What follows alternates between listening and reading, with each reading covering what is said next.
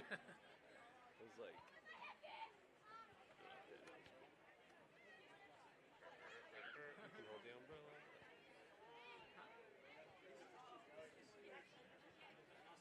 Sucks. I need like one of those mic stands. For what? Oh, the hobbies. Yeah. I got tape if you want it. Tape it. Nah, it's too low. I like tried. Gets in the shot. I'll just hold it.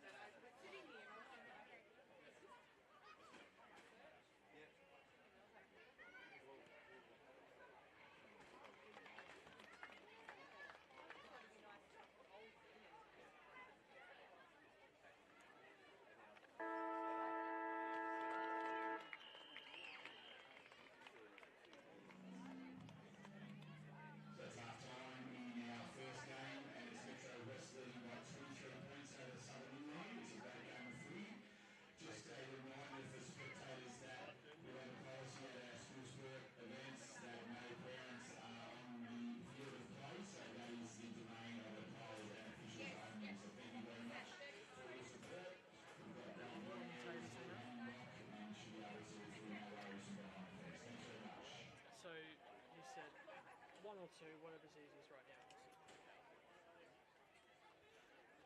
They're gonna have a look.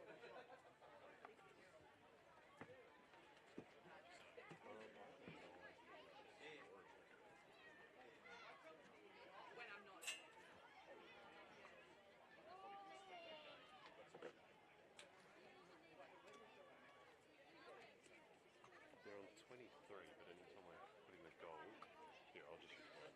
Cheapest. Anytime I put in a goal, it only goes up by 6, and that's the only option. The only option? Yeah.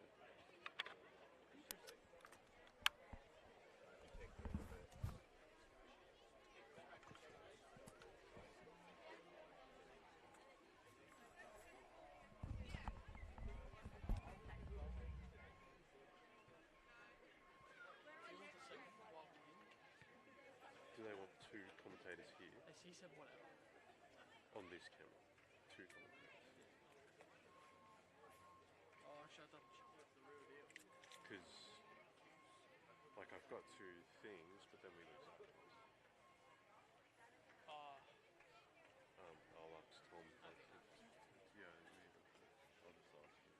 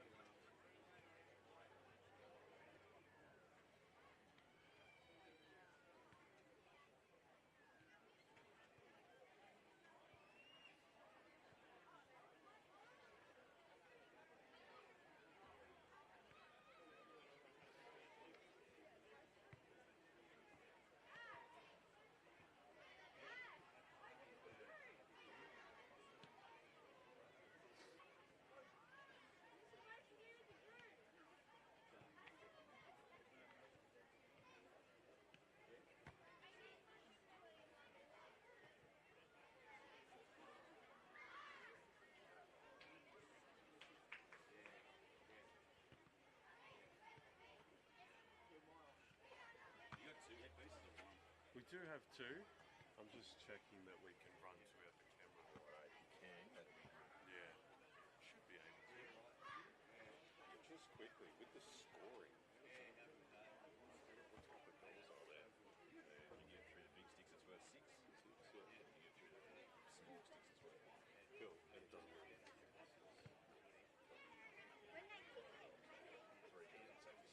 3 goals over there is 18 points plus 5. Yeah.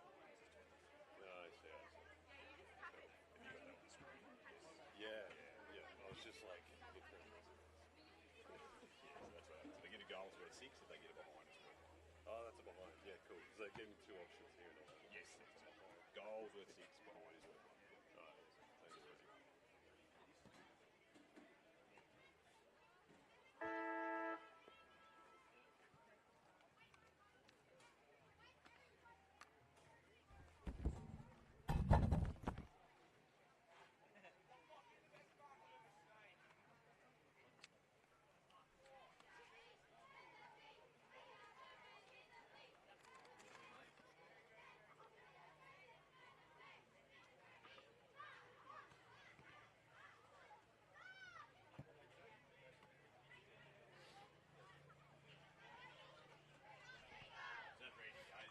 Yeah, that one's ready to go. Try and get the second one fired up. Yeah. I'll get Regan over.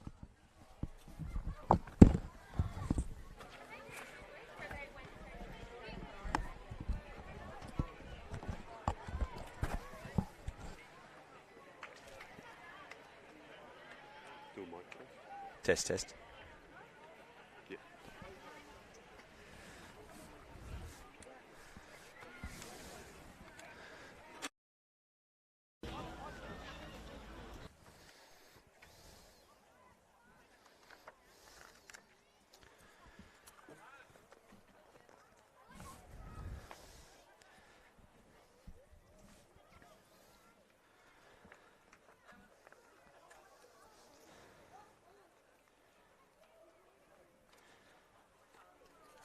So we're set to go for a restart in our opening fixture of the 2023 Girls AFL Championships. It's Metropolitan West, 3 goals, 5-23, leading Southern Inland yet to score. Perfect day for football here at Hanging Rock in Batemans Bay. And our 2 ruckmen are about to go at it in the centre circle. Clearance there for Metropolitan West. Ball down into the half-forward line, now inside 50. That was a really good clearance there for West by Asher Ali. The ball's in dispute. And we'll have a free kick picked out of that for Southern Inland.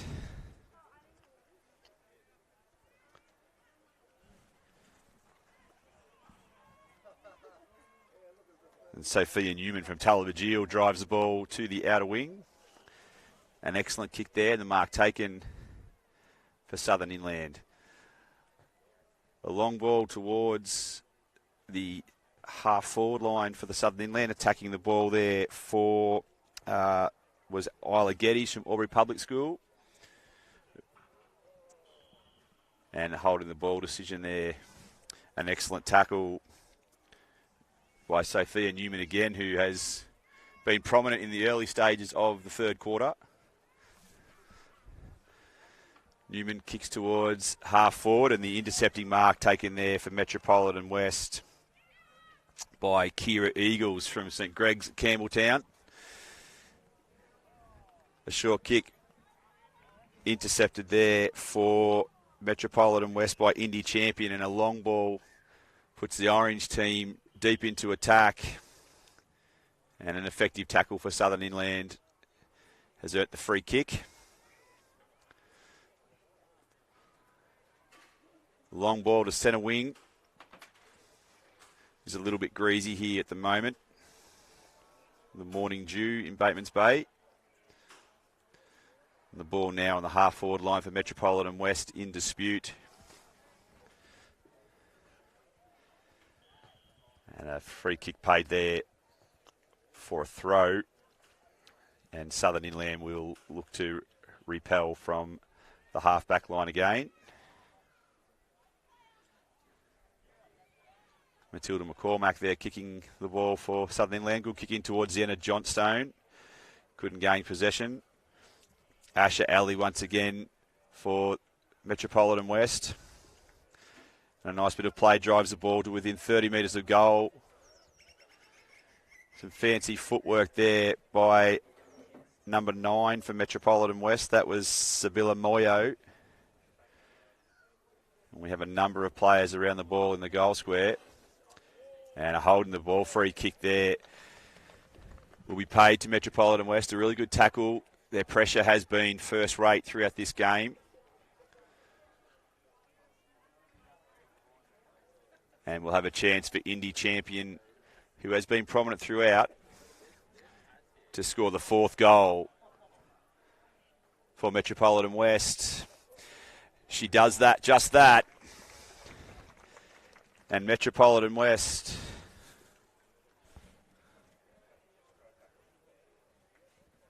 take a 29-point lead in this opening fixture, and we've played almost 3.5 minutes in the third quarter.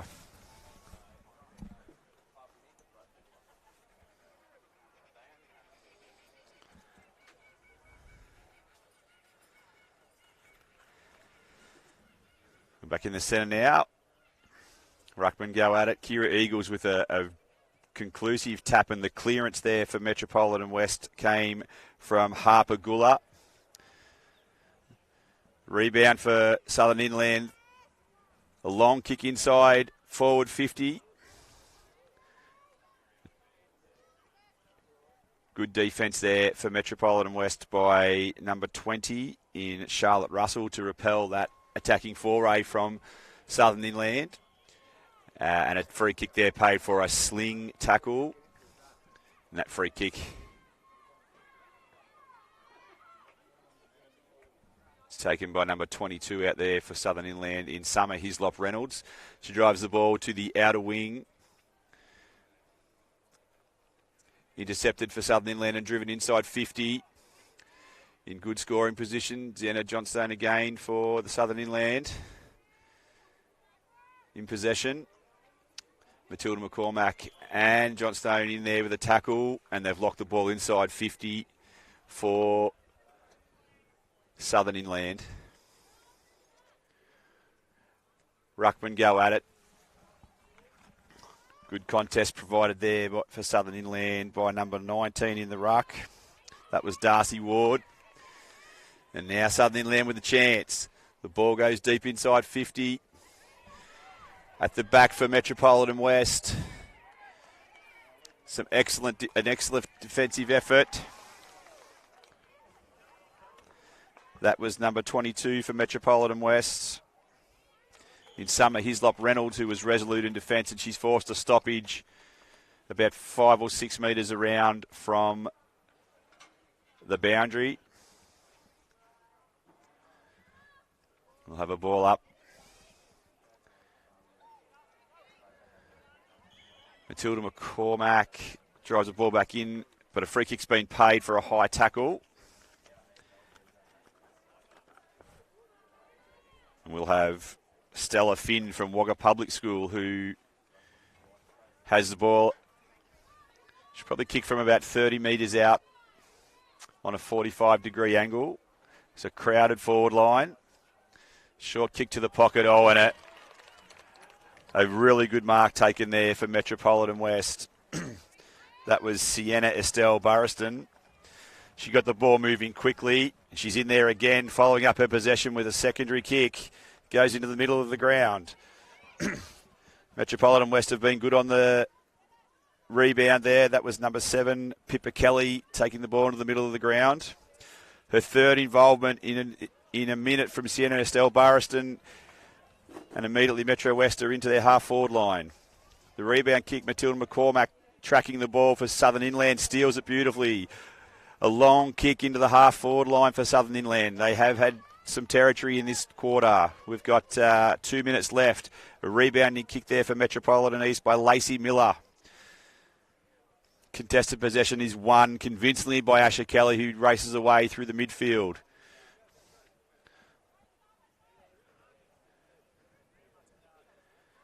Clean possession there for Southern Inland out on centre wing. That player was Sophia Newman, who's been prominent. Oh, and a great mark there taken for Metropolitan West, running with the flight of the football. And that was Asher Kelly again.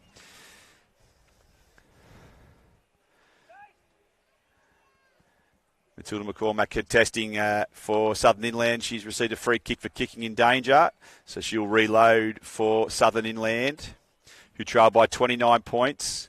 McCormack to the centre of the ground now, looking for an opponent, a teammate.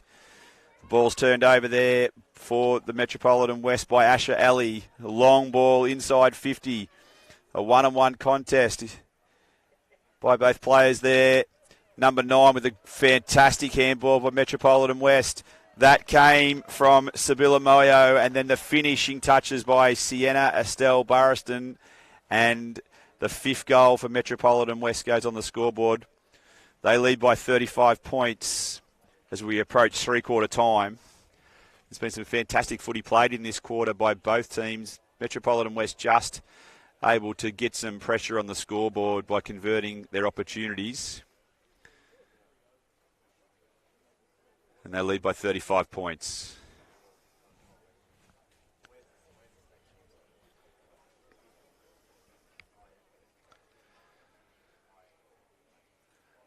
Dying stages of the third quarter. Ruckman go at it again.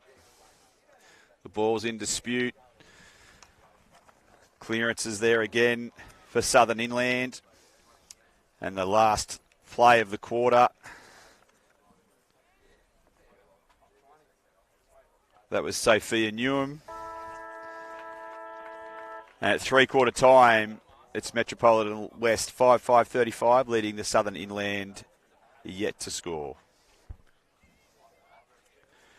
We've got a big day of footy coming up on the New South Wales School Sport Unit live stream. At 10 o'clock, we've got Metropolitan East playing the Mid-North Coast on Ground 1. And if you Switch over to the second ground. You'll be able to catch up with South Coast playing the Northern Coastal, and that's ahead of a packed day where we've got another 5 games set down for decision.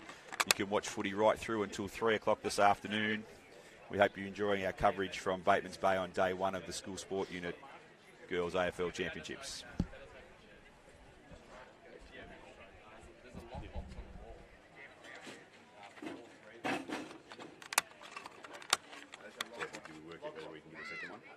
Yeah, well, we have the second one over there, but we only have the 2 headsets. So we could do 2 here or 1 on each. It's probably easier if you've got 2 people talking to each other. You can have a bit more of a conversation, bounce off, a bit more natural.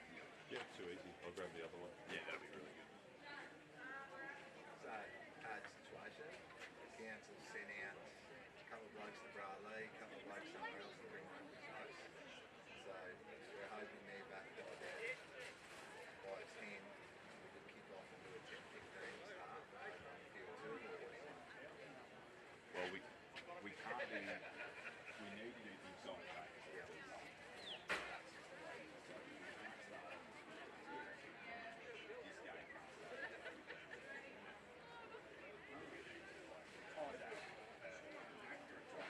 Well, they left at 9:25. The guy said 40 minutes.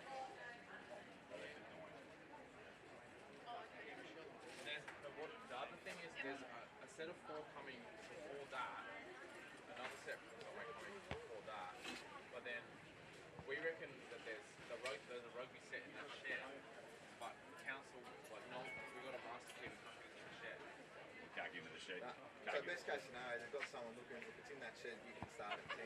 If not, it's likely going to be 10-15ish. So we'll know if they're bringing the truck straight into there.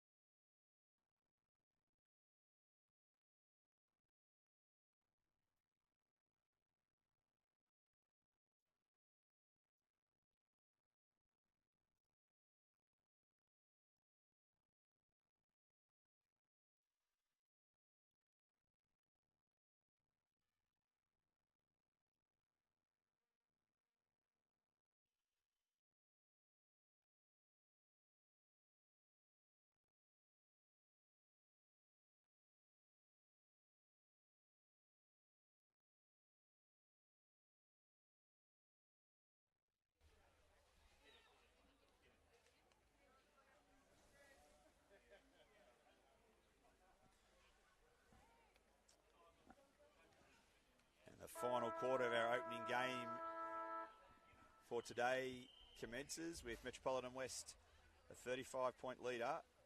No clear winner from the clearance for either team.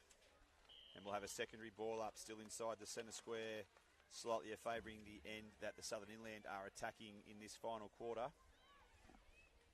There's a free kick taken there, and it'll be Metropolitan West. Ball into the centre of the ground. Turnover affected for the Southern Inland. That was number 2 there in Lacey Grocott. She was caught in a tackle, and a free kick has been pulled out for Metropolitan West. A long ball towards half forward. Beautifully rode there for Metropolitan West, and the kick inside 50 goes to number 12. That was Sabaya Pakai. Her ball into the right forward pocket. Once again placing the Southern Inland under extreme defensive pressure. And number of players contesting the ball in the right forward pocket for Metropolitan West, and we'll have a ball up in the teeth of the Metropolitan West goals. They've been very efficient going forward in this game. Ruckman go at it. That contest was won in the forward pocket there by Sienna Estelle Burriston.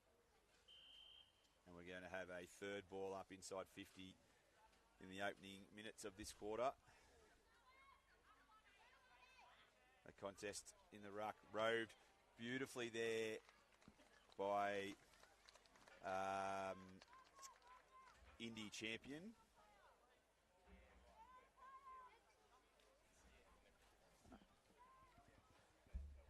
And that was a behind. So 36-point lead for Metropolitan West. Southern Inland bringing the ball back in.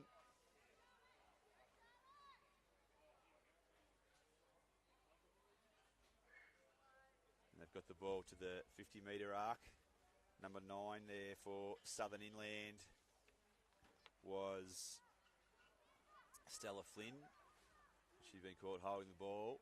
The ball goes inside 50. And that's another mark there for Sienna Estelle Burriston.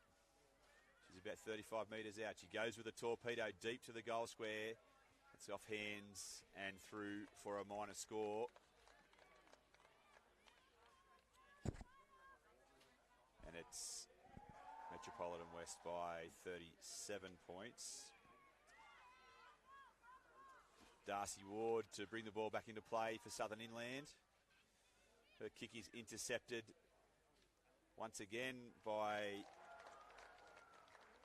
Sienna Estelle Burriston, and she's put that to the left of the major scoring area for another behind for Metropolitan West. They're 8th, and they lead by 38 points.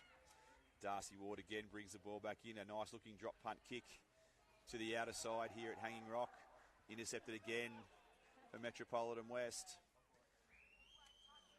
Deep ball taken deep inside 50 and a mark there.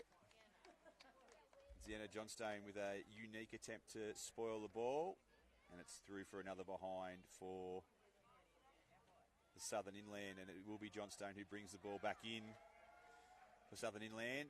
A nice looking drop punt to the broadcast side of the ground. Got 35 metres on the kick. And a contest here in the right forward pocket for Metropolitan West, and with a free kick's been pulled out of it by the umpire. Tackled when not in possession. And we'll see a free kick for Southern Inland, and that'll go to Darcy Ward from Marta Day. A long ball from Ward outside the defensive 50. Plenty of numbers at the ball for Metro West. Another long kick inside 50 there from Metropolitan West. That came from Indy Champion.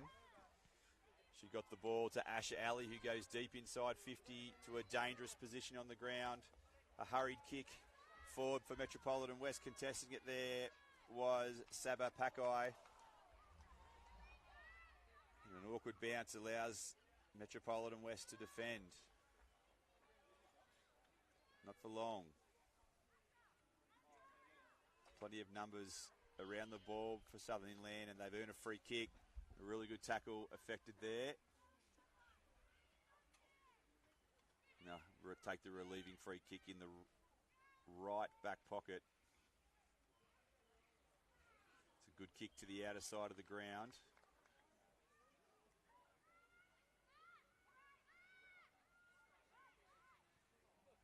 It's a drop punt to the centre. A great mark again taken by Indy Champion. She kicks a long ball quickly into the forward line. A chance for a goal here for Metropolitan West. And that was gratefully accepted. The scorer was Ava Marsh. She gets Metropolitan West's 6th goal of the game. And they lead by 45 points as we approach the 6-minute mark of this, the final quarter.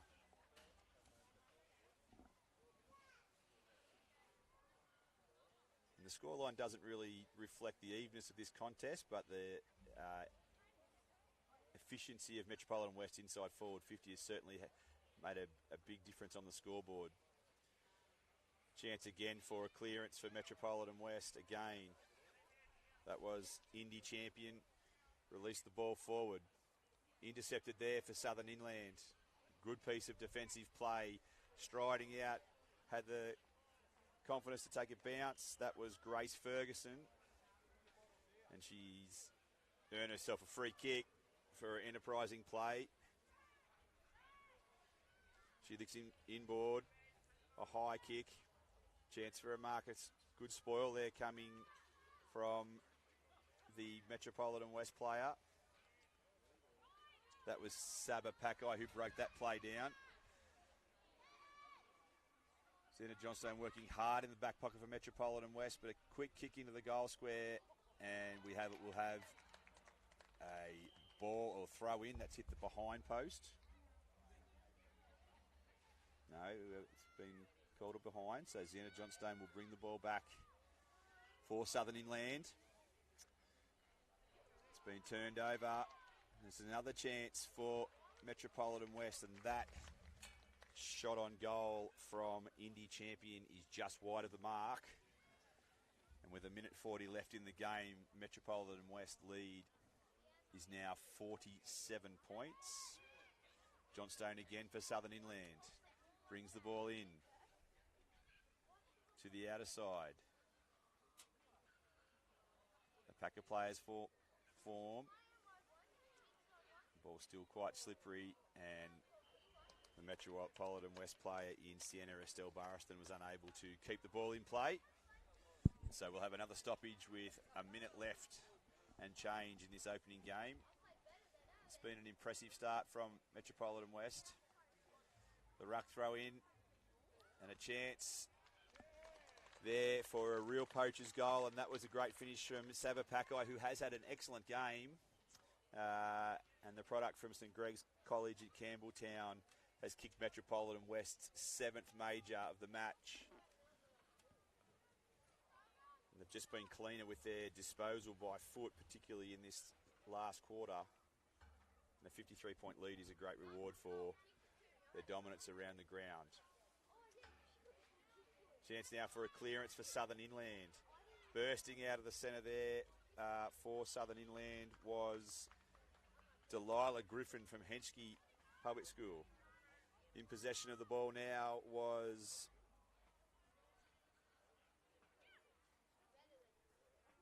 Monica Stephen, who drove the ball deep inside 50 for Southern Inland. Late in this last quarter, looking to get a score on the board. But Metropolitan West resolute in defence, and Indy champion finishes in possession as Metro West record a 53-point victory in the opening game of the championships. Solutions, not problems. I've got 4 posts up the other 4, probably about 10, 15 away. I've got to fill up a hole on that cricket pitch. Yeah. That's going to be fine. So I reckon 10, 15 you can kick off absolutely safe 10, 20 if you wanted to do this. The only other thing that was raised from the Queen team was their concerns around slipping into the pitch. No, someone's going to hurt himself.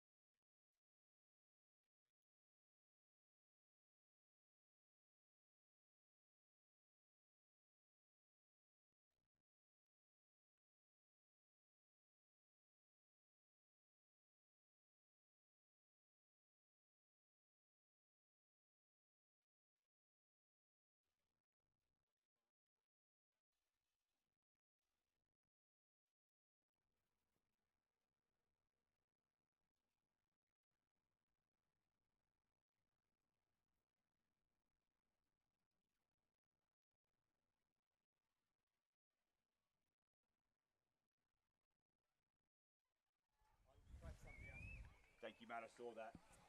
Very appreciative.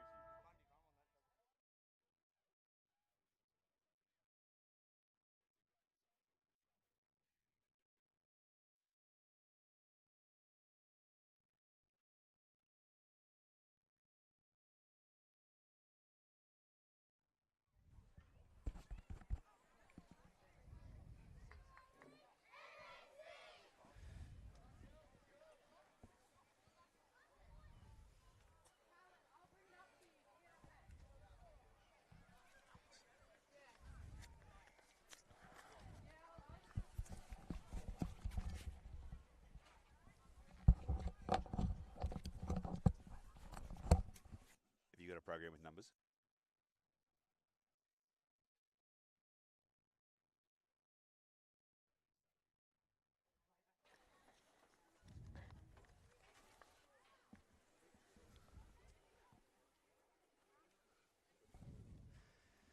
Set to go then in our second fixture on ground one on day one of the New South Wales School Sports Unit AFL Championships. It's Metropolitan East against the Mid-North Coast and Inland.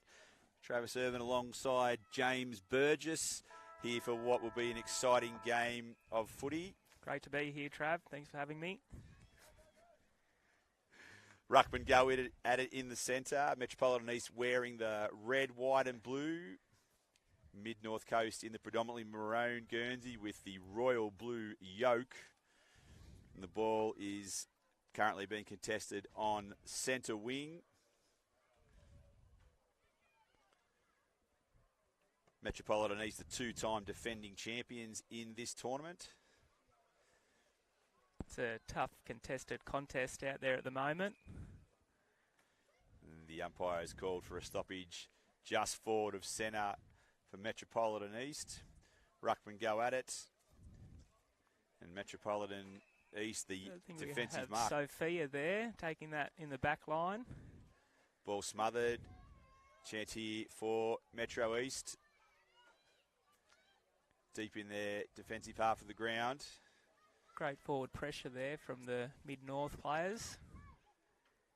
And the tackle coming, which was an excellent tackle from the Mid-North Coast player in Aria Gurnhill, which forced the stoppage on her team's own half-forward line. A lot of pressure on the football at the moment in the opening stages. No real clear possessions yet to speak of. Number of players around the ball.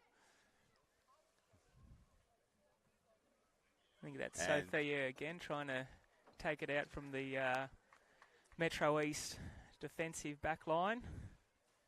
Umpire's got a ball up. Kick inside 50 for Metropolitan, for Mid-North Great Coast. mark. It's a great piece of play there. That was Olivia Parker. Great attack on the football coming out of the forward line.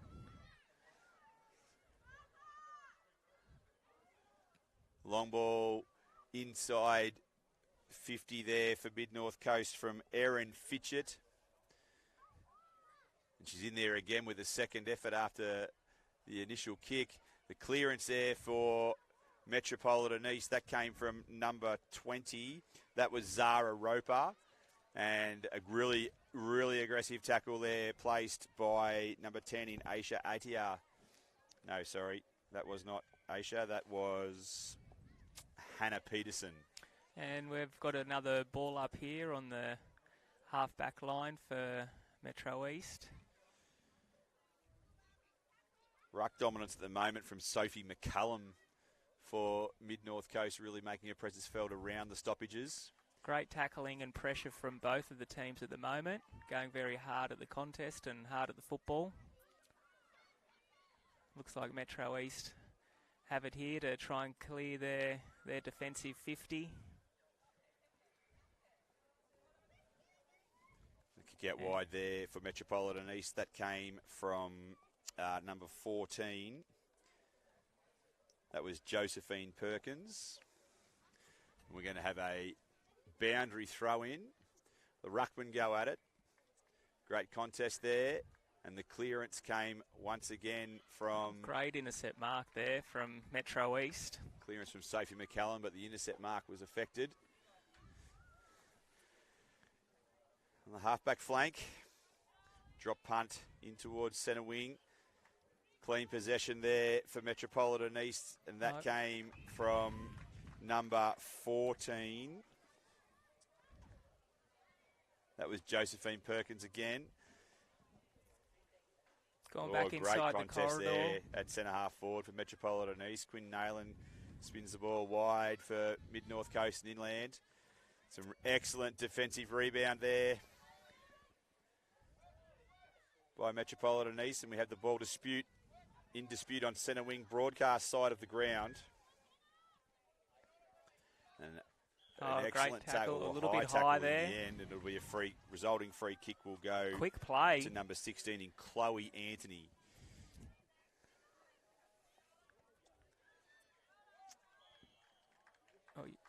The effective tackle just there. The defensive pressure from Mid-North Coast is noticeable.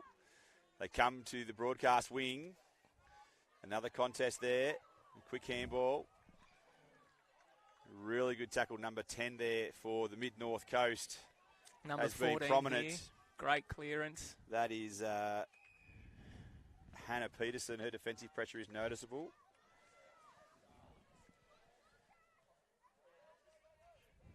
And there she is again. So she's picked up possession. Peterson, a long ball towards half forward, but the intercepting mark, and it's a good one too. And that was from number 16, Chloe Anthony.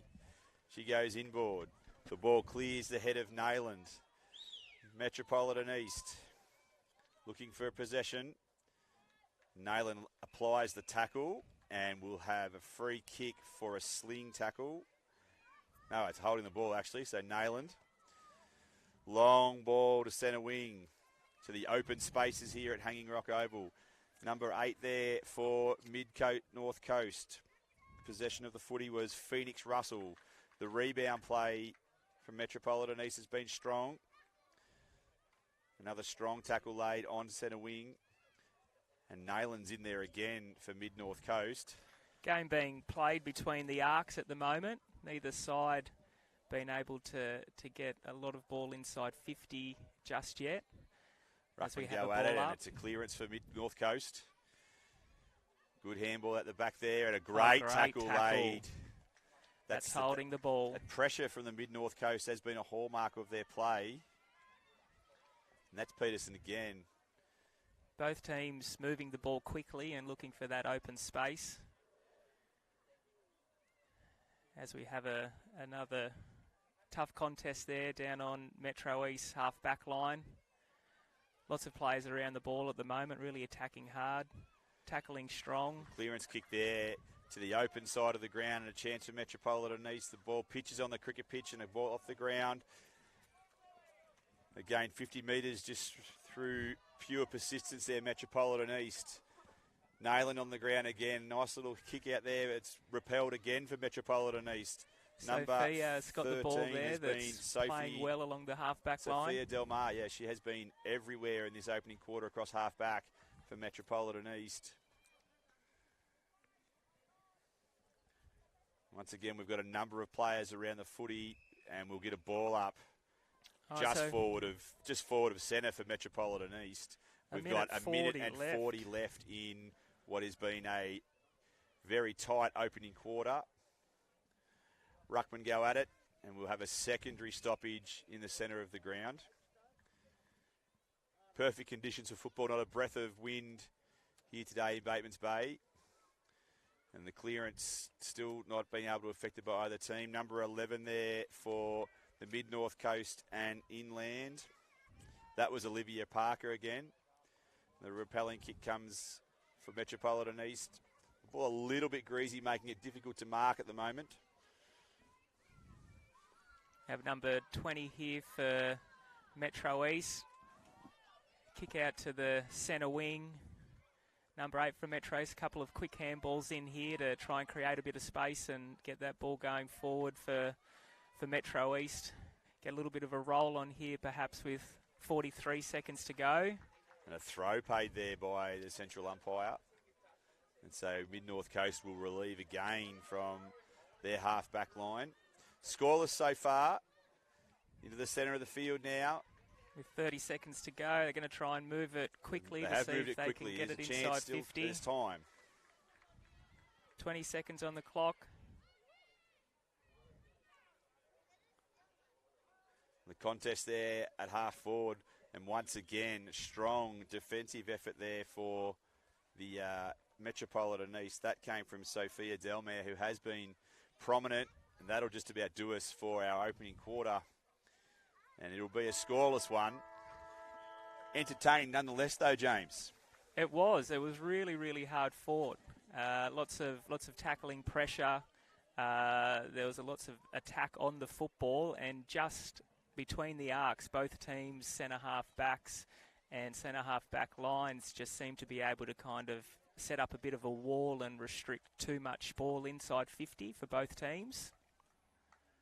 Yeah, certainly the inside 50 entries have been too shallow for both teams at this stage, and that probably owes more to the defensive pressure of both teams. I'd expect to see the game open up a little bit more as fatigue enters the game. It is quite warm here today at Batemans Bay. We're probably around 20 degrees.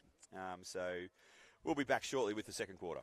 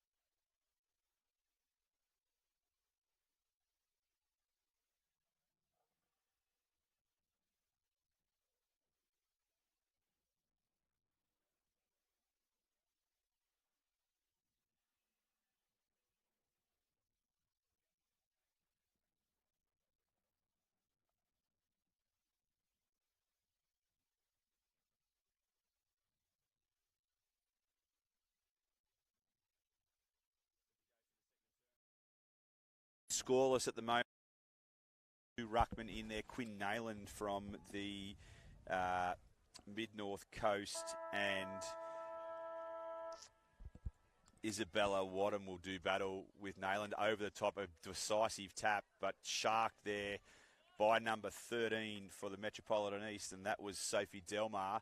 Drives the ball to the right forward flank, and Mia Weymouth picks the ball up for Metropolitan East. A deep inside 50 entry, a high tackle there, and number 10 there for Metropolitan East. That'll be Eloise McLucas, who'll take the resulting free kick. McLucas centers the ball. Chance here for the Metropolitan East. Number 3 there for the team was Henrietta Burge. And she's forced a stoppage inside attacking 50 for Metropolitan East. Nayland again in the ruck, wins the tap decisively, goes after her own clearance. drives the ball towards the broadcast side. Weymouth tracks the ball towards the 50. Lays a tackle, but the turnover is affected. And here, Mid-North Coast looking to play a running style of football. Sophia Delmar in the way again. Sells a little bit of a dummy, but she's been caught holding the ball. And the free kick will go to the Mid-North Coast. On this occasion, it will be taken by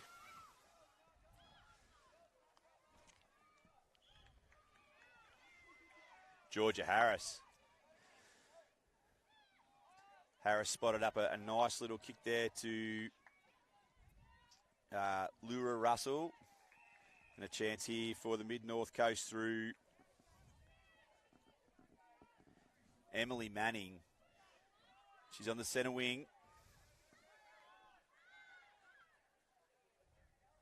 Inside kick, nice play. Good set of hands there. Was not an easy mark to take there for number 8 in Phoenix Russell.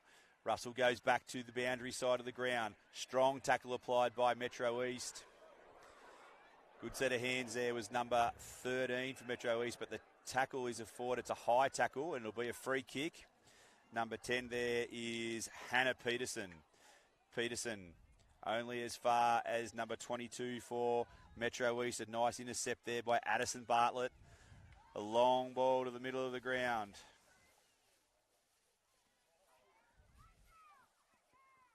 Oh, and away with pace and dash there, number 18 was Zali Forrest. There's a nest of Mid-North Coast players contesting the footy.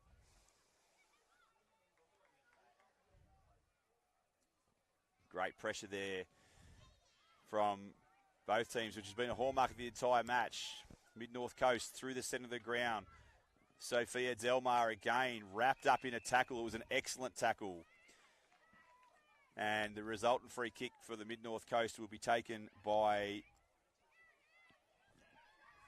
Lura Russell. Russell to the outer side of the ground. Another contest there.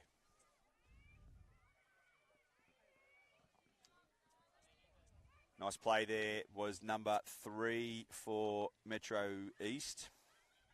And that was Henrietta Burge. But Mid-North Coast again, and it's a relieving mark there for the Metropolitan East team, and that is Charlie Orth. She comes to the centre of the ground, a dangerous-looking kick, follows up her own first possession. Oh, and a great tackle. Play on, no prior opportunity, says the umpire.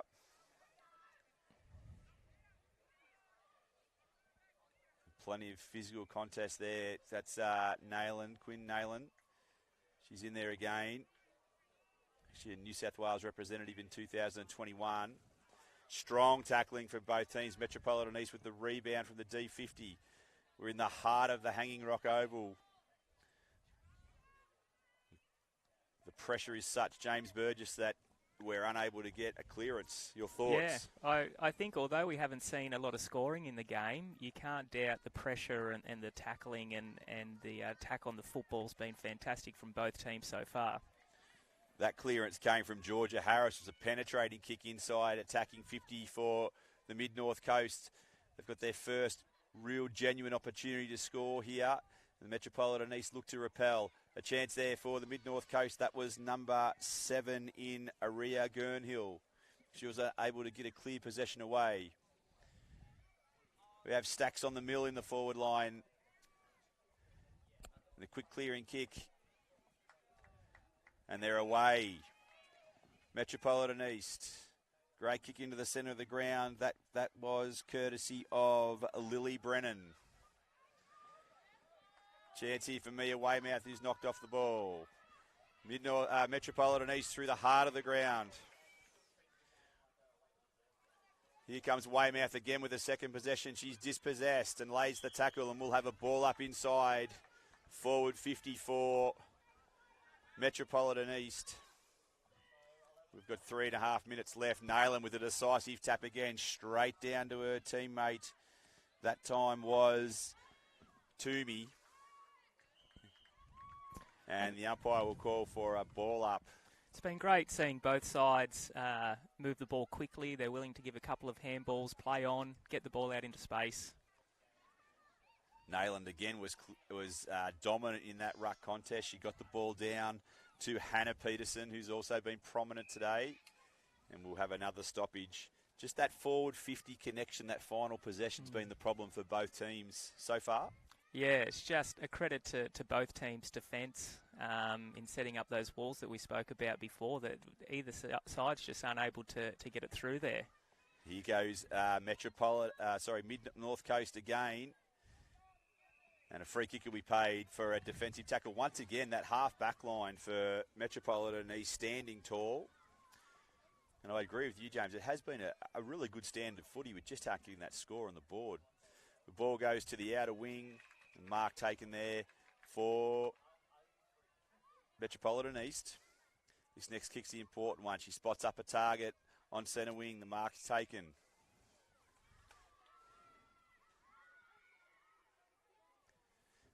Penetrating kick goes deep and wide to the outer side of the ground, and we're going to have a boundary throw in a stoppage. We've got 2 minutes and change on the clock in the second quarter. Still plenty of time with 2 minutes to go for either side to get a score on the board.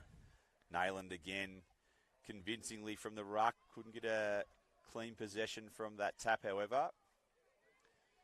And we'll have another stoppage. Nayland again, straight down, a good tap, a clearance opportunity for Mid-North Coast. Metropolitan East emerge with the football. It's a long ball down towards the left forward pocket. Tracking the ball back there for Metropolitan East was Lara Tazvelis. The contest inside 50. Ball was dropped. The pressure is just immense from both teams. A great handball, little handball, opens the way. Here's Mia Weymouth now. She's about 40 metres out from goal. That kick came to her from Eloise Lowry. Umpire just straightening around on her angle. She's too far out to score. Goes with a long torpedo punt kick. Nayland's there to try and defuse the situation. Spinning out of a tackle. And the ball will be over the boundary line. We've got 40 seconds left. So you'd think here's Metro East's best opportunity to score with only 30 seconds on the clock. How about a little bit of clean ball through that part of the ground?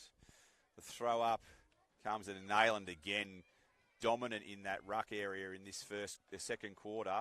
We'll have the number of players around the ball, and Nayland with the clearing kick only as far as the Metropolitan East player.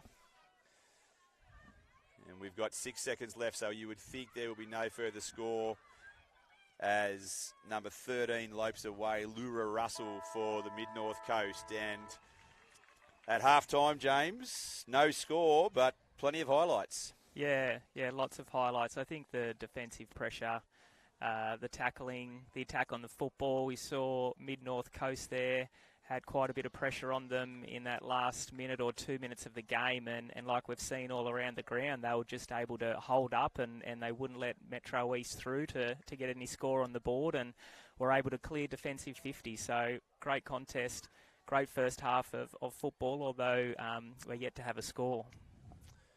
Well, that's a wrap for the first half of the big game here between Metro East and Mid-North. We'll be back for the third quarter shortly.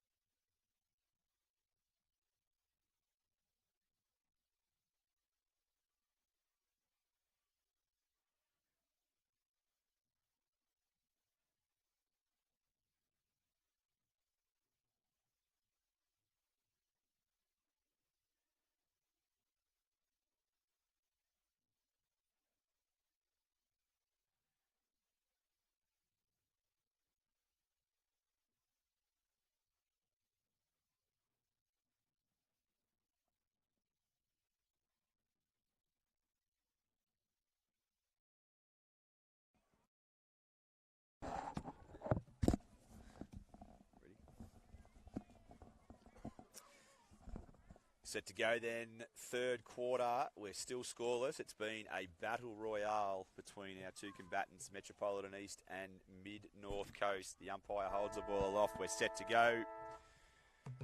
And the opening minutes of this quarter could be pivotal. Slight breeze starting to spring up towards the right of the screen as you're watching it. The ruckmen go at it. No one gets a clean possession.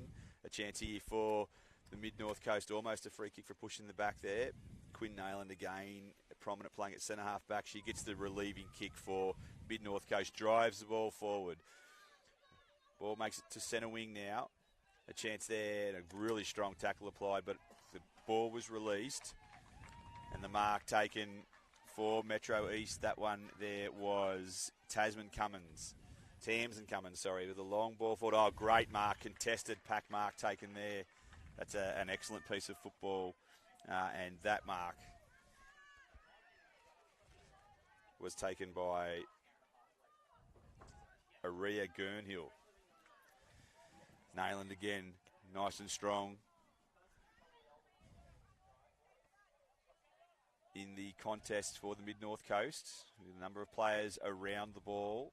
Clean hands. It was an excellent piece of play by number 16 for Metropolitan East. And that was Chloe Anthony. But the tackle's been affected and we'll have a relieving kick there for Mid-North Coast. That's Sophie Miller. She goes inboard and fires Nayland, the dominant big player on the ground. She's just at the defensive side of the centre wing. She looks inboard. A long drop punt kick goes to the centre of the ground. Plenty of numbers there for the Mid-North Coast. Number 17 there for the Mid-North Coast with a clean possession was Willow Barry, but she was run down. And the resulting free kick for an excellent tackle was taken by Zara Roper. Roper goes to the outer side of the ground. She's looking for three teammates there. They could have a raffle with it. Possession was taken by Lara Savalius. She buys the ball long inside 50. Here's a chance for the Metropolitan East. Oh, a closing tackle though.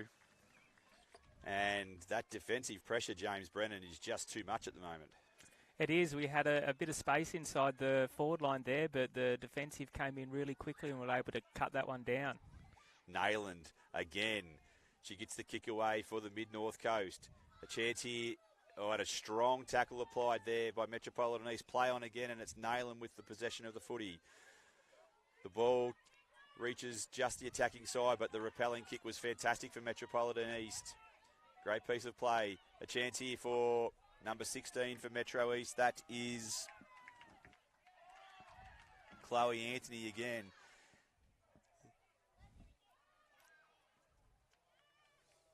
Great hands there.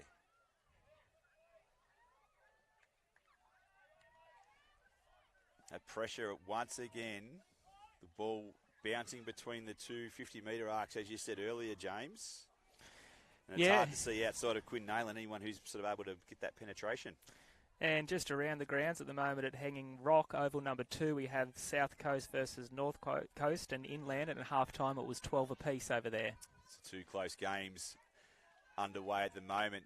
Deep inside 50 possession here for Metro East. They have a chance in the goal square. Oh, and we have a score. Yeah, well, as you said, Trav, at the beginning of the game, it is quite hot out here, and as fatigue sets in, we can actually see the game starting to open up a little bit more, especially down in the forward 50 of Metro East. So that was Lara Savalas who was on the goal line and managed to get the opening score of the game. The kick in, and it's Quinn Nayland again. She kicks a long ball towards centre wing, and that's turned the whole game around. A chance now for Mid-North Coast. They've got some open space. Metropolitan East are once again plenty of numbers at the football. And Nayland is in there again with a contested possession. Clean hands, and that was a really good piece of play there from number 8 in my Coda Burson. The ball to centre wing. A chance there for... And a high free kick is paid, which will go the way of number 9 for the Metropolitan East. And that's Lily Brennan. Brennan kicks the ball only as far as Nayland. She returns the ball again. Chance here. The ball is in dispute on centre wing. Number 8 there for Metropolitan East. Once again, Maikota Burson. She's been prominent in these stages of the third quarter. Great hands there.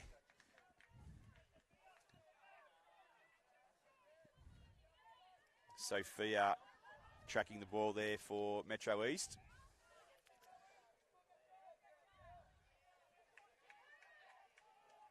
It's a great kick. Inside 50 that time came from Isabella Wadham, but the defensive mark once again affected for Mid-North Coast. In possession of the ball now, we have Sophie Miller. She's been good today. Long ball to the wing. She looks for Nayland and she doesn't let her down. Nayland now actually defensive side of centre wing. Long ball into the middle, trying to open it up. Bites off the 45-degree kick. The turnover is affected in the middle of the ground though. A chance here for Metropolitan East through number 14. That was Josephine Perkins. Once again, that defence for the Mid-North Coast has been strong. It's fair to say on balance, I think that Metro East have got the field position ascendancy, James. Definitely. I think for this quarter, majority of the time has been spent in Metro East forward half of the ground, as we have a ball up here at the centre half forward. Any number of players around that contested ball, and the umpire will call for a ball up. We've probably got 25 players inside the Mid-North Coast attacking 50. The Metropolitan East attacking 50.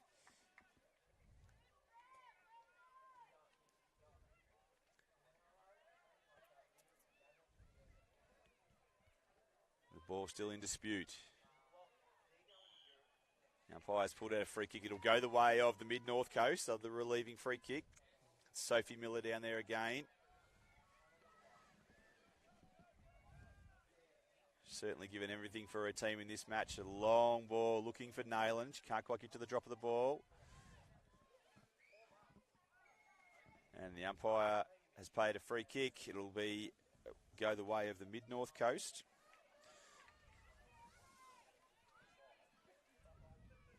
Once again, it's Sophie Miller involved in that action. She's turned the ball over. Long ball from the Mid-North for Metropolitan East. That came from Sienna Sharp. They're in the right half forward flank. An opportunity for Metro East to pick the footy up with a clean possession. Number 5 there for Metropolitan East drives the ball into the right forward pocket. That was Lara Savalas again, the only scorer for the game so far. The umpire will call for a stoppage deep inside forward 50 for Metro East. So we have 1 minute and 10 seconds left on the clock in the third quarter.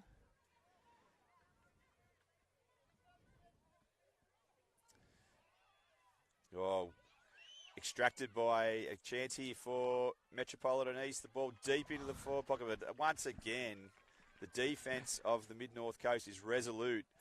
A long ball and a mark taken here. Number 15 for Metropolitan East. Francesca Dorsch. A long ball to the top of the square.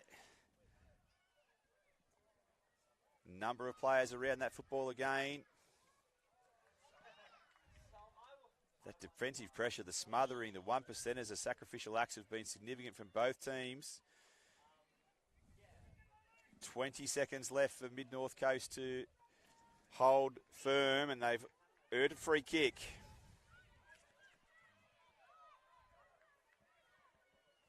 Quinn Nayland, a long, long ball. That could have been what they needed just to hold out the rest of this quarter. I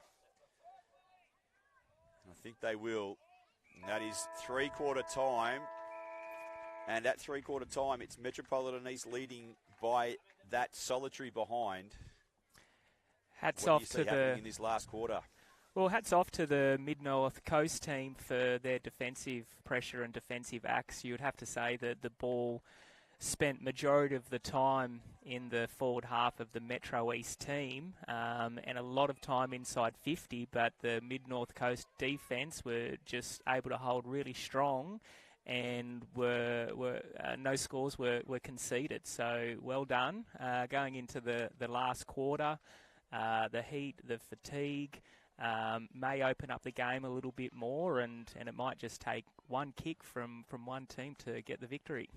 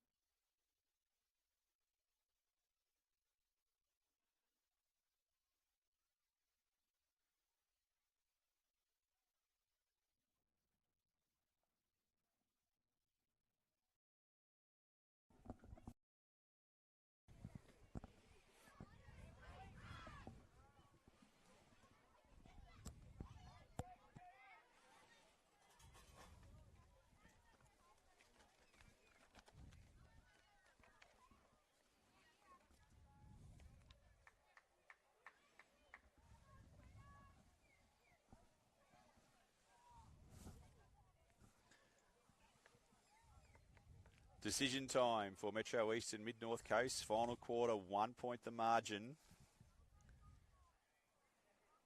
And it will be very interesting to see what comes of this final 9 minutes of the game. James Burgess. Yeah, I just think if Metro East can continue that territory domination like they did in that third quarter, they might just be the team to get over the line in the end. So we've got Quinn Nayland going against Mia Weymouth in the ruck for the two teams. Nayland, huge knock. Once again, chance there for Metro East. It was a intercept possession there from Lola Fotheringham. Deep ball inside 50. Number of players again milling around that ball. Strong tackle laid there from Emily Manning from the Mid-North Coast, and we'll have another stoppage. Nayland against Weymouth. Nayland conclusive again. A little possession goes there from number 15 for Metro East, but it's Nayland. Kick smothered by Weymouth. Another contest inside D50. What an interesting looking possession, potentially not legal. Plenty of numbers around that ball. Again, Nayland hurries a kick. Only so far as the Metro East runner. The ball into the right forward pocket. It's a 2-on-1 contest, and the one wins, and now there's plenty of numbers there for Mid-North Coast. Oh, but a great tackle, and we'll have a free kick. And it's Sophia Delmar. She's 40 metres out from goal. Long ball goes inside 50. Chance for the mark. And we'll have another point. So already we see Metro East having that territory domination, getting the ball inside 50 after the initial opening bounce, and are able to lock it in at the moment. And 2-0 is the scoreboard. Long kick. Delmar a chance. Nailing with the crumb. Fends off. Long ball into the centre of the ground. Metropolitan East there with numbers. Strong piece of team play there. That was number 20 in Roper. The ball's... Weymouth lays a tackle. Chance there for Nayland. She's away. Penetrating kick. Oh, the pressure came. It was a good tackle. Just got boot to ball. Nayland with a second effort. The contest from Roper is a good one, and we'll have a stoppage. And that stoppage is right on the half-forward flank broadcast side. Nayland again against Roper. Roper won the tap this time.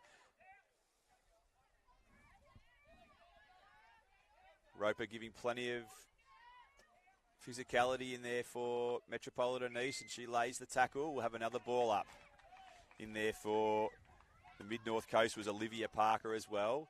Roper, Nayland with the tap. Tackle laid by Weymouth. Here's Roper with a second effort. She's done a very good job there. Chance here for the Metro East. Good kick inside, 50 there. Ball still in play. In a very dangerous part of the ground for the Mid-North Coast. Really good hands there. That was twice in about a minute from number 15 in Dorsch. Squaring kick to the top of the square. No numbers there for Metro East though, and the relieving kick will be taken by Olivia Parker. Parker drives the ball. Another good mark taken there for the Mid-North Coast, and that's number 12. Lays the ball off by hand. Such a tight game. We've got 5 minutes remaining. Lots of numbers around the footy. The pressure has not dropped off since the opening siren, James Burgess. Yeah, it's 2-0 at the moment with 5 minutes left on the clock. So time at some point in this last quarter will become a concern for Mid-North Coast. Really good job in the ruck there once again for Metropolitan East by Zara Roper. She's won the last 3 clearances. It's made a difference for Metropolitan East. They've got a stoppage deep inside their forward 50. Roper again wins the tap. Great piece of roving. Chance there for Metro East. The pressure still from Mid-North Coast is relentless. So many numbers around that footy, and we'll have a ball up 10 metres out from goal. Yeah, a goal right here now for Metro East would be a telling kick and a telling goal, with goals coming out of premium. Roper again, at a high tackle there. Great piece of roving there from Sophie Miller, who has been very noticeable in defence for the Mid-North Coast. She switches the play. Dangerous looking kick. Found Nayland. Nayland now. She's 15 metres out from the goal. She's defending. Chance has a good mark taken there. It's a methodical play from Arena Gurnhill. She kicks to the back flank. Another mark taken there for the Mid-North Coast. This time it's Lura Russell. Russell, the mark intercepted by Mia Weymouth. Weymouth just forward of centre wing. She looks at her options. It's a long kick. She goes towards the top of the 50. The relieving mark taken there for the Mid-North Coast is Hannah Gossage. Gossage goes to the outer side of the ground. She finds a target as well. They've been very good with their field kicking. This is Jane Crookshank. Crookshank goes to the wing. Intercept again from Metropolitan East. It's becoming critical now. 2 points the margin. 3 minutes left in the game. Clean possession again for the Mid-North Coast. That was Phoenix Russell with the fancy footwork.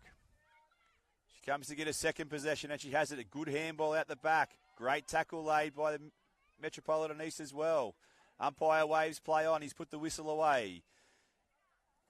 We'll have a stoppage on the forward side of the centre wing for Metropolitan East.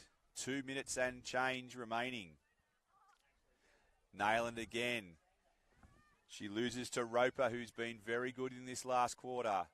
A hurried kick goes towards the outer side of the ground, and another stoppage, James Burgess. Yeah, there is still enough time for Mid-North to get it down to their forward line to kick this goal, but they're going to have to get it moving. That's actually a free kick for the Metropolitan East. A long ball towards the half-forward flank. The mark is dropped there for Mid-North Coast. A number of players at the kick off the ground opens the play, but the repelling kick comes only as far as Weymouth. Weymouth has been good in this game. Directing traffic. Penetrating kick goes deep into the forward 50.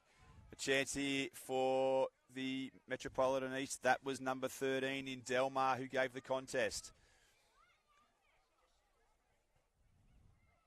And Delmar again bursts away. Nayland applies the tackle. Fantastic pressure. And Nayland really has been everywhere.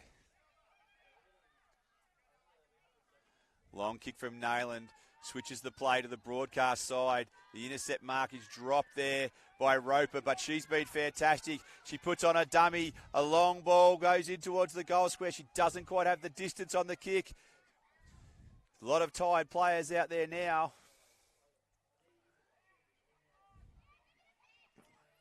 Oh, at a left-footed kicker chance here. Play on with the kick. Nayland with the tackle. They paid a throw. And we've got 1 minute left on the clock, and the Mid-North Coast need to go the length of the ground. They need to be clean.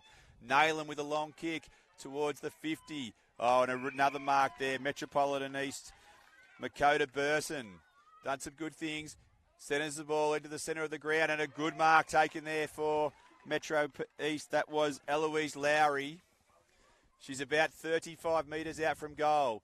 She goes to drop punt to the top of the square. Still no mark. A number of players around that ball. 30 seconds left in the game. We have a stoppage at the top of the goal square for Metropolitan East.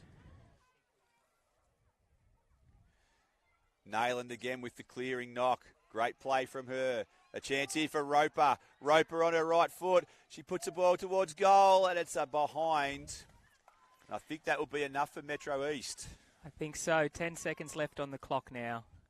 Time keeps ticking.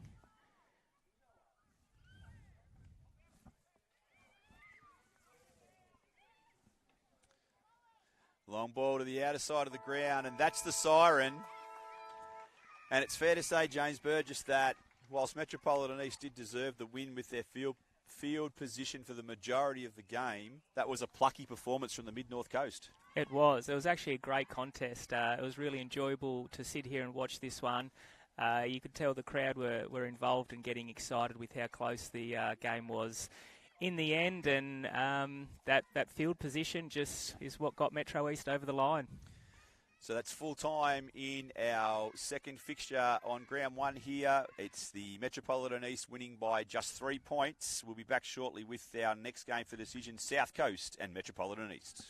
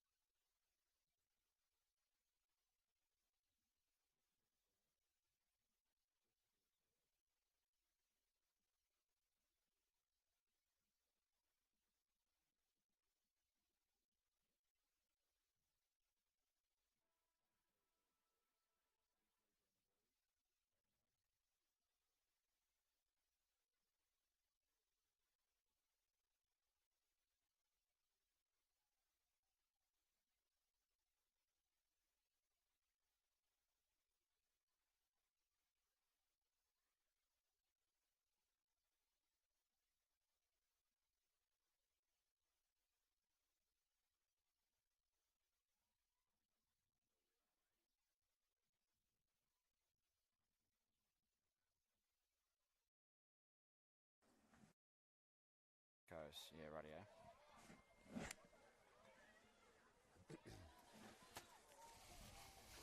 You say again.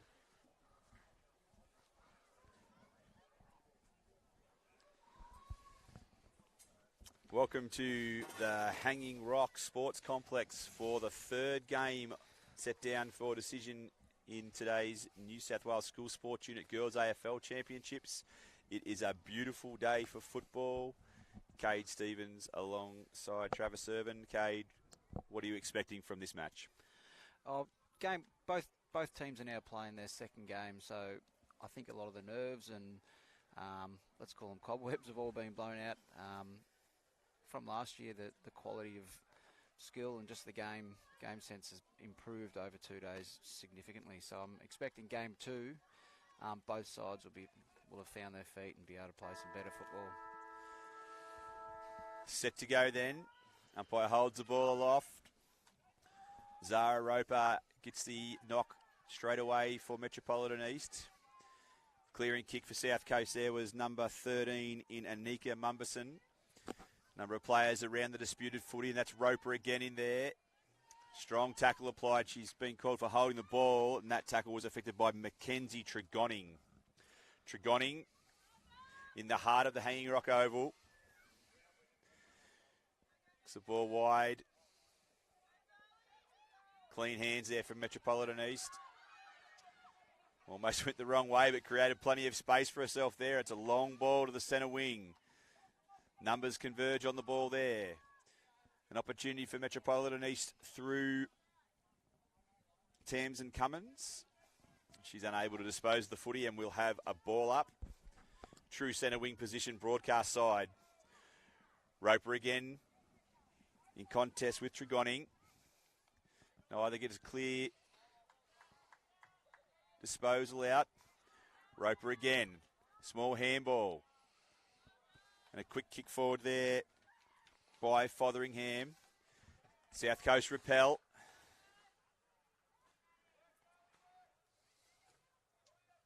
And a strong tackle was applied there by the Metropolitan East player in Zali Forrest.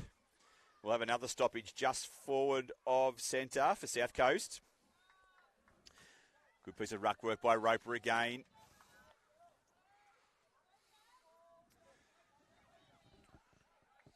The attack on the footy has been a feature of the opening games of the Carnival, as is the defensive pressure. We've been going for 2 minutes now, and the ball has not really entered the attacking 50 of either side. Yeah, there's just a real sense of girls just wanted to really gravitate towards the footy, especially with these congestions and with these stoppages. There's a real clear advantage for those rucks that have that ability to be able to tap it outside that perimeter and find the space. So I'm sure it'll be something that both coaches will be looking to try and do as the game progresses. As we speak, South Coast found an inside 50 entry, but a free kick's been paid there for being tackled when not in possession, and the relieving kick will be taken by Freya Winter.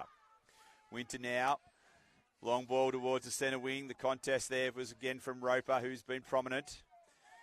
Picks up a clean possession. And a little handball there, which was clever, released the run of...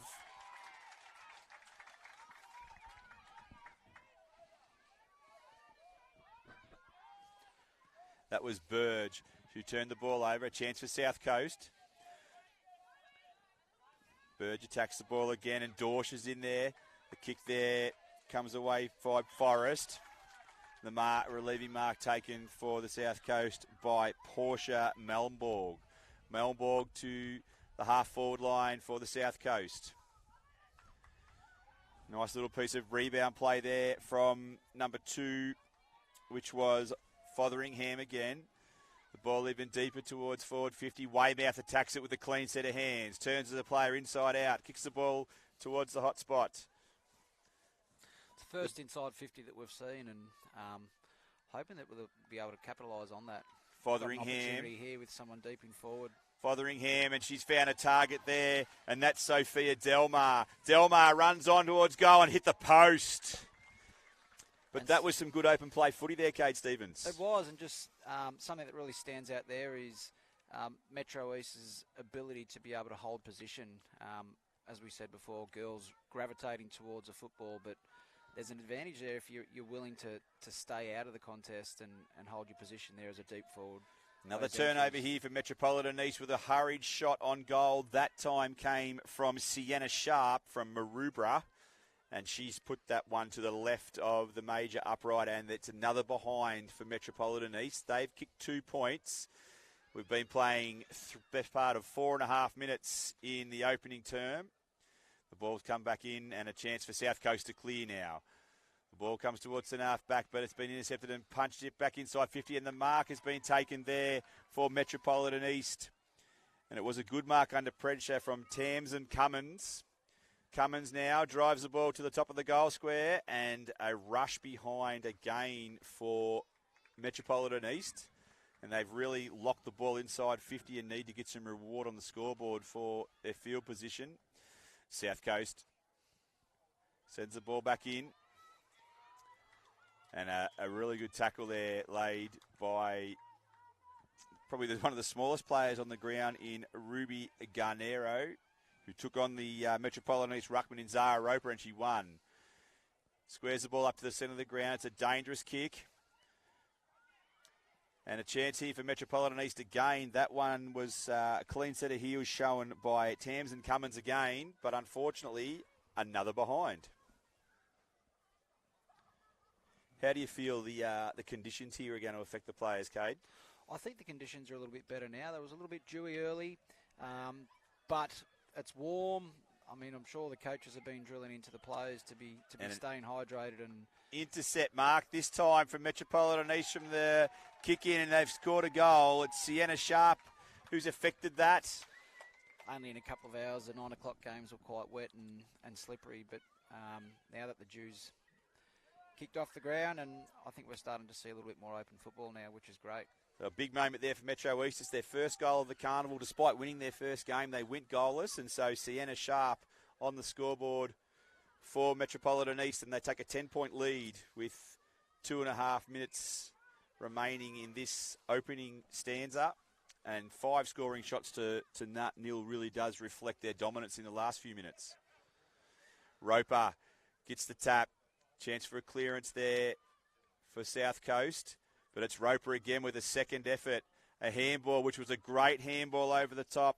She found Lowry. Lowry's kick off the side of the boot. The intercepting mark has been taken there for the South Coast. And that is Dixon. Dixon to the centre of the ground. Ball is now in dispute on the right half forward flank for Metropolitan East. Really strong tackle laid there for South Coast by Mumberson, and we'll have a stoppage. Metropolitan East in a strong attacking position. Roper with the tap again. A chance there for number 4 for Metropolitan East. That was Cummins again, who's been prominent. She's earned a free kick for a high tackle. Yeah, a bit unlucky there. I saw South Coast play on Oval 2 the previous game, and they had a real willingness to tackle, same as the North Coast side. The physicality on ground 2 was amazing. So it seems as though they've brought that intent over to field 1 for this second game as well. Lots of hard tackles this game so far. Another free kick there this way, time going the way of the South Coast. We've got 75 seconds left in this opening quarter. Still plenty of time for both teams to score. Another free kick pulled out there, which will go the way of the South Coast for a push in the back. Should put them in reasonable position to prevent any further score against. Short kick hasn't travelled the required 15 metres, and the umpire has called for a ball up. Just the Metropolitan East side of centre wing. 45 seconds left in the opening turn. Both rucks go at it. No one can get a clean possession. Strong tackle from Roper on Tregoning. And we'll have another stoppage. South Coast will be desperate not to concede another score before half-time. And a scything piece of play there from Charlie Orth. It's a great work running away from the clearance.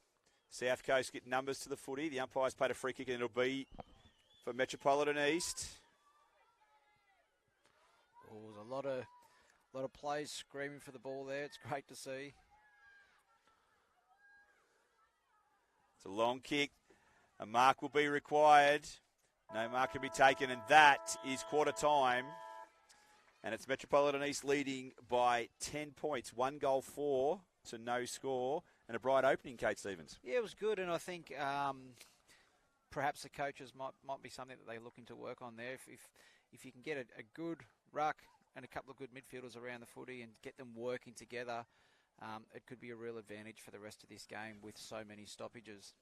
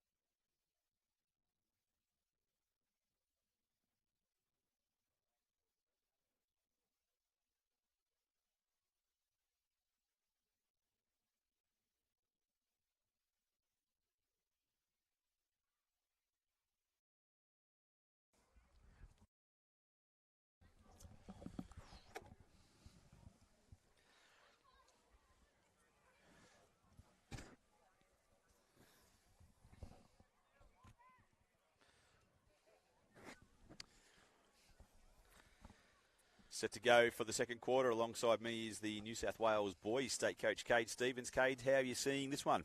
Yeah, as we mentioned before, there's been a lot of stoppage, a lot of congestion, but Metro East have got that clear advantage with 5 scoring shots, and most of those have come from being able to clear the ball from the stoppage.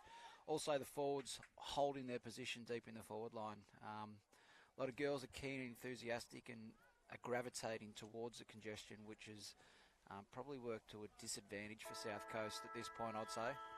Set to go then. We've got Horrigan against Winter in ruck.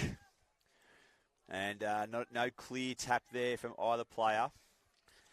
A lot of numbers around the footy. We thought we'd get a secondary bounce. The clearance and a free kick for a sling tackle. And that was a good little piece of play. Great strength showing in there by Kata Hopkins from Engadine. So Hopkins now the chance to drive. Actually, it's not Hopkins. It is Eloise Lowry. So a chance to drive her team inside 50. A very good-looking kick forward. Mark can't be taken there. A number of players are around that contest. South Coast battling really hard, and we're going to get a ball up. And we are the true centre-half forward position for Metropolitan East, kicking to the right of screen. Winter with the knock. Clean set of hands and a little fend there. Nice little bit of play from the Metropolitan East. Gets towards Weymouth, who's in the goal square. Can't pick up the bouncing ball on this occasion. Kicks it off the ground. And the umpire's called for kicking in danger. And that clearance there for Metropolitan East, a nice piece of play from Charlie Orth. She was very composed under pressure and gave her team a scoring opportunity, which was excellent. And the South Coast will take the free kick. A long ball to the outer side of the ground. The numbers there are once again in the favour of Metropolitan East. The umpire will call for a stoppage. That was a great scoring opportunity for Metro East. The ruckman go at it again. Winter with the clean clearance. Straight to a South Coast opponent. Still a number of players around that football, probably around 15, making it very hard for a clean possession. You can see the South Coast further up the field have held their position, but their midfielders have flooded back to stop any chance of a score. The ball's in a dangerous position. Metropolitan East players in number around the ball. In there was, and a chance to score in there was for the, Francesca Dorsch.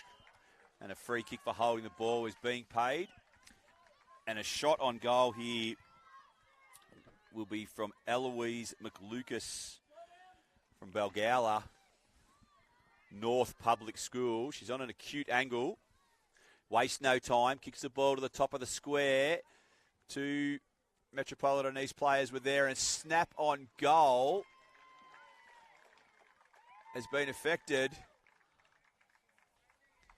And that goal from Francesca Dorsch, who has been prominent during the game, and that gives Metro East a 16-point lead. It does, and about a minute ago there, it was the clear advantage that we're seeing of the rucks being able to clear that close proximity of the stoppage there, rather than just the small taps that we were seeing early in the first quarter there, just being able to clear that space, find the green grass, and get a little bit more free-flowing football, which was must be something that Metro East have spoken about at quarter time, because we've seen it 2 or 3 times already this quarter. The ruckman go at it again. It's Winter who was decisive with her tap. A South Coast have kicked the ball the wrong way. A clean set of hands, which was excellent play there from number 12, Charlie Orth, with the relieving mark taken for the South Coast. That was Lulu Mastrangelo. Her ball went to the centre of the ground. A clean possession again there for number 13, Sophie Delmar. Mastrangelo again prominent with her possession. Great set of hands there. She's been very clever there a couple of times in this quarter as Fotheringham. Kick off the ground. And now we've got 5 players circling the South Coast player, and then she's throwing the ball. It'll be a free kick for Metropolitan East. They've got an open forward line. They need to move the ball quickly with some penetration. A deep inside 50 possession would be helpful here. It's a long ball. The bounce is unkind for all players. A quick handball was required over the top. Another chance for Metropolitan East on goal here, and it's a behind. And that was scored by Makota Burson. South Coast are really trying hard here, but I think they've just been caught off guard a little bit with Metro East's clean hands and willing to take that free handball and take the easy option, and been a little bit in shock here, I think they have. So Jasmine Shelley from Kiama drives the ball wide. Chance now for Portia Melborg. She's got the ball in the left back pocket for the South Coast. Melborg now, a long drop punt, outside defensive 50. South Coast have numbers at the fall of the ball. Clean hands required here, and clean hands it was from Kyani Beauchamp. And the Metropolitan East have earned a free kick from the disputed contest there. Number 7 is Eloise Lowry, who has been prominent in this second quarter. She drives long, looking for her teammate in Eloise McLucas. The free kick for front on contact there for McLucas. She's 85 metres from goal. Umpire just clearing the mark area. McLucas now drives the ball off her left foot. Kicking inside, and it's a good piece of play there for the South Coast from Mumberson. The number of players around that ball, and there's a holding the ball decision took on the tackler, did number 4 in Tamsin Cummins, who's played a really good quarter. And it's a free kick to the South Coast, and it'll be Cameron McIntyre, who has the relieving free kick for the Marlins. She goes inside as a dangerous kick into the corridor. A chance here for Metropolitan East. Mia Weymouth out there, picks up the ball, spins onto her right foot, aims up for the goal. Just a long ball towards the goal square. A chance here for the Metropolitan East opportunity, and it's gone behind the stick for a point. And that was another enterprising piece of play where they opened the field up, Cade. Yeah, they did. And the transition from the half-forward flank to the open side of the ground really played in their advantage there. And it's good to see. Game 3 now, we're starting to see, the girls starting to know each other a lot better, know their strengths, starting to see a lot more free-flowing football. Imrie for the South Coast there with the kick out to the outer side of the ground. Chance here for South Coast through Jimmy Payne. Payne's on defensive 50 from Kiama Public School. Her kick goes towards the centre of the ground. Mark's not able to be taken there from the South Coast. A number of numbers around the ball there. Francesco Dorsch was one of those players. The ball to the centre of the field. A chance here for Lowry. Lowry got the ball through the heart of the hanging rock and almost got it back from a clever handball. Intercepting there for South Coast was Ruby Garnero. The ball's into the centre of the ground now. And a strong tackle laid there by number 14 in Josephine Perkins. South Coast do have the numbers at the ball. 16 there was Portia Melnborg who got the ball forward. Relieving there for Metropolitan East. A long ball into the centre of the ground. Beats all players. Ball's in dispute. Winter can't get a handle.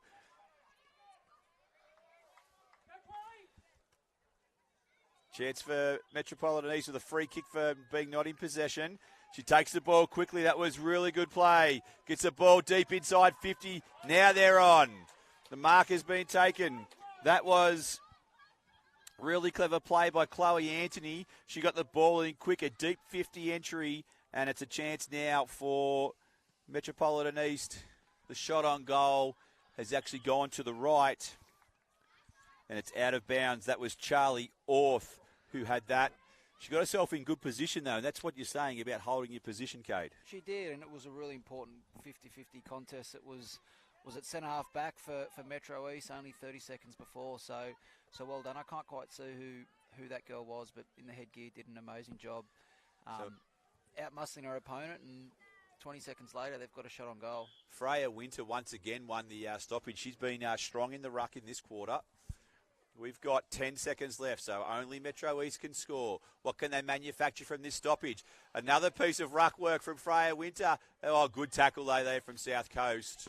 She's rucked really well this quarter, Freya Winter, hasn't she? Winter was fantastic in the ruck again.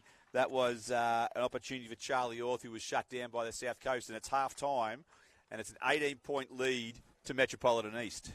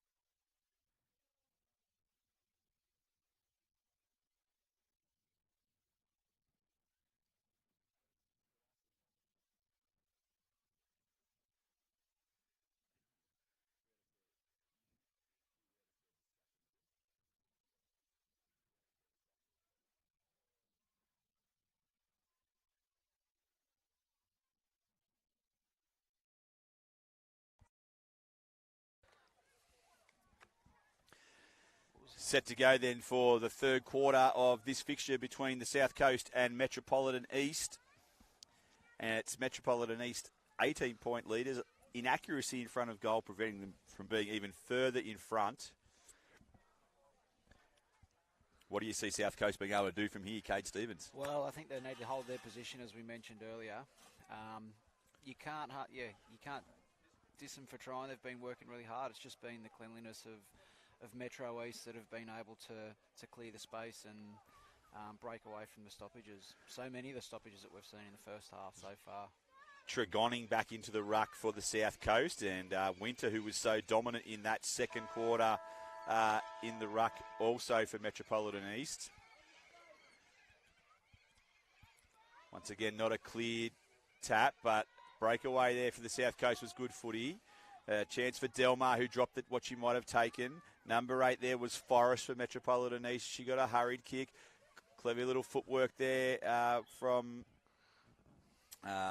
Henrietta Burge. But the free kick is going to go the way of South Coast, and Tregonning will take that kick. A chance to drive her team deep into attack. She's in the true heart of the Hanging Rock Oval. Intercepted there for Metropolitan East. That kick came from Forrest. Free kick for holding the man there. He's going to go the way of Burge. In fact, it's not Burge. It is Brennan. Brennan kicks the ball long. A chance there for Forrest again. Attack on the ball is good. Tries to get a hurried kick. It's shut down by the South Coast. A chance there again. She seems to be everywhere at the fall of the ball for the Metropolitan East, and that was Burge again.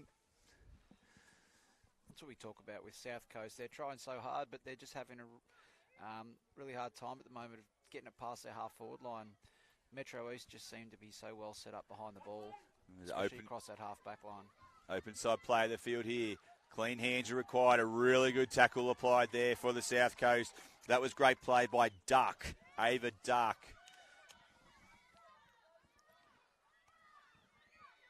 Turn the ball over. It's a long ball inside 50. The players come from everywhere. The tackle is applied there on number 12, which was Orth, who's been lively in the forward 50. A quick kick out of there by Forrest to the far side of the ground. Tracking the ball there for Metropolitan East was Savalas. And she's been penalised, and we'll have a free kick going the way of the South Coast. No, it's actually Savalas who'll take that free kick. The umpire was pointing in the wrong direction. And so it's Savalas. Inside forward 50. Contest there for South Coast. Delmar now. Twisting and turning, taking on the opposition. That was too much, and it'll be a free kick to the South Coast.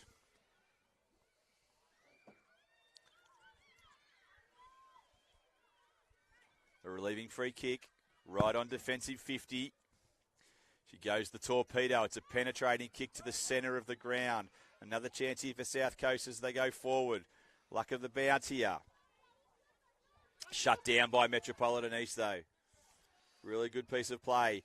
Open side of the ground. Number 6 for Metropolitan East is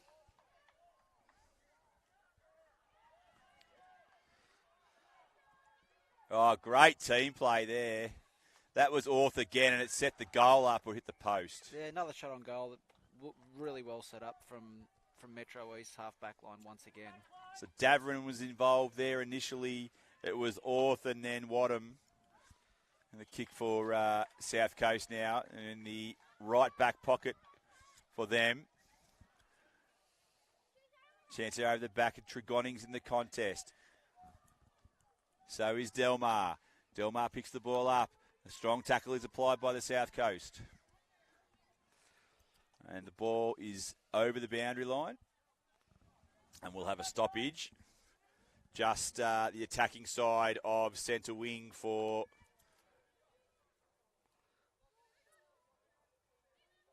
Metropolitan East. Throw in. Tregonning again against Winter. Forrest goes to work inside. A strong tackle laid there by the South Coast. That was Jasmine Shelley. She really had a vice-like grip in that situation. Winter and Trigoni again go at it at the stoppage. There are a number of players around that ball bursting away from there, and from that stoppage was number 19 for Metropolitan East. That was Freya Winter. Nice looking kick. Goes to the half-forward flank. Looks for Delmo. Picks up the ball cleanly. Takes on the South Coast opponents. A couple of good tackles laid by South Coast. Unlucky not to be rewarded with a free kick, really. The umpire will call for a ball up. Yeah, that'd be certainly something that the South Coast side have been addressing, because their tackling, as we mentioned in the game before this over on Oval 2, was fantastic. Both coast teams, North Coast and South Coast, and they've brought that intent over to this game today. We've been playing more than 5 minutes in the third quarter. We've just the one behind added by Metropolitan East. The quick kick forward there from number 22 was Addison Bartlett. Ball's inside. A chance there. Dancing through there was Henrietta Burge, but she's been caught for holding the ball. Just another example of that South Coast intensity, which we have mentioned. They certainly haven't lacked for enthusiasm, the defensive side of the game. A high ball goes across the face of goal, and the intercepting mark has been taken there for Metropolitan East. That's Charlie Orth, and she's gone back and kicked a goal. Yeah, I think with South Coast there, their clear intent was to open the ground up and find some space. Once again, we had a lot of congestion, numerous stoppages one after the other, and you can't knock them for trying to switch the ball and get the open space, but it didn't come off on that time. Well, look, that goal was a reward for Charlie Orth. She's been a live wire down in the forward 50 for Metropolitan East today, and really deserved that goal, which extends that lead to 25 points.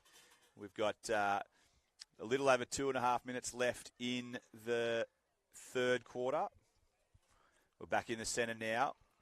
Winter against Trigoni. Winter with the knock. South Coast has a chance with the takeaway. A quick handball was great play. A long ball was intercepted there for Metropolitan East.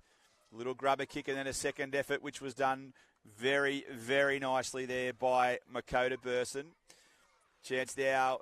The ball driven forward by number 4, which was Tamsin Cummins, who's been prominent. Ball's deep inside the Metropolitan forward 50 again. Oh, nice little piece of play there from South Coast to intercept the ball. Chance for a mark, and it's taken there by Shelley. Shelley wheels onto her right foot. She looks for a teammate in open space on the centre wing. She has a connection. The long ball, and now South Coast are away. We're off to the races. A chance there. Oh, great hands there. That was excellent play by Ava Duck. We're deep in the South Coast forward line now. Ava Weymouth with a little kick off the ground. Another kick off the ground there from the South Coast. Weymouth applies the tackle. A chance there for Metropolitan East. Gets the kick away. Well played by Metropolitan East, and now they're in the open part of the ground. Oh, good tackle there. That was applied. And another tackle, which should be rewarded, which it was not. Great defensive play. That's number 16 from the Metropolitan East team. 3 or 4 efforts there, Cade Stevens, from Chloe Anthony. Yeah, first time that South Coast have had a chance to go deep into their forward 50 for quite a while now, and it'll be a really good result here to see them be able to get some reward for effort for all their work. Just a bit less around the midfield. Just a bit less than a minute remaining in this third quarter. The relieving mark for Metropolitan East taken by Henrietta Burge. Burge in her defensive 50. She looks to the broadcast wing. A long ball and the contest is required. Good set of hands there. Nice smother. Great play there for the South Coast. That was Jasmine Shelley. Her team really was good in close. Great benefit there for her team. Another contest there. That was for the South Coast. It's a chance. Oh, got a handball away was number 15 in Mumberson. And a free kick there for a high tackle. Is going to go to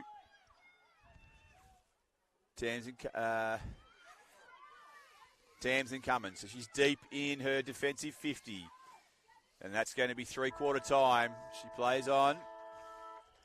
And another entertaining quarter. South Coast certainly got their share of possession in that quarter, K. Just couldn't get on the scoreboard. They did, and I think they would have won the clearance count there. And it's the smaller players in Lulu Mastranglo and also Jasmine Shelley that have been able to. They're probably the reason why it's not a 7-goal difference at the moment. Well, that's three-quarter time, and it's Metropolitan East by 25 points.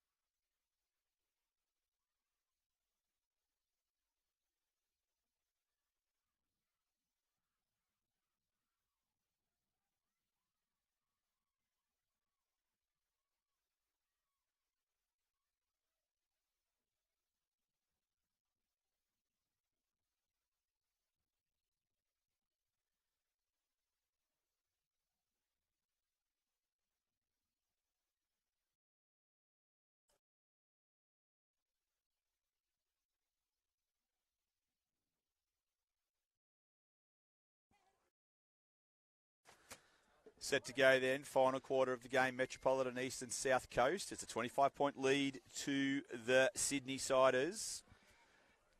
It'd be really good to see South Coast get a score on the board here, even better a goal for all their hard work they've been doing. Winning they definitely have the clearance count in their favour for the first three quarters so far.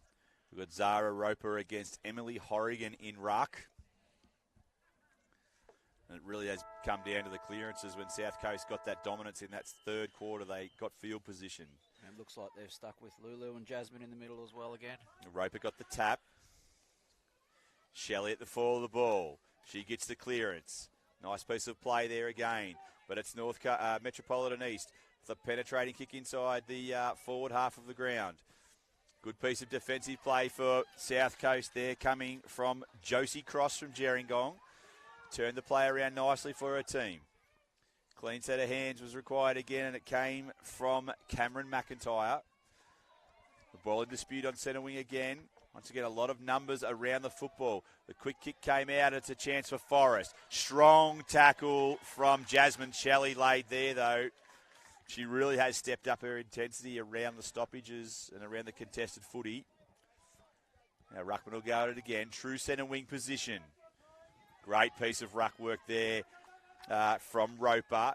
The kick came forward from the Metropolitan East team in McLucas, who has been prominent in the second half. And it's a free kick for a throw.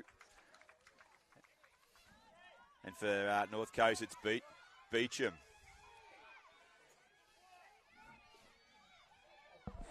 Beecham now kicks the ball. It's a drop punt towards the broadcast wing.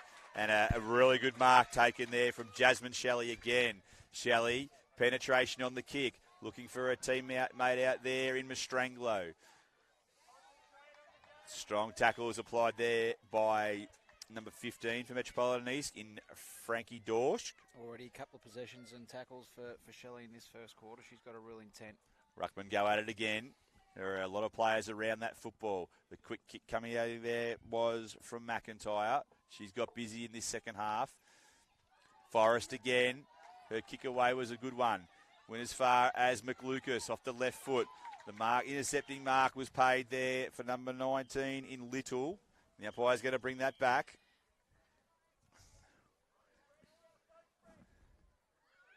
So Little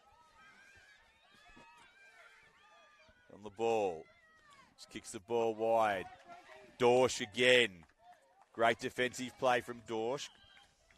And we'll have a throw in front of the interchange boxes here at Hanging Rock. We've been going almost 3 minutes in the final quarter. It's Metropolitan East by 25 points. The throw in is affected. Ruck work is done there again. Roper. Forrest with a clean set of hands. Gets the ball going forward for Metropolitan East. Good tackle applied there by Lucy Balesti. And a nice mark taken there, and that was Portia Mellenborg. Mellenborg with the drop punt. Goes to the centre of the ground. Puts the pressure on Metropolitan East again. They're equal to the task. Numbers at the ball. Mellenborg again. Yeah, in his first couple of minutes, South Coast have taken a leaf out of Metro East with setting themselves up strong behind the ball. Those quick kicks out of stoppages have just landed in South Coast's hands. And they've defensive pressure in South Coast reaps dividends again. Lulu Mastrangelo. She goes with the drop punt. Contest there on the half-forward flank. Strong tackle there again. Forrest is in there for Metropolitan East. And we'll have a ball up. Left half-forward flank. Attacking end for which Metropolitan East is headed in this final quarter. They lead by 25 points. Umpire balls up. Beautiful day for football in Batemans Bay. A lot of players around that ball. No one can emerge with a clean possession at the moment. Strong defensive pressure in there again from the South Coast. That was Ava Duck who laid the tackle. And a fend from Metropolitan East. Bit of run and carry. Here's a chance. McLucas marks the ball on centre wing. McLucas now swings onto the left. Goes inboard looking for the lead of Orth. She couldn't take possession. Chance there for Forrest again, who's in the contest. Mastrangelo gets a hurry kick forward for South Coast. There's just a lot of pressure and a lot of tired players. Both these teams now playing their second consecutive game. Kate Stevens. They deserve a goal, don't they? All the work in the midfield there. Mastrangelo and Shelley, we've mentioned the names a few times, but I really feel as though they deserve some reward for effort with all they've been doing. Ball rushes now to centre wing. South Coast have the numbers. It's a chance there. A really good defensive effort there from number 6 from Metropolitan East. That was Lily Daverin. She was outnumbered 4-1 and she forced a stoppage. Ruckman go at it again. Roper with the tap. Clear throw there. Forced because of the great defensive pressure once again from South Coast. This is Josie Cross. Cross with the left foot. She kicks the ball towards centre half forward. South Coast with a chance here. The numbers at the fall of the ball. Number 15 there, unfortunately, was Ava Duck, who's been called for a throw. Really unlucky there. They just needed to get that ball moving forward, and I think they had the numbers there to be able to try and get a bit of scoreboard pressure there.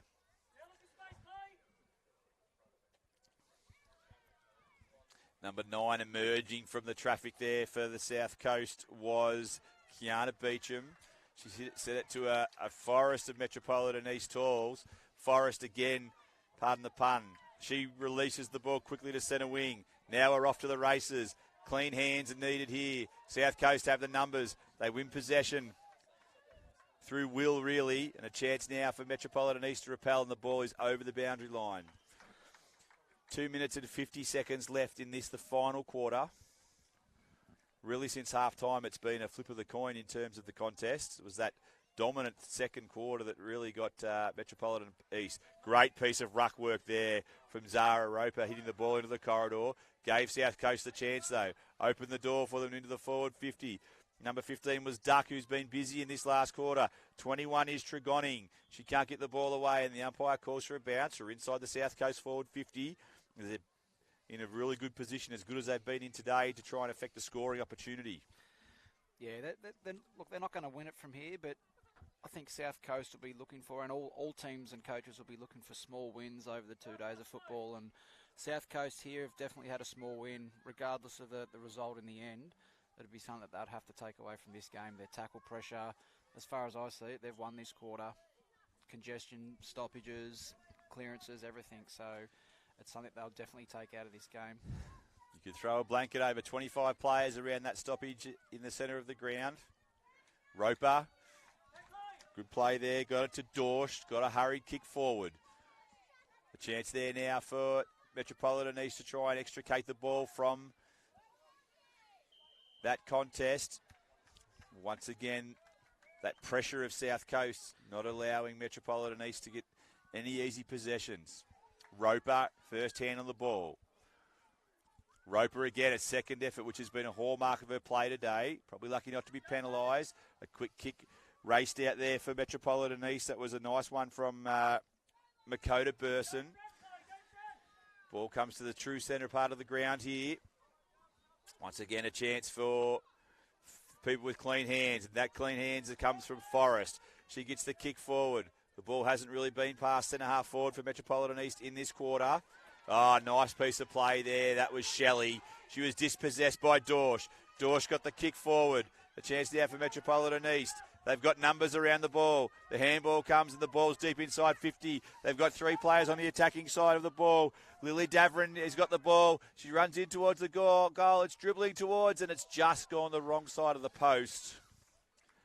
And Metropolitan East get the first score of the quarter with just 25 seconds remaining in the match, and they extend their lead to 26 points. Yeah, just the class of Metro East there.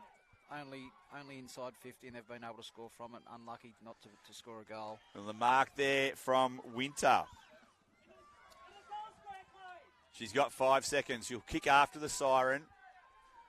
She hurries that kick to the pocket. Can she get a mark? No, guess who? Day. Jasmine Day, who was excellent in that game. Her work rate was very commendable. Oh, it was amazing. Yeah, she really led the team from the front there, and I think Andrew Mewburn and Hamish Copeland will be really excited about what they saw in that last quarter. Small wins, didn't win the game, but that last quarter, as far as I see it, they came out on top. So that's full time in our feature game at the moment, the 11 o'clock slot, and that was Metropolitan East 3 goals, 8-26 defeating South Coast. No score.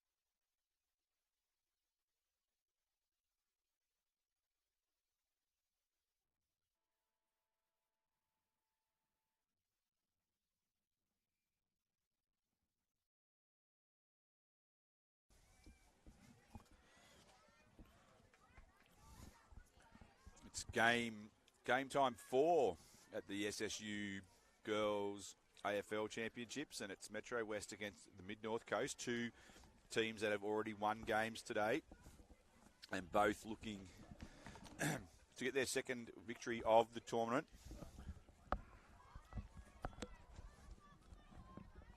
Strong play there for Metropolitan West in the back half of the ground, although Quinn Nayland picks the ball up. Shot on goal from Nayland, and it's one behind.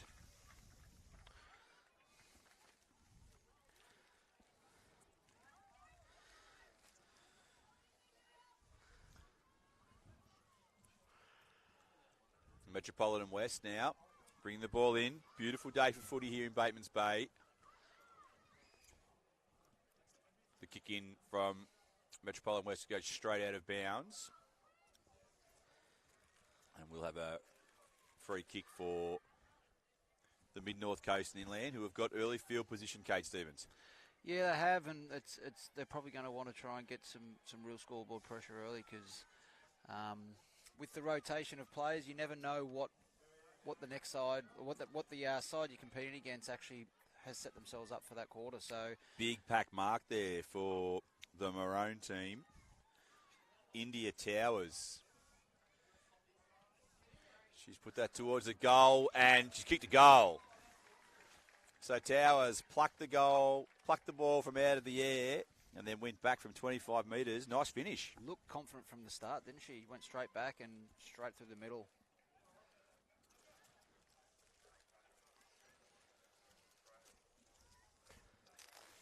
So bright opening for the Mid-North Coast.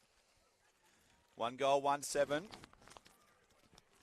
Metro West yet to get the ball inside their forward half of the ground. We've been playing 2 minutes 15. Possibly the first goal they've had scored against them, Metro West. They were so dominant early in field 1. And this will really see how they respond. Ruckman go at it. Another chance for Mid-North Coast with a clearance. They get that ball deep inside 50. Nice kick there coming in from Jane Crookshank. The clearance of Metro West is important, though. The ball goes outside of the defensive 50. Plenty of numbers at the fall of that ball. Number 21 in there for Metropolitan West was Frankie Hurley. That was an important possession. Number 10 was Chloe Blums, and she turned them inside out, got a ball there. Strong tackle, and the umpire will reward that tackle. And so Metropolitan West have got a chance to set up an attacking foray.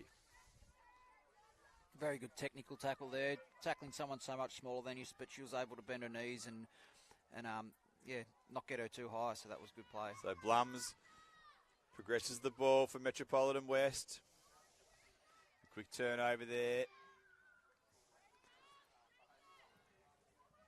That was Quinn Nayland who got the penetrating kick. Defensive play there was number 16 for Metropolitan West. That was Indy champion. Yeah, she's a right footer, Indy, and it was great to see her back herself in and kick on the opposite foot.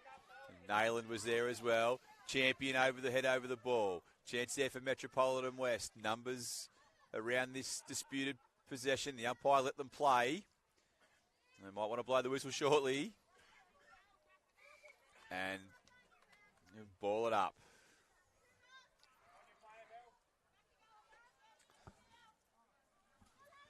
Ruckman go at it. Clean possession and a nice clearance there from Asher Alley. The ball comes out onto centre wing for Metropolitan West. Ball's in dispute. Oh, strong play there from number 14, creating a path there for her teammates. The Mid-North Coast. Mark dropped on centre wing. Would have been a handy one to have. Another clearance there out of the congestion from number 2, which was Ava Marsh. But Quinn Nayland once again takes the relieving mark for Mid-North Coast. Nayland looking to get some penetration. It's a long ball towards the centre of the ground. Metro West have all of the numbers. They come away with a hurry possession, but the pressure from Mid-North Coast is equal to the task.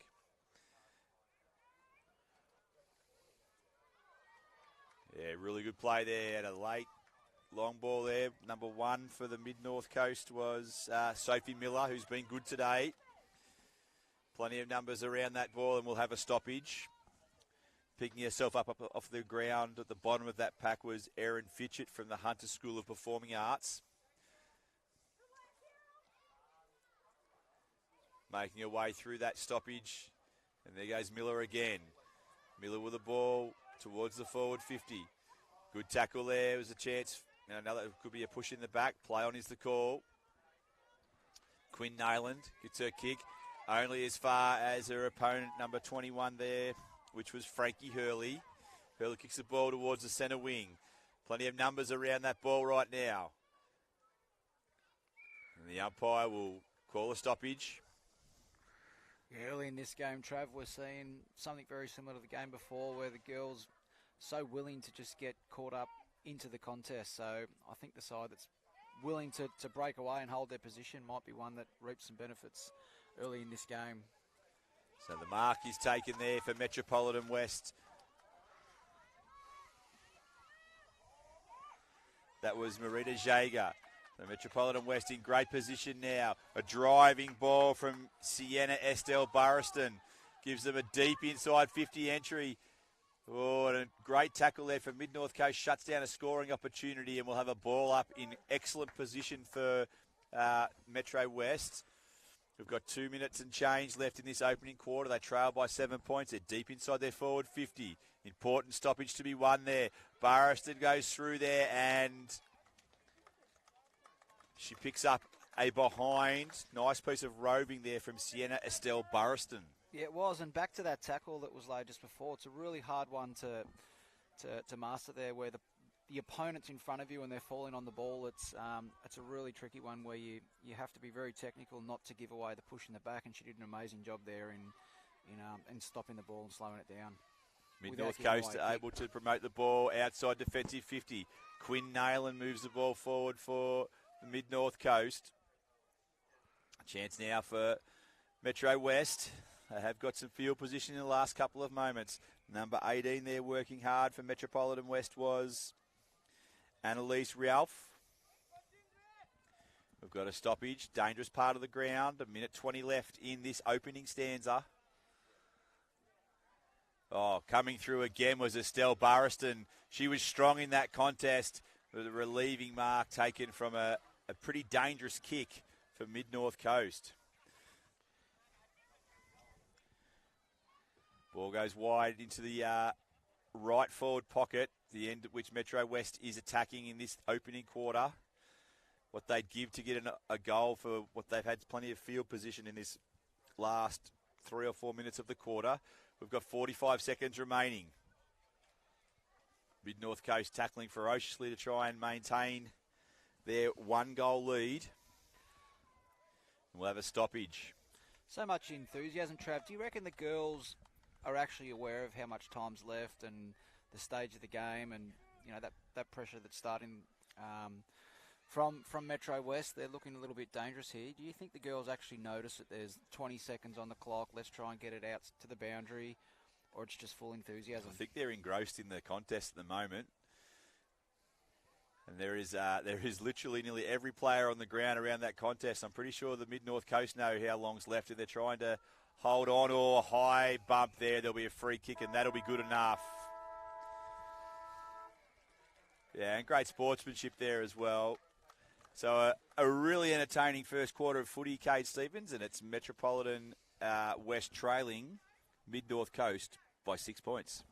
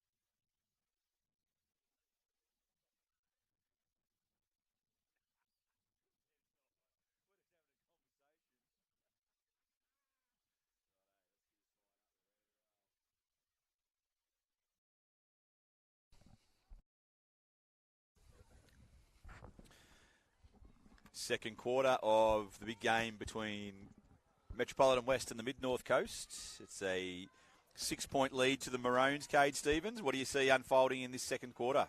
Yeah, 6 points on the scoreboard, but I think that was a pretty evenly balanced quarter.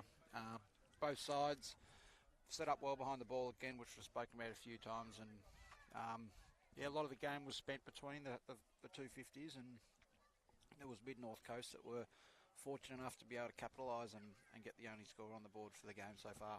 We've got a blood rule here to start the second quarter, and Quinn Nayland has left the field. She's been replaced out there for the Maroons by number 13. And I'm thinking that they would probably be wanting to do all they can to try and get her back on the field as soon as possible. She was so dominant in that first quarter. So number 13 is Laura Russell, who herself has played some pretty good footy across the opening games here today. We're set to go. Gone with a couple of small ruckmen inside. We'll get the clearance. Will go the way of Metropolitan West. Oh, some pretty impressive stepping there. And the ball goes inside 50 for the Orange team. And we're going to get a stoppage inside 50. Nice clearance work there. I think that was number 12 for Metropolitan West. That was Saba Parky, who had showed a clean set of heels to all who approached her. We'll get a secondary ball up on the Metro West forward 50. A lot of numbers around this stoppage. The ruck work was done there, but the clearance for Metro West. They've got a number of players around the ball. Clean possession and a chance there. A long ball inside 50 from Indy Champion. Plenty of penetration on that kick. Champion's there again. Head over the ball. Wins the disputed football. Gets the handball out to a teammate. Great piece of play for Metro West. Here's a chance now. A kick on goal. It looks good. It's into the goal square. It's going to be a goal. Yeah, that was Metro West from the stoppage. That all started from the work of Indy Champion and finished off by Frankie Hurley, who ran 70 metres from the stoppage to get there and take the mark and scores a level. Yeah, they deserve that goal. The easy option was to take that ball out of bounds, but they kept it in play and were able to score as a result. Great work. Shouldn't be understated the role that was played in that goal by Lacey Miller either, who fended the tackle and then kicked the ball to the top of the square. She played a key role in that important play for Metropolitan West. And we've been going 2 minutes in this second quarter, and we're back on an even keel. Yeah, which is probably where the game was sitting in our eyes. I reckon they'll be wanting to get Quinn out there as soon as possible. Charlotte Russell doing the ruck work for Metropolitan West, and here they come again. It's an orange tsunami at the moment at the Hanging Rock Complex. Strong work in there, and here they come into a high. Tackle was missed, and the umpire didn't. Yes, they did. The umpire did see it. Quinn Nayland, who's back on the field, and it's Sienna Estelle Burriston, who's been lively for Metropolitan West. The kick is a little bit of an upcountry job, and here comes number 14. Burriston in there again. She's very athletic. Chance there for Metropolitan West to try and work the ball forward. Plenty of numbers around this contested football as well. Great play there by number 20. That's the ruckman. Ball comes inside 50. Another chance for Metropolitan West. They've really put some pressure on their opponents in this opening stages of this quarter. Nayland gets the relieving kick out for Mid-North Coast. Numbers again. Burriston Epps couldn't take possession. A chance there again was good play by number 20, which is the ruckman for Metropolitan West. She's been everywhere in the opening part of this quarter. That's Charlotte Russell. The ball to centre wing now. Clean hands by Metropolitan West. It's a small kick. Good pressure from their opponent there from the Mid-North Coast. Plenty of numbers around this ball. A handball is released. Play on. And the umpire's paid a free kick for a high tackle. And that's going to go back to number 3 for the Mid-North Coast. I think they need this just to settle the game, because it's Metro West so far that have been in first at the footy. They've been reading the play better, and they've just been really clean in close as well. And here's another example of that. First hands on the footy. It was Georgia Harris who attacks the ball again for Mid-North Coast. That's her second possession in 15 or so seconds. penetrates the ball down for the team towards centre wing. A strong tackle is applied there. Really good tackle from Charlotte Russell, who's doing a power of work in the ruck at the moment. They've really come out with an intent to be physical this quarter too, Metro West.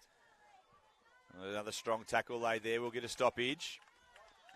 That tackle was applied for Metropolitan West by Charlize Potts.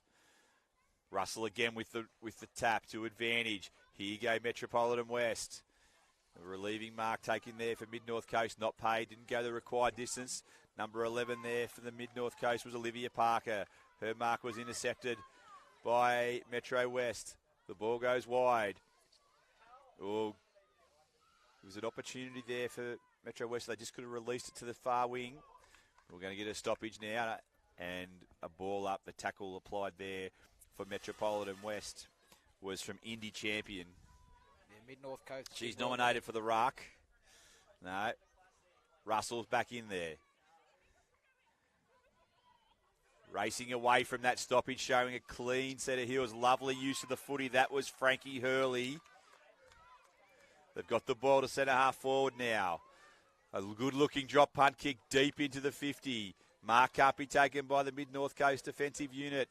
A lot of numbers are in the ball. This is another great chance for Metropolitan West. A lot of pressure on the North Coast defence. Here comes the numbers. It's a great kick. Well done. That's great play. Long ball there. Mid-North Coast player Willow Barry. That was good rebounding football. She got knocked off the footy.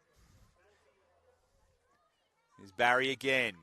Uses her pace. Gets the ball wide out towards the half-back flank. Important ball to be won here. It's won by Metropolitan West. So penetration, the kicking would be very advantageous for them at this point. They really have stepped up the pressure, Metro West. A great tackle there again. And the umpire's going to ball it up, and that was great pressure from Frankie Hurley again. It was. Both teams here seem to have a real intent to play on quickly, even taking risks deep in the back line. Mid-North Coast is still wanting to play on quickly, which is... Well, Hurley got the clearance, and now we're long into the goal square. Pressure on the Mid-North Coast goal defence, and we've got the stoppage deep in the forward half for Metro West. We've got 2 minutes 20 remaining in the second quarter, and a forward 50 stoppage. Priceless for Metro West, who really have dominated the play in this second quarter. They certainly have, and we spoke about reward for effort. I think they definitely deserve another goal here. Plenty of numbers around the ball for Metro West. Mid-North Coast really need to step up their defensive intensity at this moment.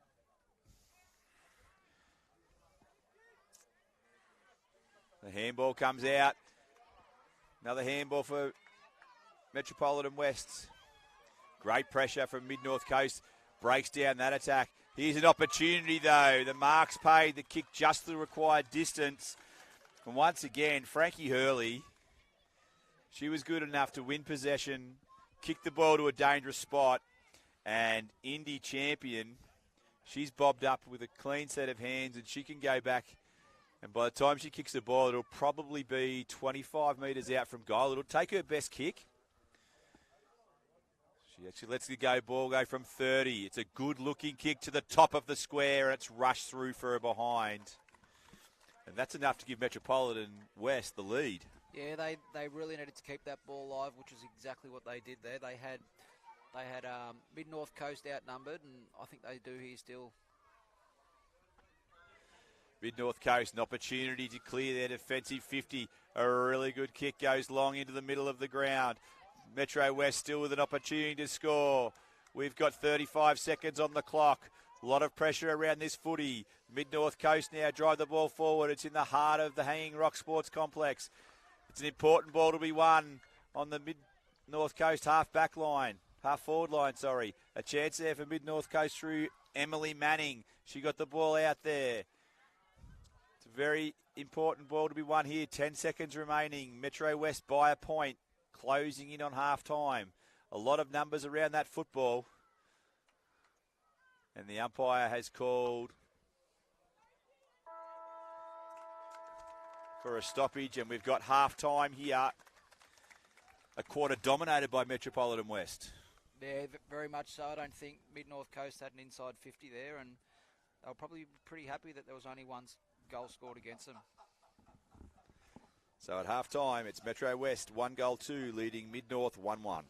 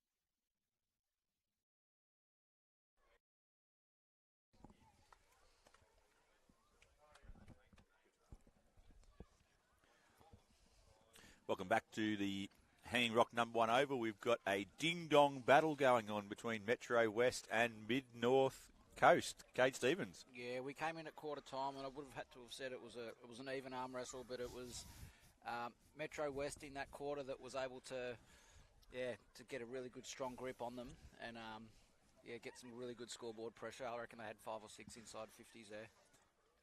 Okay, so we're set to go then. The third quarter, the premiership quarter.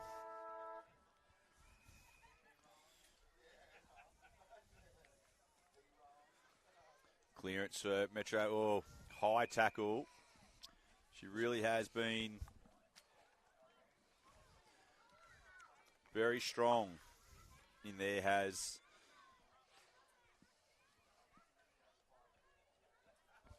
the midfielder. Chance there for Metro West.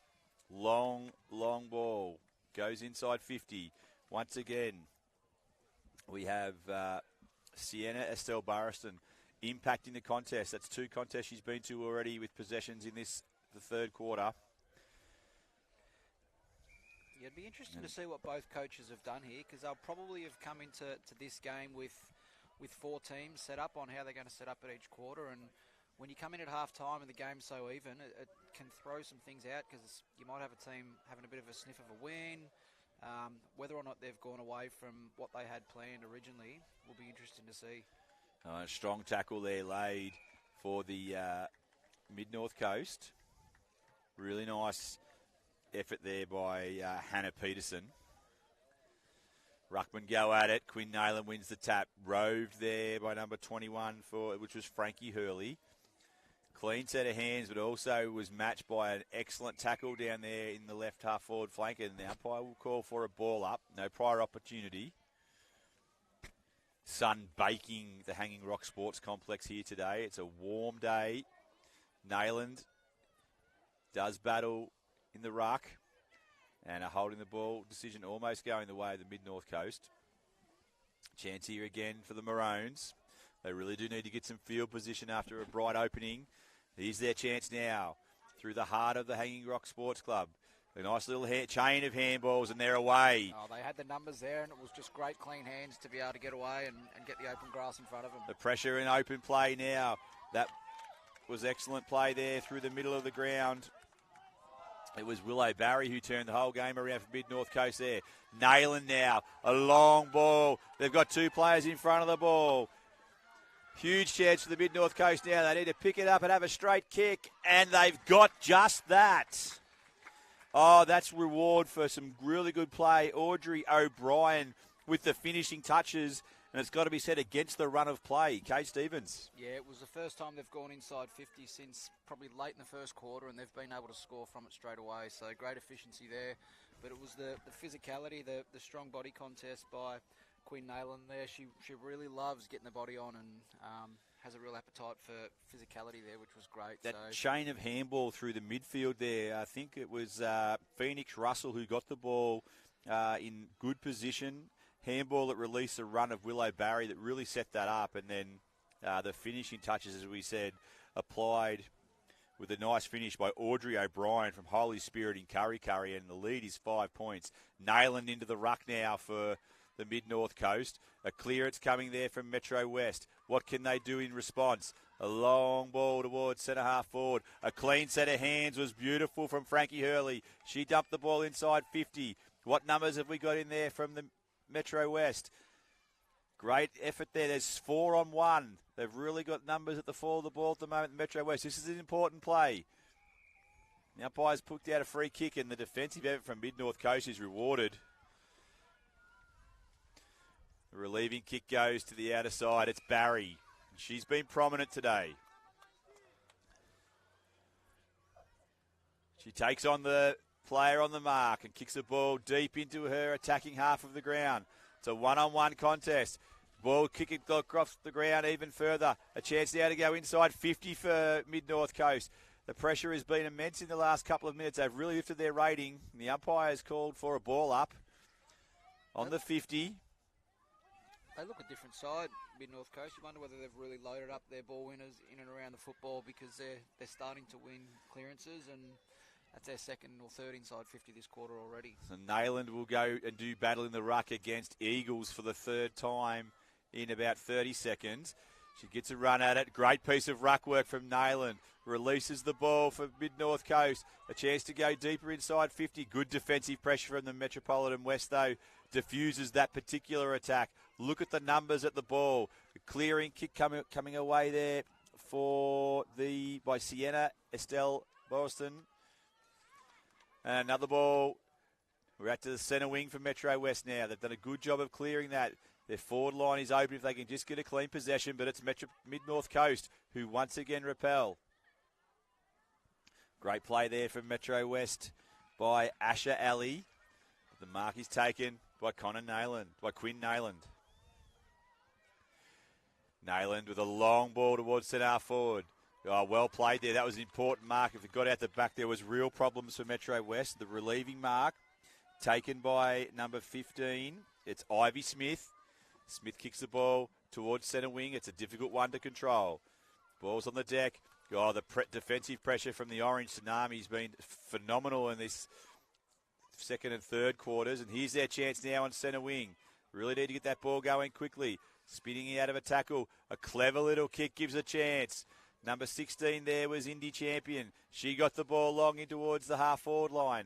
Here's a chance for Metropolitan West. It's a one-on-one forward of the ball, and the defensive mark is taken by Mid-North Coast, and that was important. Yeah, that was an important one-on-one there. It could have gone either way, and with so much space inside the forward 50, I reckon Mid-North Coast were lucky there. The Metropolitan West broke down that defensive rebound on their half-forward line, so they're in a very good position. It's Mid-North Coast by 5 points, just a kick in it. We've been playing 6.5 minutes in this third quarter. The goal to the Mid-North Coast early in the term is what has given them the lead. Nayland in the ruck, strong piece of ruck work, goes and gets her own ball. Loses possession but lays a tackle and then steals the ball. Look at that for a piece of play. A long ball now has Mid-North Coast in their own attacking half of the field. Important ball to be won.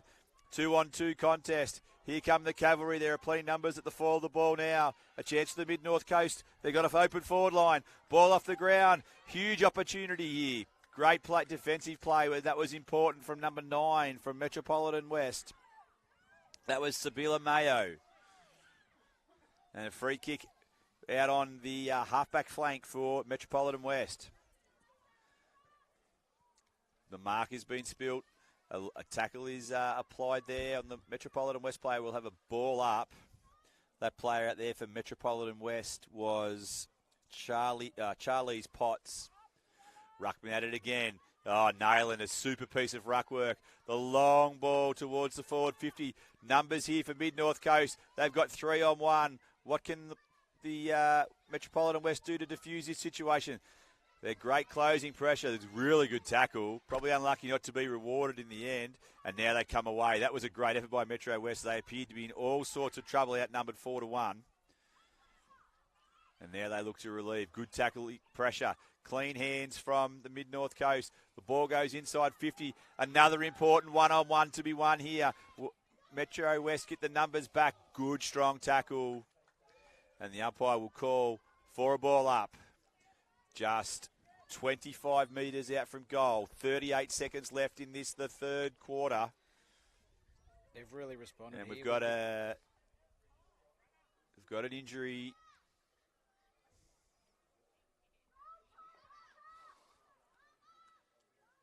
And actually there's a free kick a relieving free kick for Metropolitan West. So we've got 15 seconds left. The intercept, an important mark for Mid-North Coast.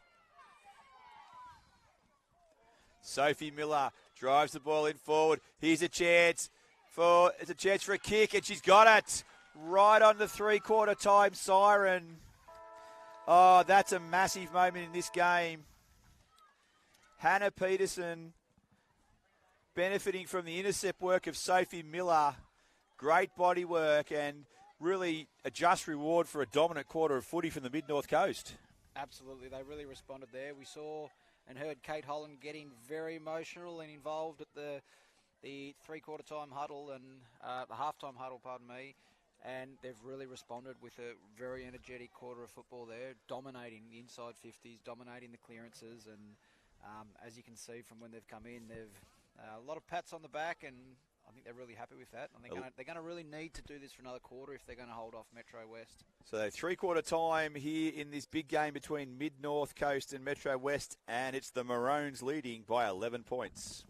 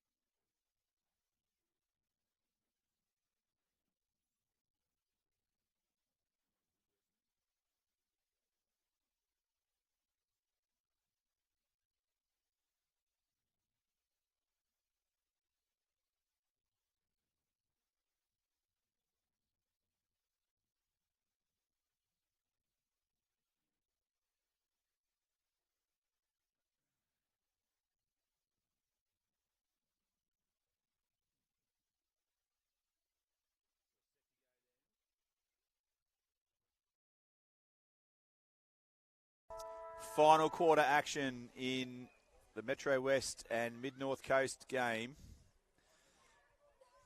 So much on the line for these two teams, both undefeated at this point of the competition. Great defensive pressure from Mid-North Coast, who will have their tails up after an inspired third quarter. The ball into the middle of the ground here. A chance for Metro West. Really do need to get their skates on in this final quarter. This will be an opportunity for them. Ooh, high contact missed by the umpire. A long ball goes deep inside forward 50.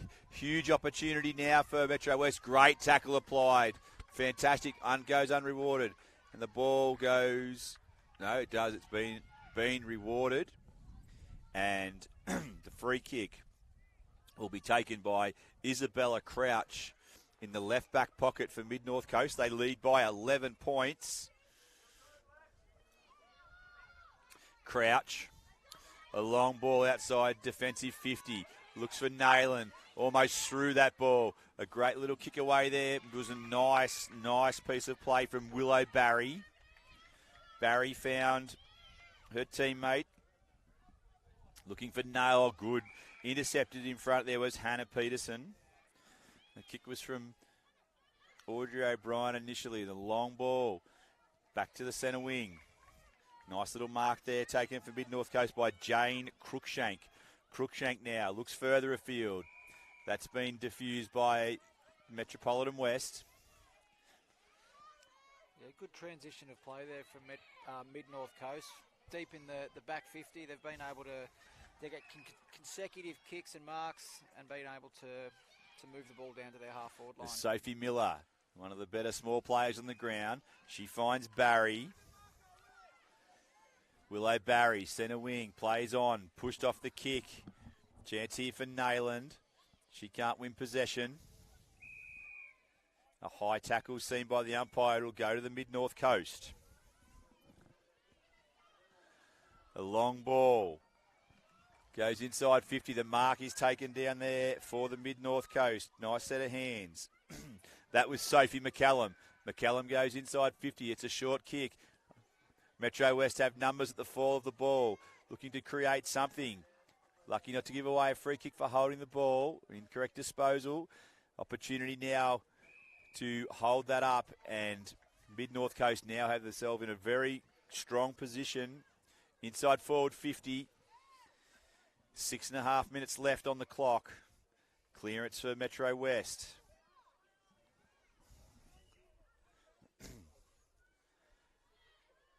Working hard there, the Orange Tsunami. Oh, they've got an opportunity here. The ball's spilled out the back and they've got numbers. It's an open forward line. They're going to get a stoppage. They're going to get a stoppage inside 50. Mid-North Coast attacking end of the ground. Left forward pocket.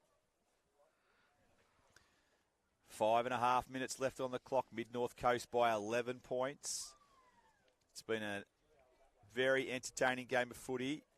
There's the throw in. Ball hits the ground. No ruckman contested it. Chance here for Metro West. They really do need to get a clean possession. Nayland is in there for Mid-North Coast. Strong tackle applied. Nayland did not have possession of the ball at that point. So she's probably 50 metres out. She plays on. She looks to runs an arc to get a bit more penetration on the kick. The ball's inside forward 50, 15 metres out from the Mid-North Coast goal. We'll have another stoppage. Yeah, they've just started to get that grip back on that arm wrestle, Trav, and I think the dominance has continued on for Mid-North Coast. A couple of inside 50s early in this quarter. And it looks like the ball's not going anywhere anytime soon with so much congestion inside that forward 50. The ruck work there was from Sophie McCallum, who's looking now. It's Nayland, so they've got a bit of a double-pronged attack there. Nayland, a quick kick out of the pack, doesn't get any penetration on the kick. Metro West still could throw a blanket over 25 players at the moment. We have another stoppage. I think we're probably 40 metres out from the goal. Nayland goes to work. A shepherding infringement paid against the Metropolitan West ruckman. That was Charlotte Russell. And Nayland now, with potentially the aid of a slight breeze. She's kicked a long drop punt and she's kicked a goal. Yeah, you just wonder, with only 4 minutes of football left, whether or not Metro West have a chance of coming back. I think they'd be finding it really tough from here. Really a great reward for Quinn Nayland. She's been the best player on the ground in this fixture, and that was a great finish. Yeah, it was.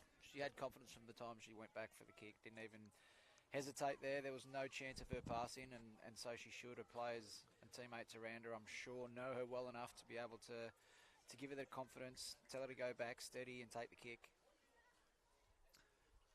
They've really turned this game around, the Mid-North Coast. They lead by 17 points. The Rucks go at it again. Metro West look to get a clearance. They need to have strong hands over it. Charlotte Russell working hard in there for the Orange team. She's earned a free kick.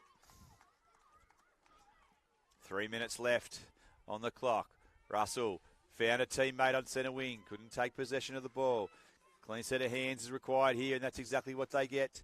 The chance for number 17 there for Metro West. A strong tackle is laid. Clean set of hands there we've seen from Harper Gulla. There'll be a ball up. Russell does the ruck work, nailing it at the fall of the ball. Ruckman casting the role of a rover. Great pressure again from Nailan, who affected the smother. Wins the disputed footy. A lot of numbers around this ball. Metropolitan West emerge with it. A chance here for number 17 again, who's worked really hard in the forward line the last couple of minutes for Metropolitan West, and that player is Harper Goller again. She was besieged by maroon jumpers, and we have another stoppage. That's just what Mid-North Coast have done now. They've got plenty of numbers behind the football. Here's a chance as an orange jumper emerges briefly with possession. The umpire will call for a ball up.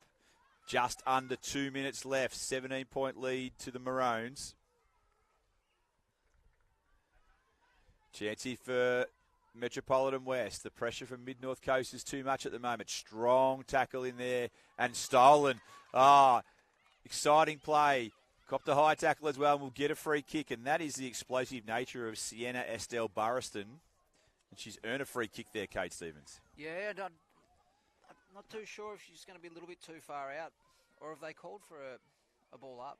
Looks like it's going to be going the other way. Penalised her. Not too sure what that was for, but the Metro West have wasted no time in getting back and getting numbers behind the ball.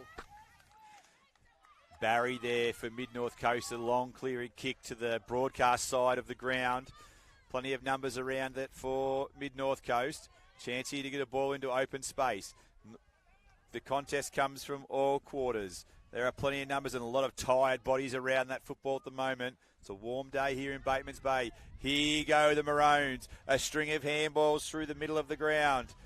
She's had a bounce. It's come back to her. She's going to get a long ball. That's a great turnaround. Oh, and the defuse mark, well done. Intercept mark, D50. 33 seconds on the clock. The Mid-North Coast have done enough in this one. It's been an entertaining fixture. Ball to the centre of the ground. A hurried kick there. Chance here for Metro West to get something out of this final quarter. Nice piece of play. Oh, crude bump there. Nice piece of play by... from the Mid-North Coast. That was Sophie Miller, who's been fantastic today.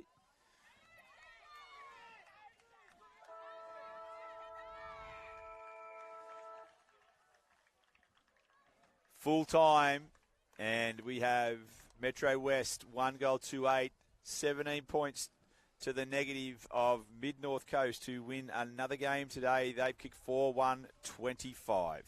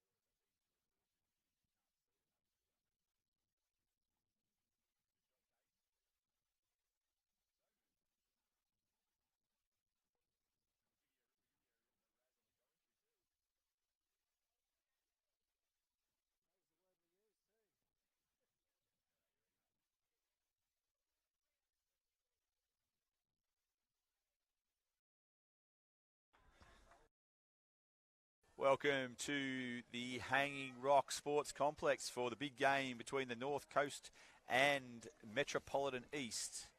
The undefeated Metropolitan East come into this game as a slight favourite. North Coast have had two enthralling games thus far, including a draw against the South Coast earlier today. Alongside me in commentary, we've got the New South Wales boys AFL coach, Kate Stevens.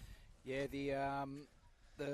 the North Coast side will be really keen to get some early scoreboard pressure. The game between them and South Coast earlier, all the score was in the first half of the game, and neither side was able to capitalise in that second half. It was a game played through the centre of the ground, and lots of really good tackling pressure, high physicality games. So it'll be interesting to see how they go against a quality opposition here.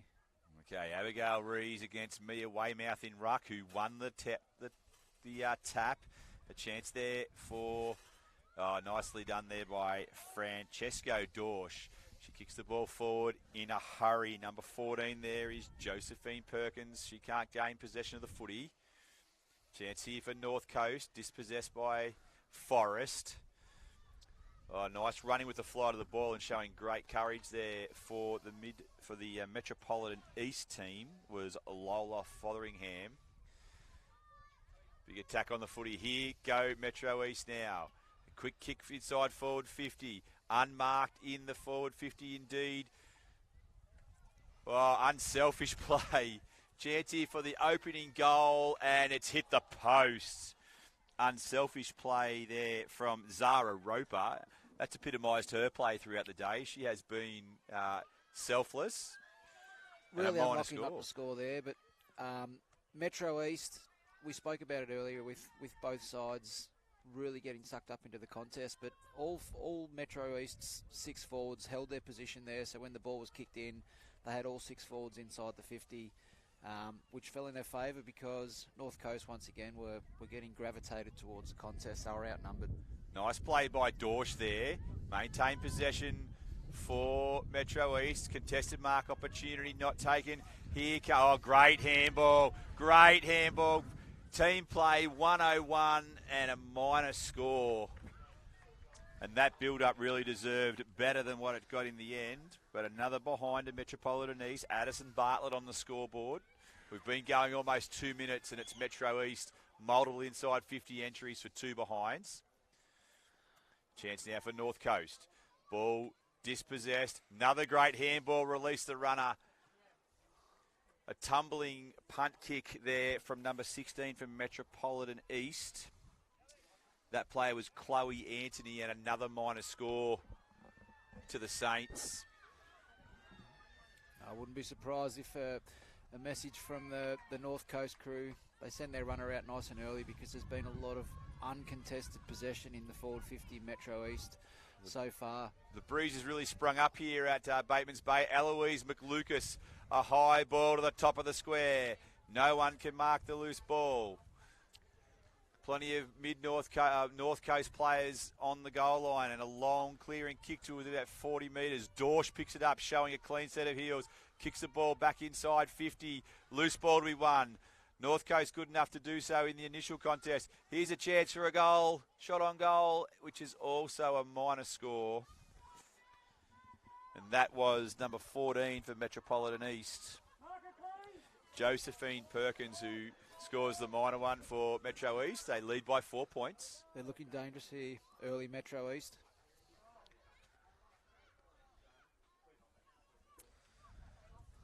Great hands. Another chance here. Ball squared up to the top of the square. Defensive pressure there from the North Coast was enough in the first instance. Weymouth with the flight of the ball, couldn't mark it. Dorsch now to the top of the square. A chance for North Coast to repel. A lot of numbers at the fall of the ball. Forrest now for Metropolitan East. Goes one way, then the other. Oh, great tackle there. Affected by the North Coast player. And that was Amelia Topper. Topper now. Only as far as Dorsch, who marks the ball 45 metres out from goal. She goes to the forward pocket. Numbers there, including Forrest. Can't get it. Chance again for Metro East, and another minus score, to Josephine Perkins. Do you worry not getting scoreboard pressure with such dominance, Cade? Yeah, I think North Coast will be pretty happy here that they're only 5 points down at the moment, because it could quite easily be 4 or 5 goals. So I think they're going to have to really tighten up if they're going to be able to stay in this game early before it gets out of hand. Oh, here's a chance now. So let's just have a look at the great play there. So Metropolitan East, Zara Roper, another great handball. And the kick came into the forward line there from Chloe Anthony. Spotted up a target in the goal square who was Kata Hopkins. And we've got our first major score. 4 minutes remaining in that opening quarter, and it's Metro East by 11 points. It was pretty helter-skelter there. They had a real intent of getting the ball moving quickly, but you could see Chris Bennett was out there running for Metro East, and I saw his hand signals just suggesting to just slow down, take your time with the kick, and it paid off. So the ruckman will do battle again. It's Mia Weymouth in the centre for the Metropolitan East. No decisive tap there. Chance here for a secondary stoppage. We've got Abigail Rees in the ruck for the North Coast. Weymouth marginally wins that tap. A chance here for a good tackle, but a handball is away. Metro East, another hurried kick. Good defensive pressure from the North Coast girls. Oh, Dorsch, clever smother. Chance here for the Saints. Another handball there away. McLucas got it back to Dorsch. Couldn't get a clean possession. Rees there for North Coast. Hurries the ball forward. Now they've got some open space to move in the green machine. Defensive effort there. Weymouth got the handball out to a teammate. The ball goes long towards centre wing. Now we've got some open play. Who can do it? McLucas is there for the Saints, but great mark there from Sophie Delmar, despite the best efforts of that kick from Amelia Topper. Delmar now to kick towards the wing. Nice mark taken out there for the North Coast by Ellie McLaughlin. McLaughlin's got loose players everywhere. She goes a long ball. The mark's not taken there by Topper. Delmar's in there again for Metro East, and we'll have another stoppage. 11-point leaders, the Saints. Yeah, very dominant early Metro East, but North Coast still have a willingness to tackle and apply that pressure as well, which is good to see. Topper and Weymouth do battle in the ruck. Dorsch gets the clearance. Away from the contest goes Metro East. They're up to half forward. Chance here for a deep inside 50 entry. They've got a player on their own in the forward 50 if they can just get it to her. Oh, great tackle by North Coast. Diffuses that situation nicely. And then a push in the back, which was a crude one. And a free kick will go the way of Ellie McLaughlin, who has been prominent in this quarter for the Green Machine. She plays on now, kicks the ball to centre wing. Topper couldn't take the mark. Clean set of hands, and Topper came back with a great tackle as well. Dispossessed her opponent. And we'll have a ball up on the right half forward flank for Metropolitan East. We've got 1 minute and 10 left in the opening stanza. Rees does battle with Weymouth, who wins the tap. Chance there for Forrest, couldn't get clean possession. Another swathe of players around this stoppage, and we'll have another ball up. Weymouth and Rees. Weymouth with the tap. Forrest with the possession. Runs away from the stoppage and then is besieged by green jumpers. Unlucky not to get a free kick there, the North Coast. Chance there for Dorsch. Ball comes deep in forward 50. It's a 5-on-1 contest. All sorts of trouble for the North Coast if they can just pick it up. A shot on goal comes in, and we'll get a rush behind. Again, there we have the benefits of Metro East holding their position there. Quick kick out of stoppage, and they're outnumbering the Northern Coastal, the side there. The ball comes back to the broadcast side of the ground. Last seconds, Dorsch with some speed. Great tackle there from the North Coast. Very unlucky, but Forrest picks it up. She's also besieged and caught for holding the ball. An incorrect disposal, in fact. And we'll have Ellie McLaughlin again, who really is giving it her all for her team. Right in the shadows of quarter time. In fact, it is quarter time. and an inaccurate Metropolitan East, but they'll take a 12-point lead to the first break. 1 goal, 6-12 to North Coast, no score.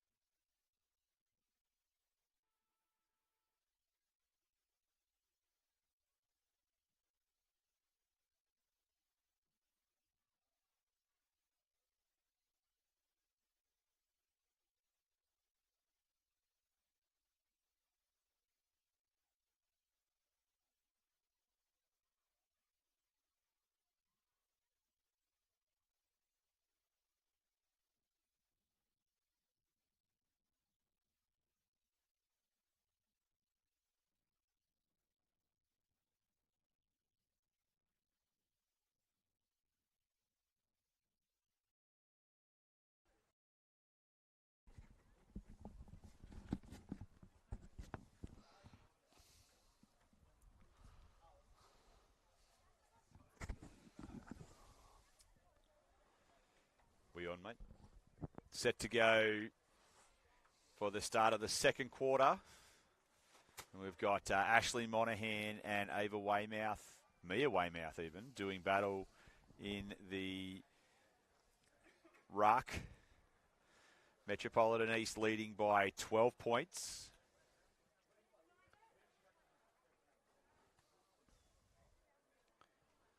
And what was an impressive opening, Kate Stevens? It was. Metro East are only 12 points up, but the dominance that they displayed all around the ground could easily have them 4 or 5 goals up. Monaghan with the ruck clearance on that occasion. A chance now for the North Coast. Dorsch with a clean set of hands. Very clever little handball. Release the ball into open space for her teammate. The chance here, they're away again. Dorsch has got it back. A long ball inside 50 and a relieving mark taken down there for the North Coast. Well done. Great play by Indy Phelps. So Phelps inside defensive 50. Nice drop punt kick. Penetrating kick into the centre of the ground. Tracking the ball back for Metropolitan East. Nice little step and a great handball.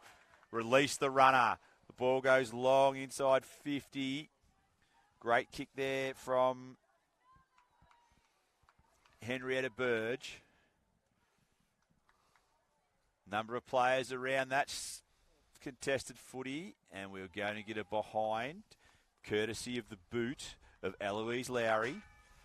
What's really pleasing to see is Metro East's willingness to be able to fire that handball out. The easy option is a lot of the time just to boot it out, quick out of a pack or just long down the line, but they're using their runners really well and handballing it to those players in better position to be able to run forward and break those lines. It's good to see. Weymouth was in that contest and was dispossessed. A chance now for Metropolitan East. Monaghan working really hard for the North Coast as well. Oh, good tackle there applied. The pressure has been enormous from Metropolitan East. It's been a signature of their play today. They've forced a stoppage in the true centre-half forward position at the northern end of the Hanging Rock Sports Complex here in Batemans Bay. Beautiful day for footy, 21 degrees, slight breeze. Number of players around the fall of the ball.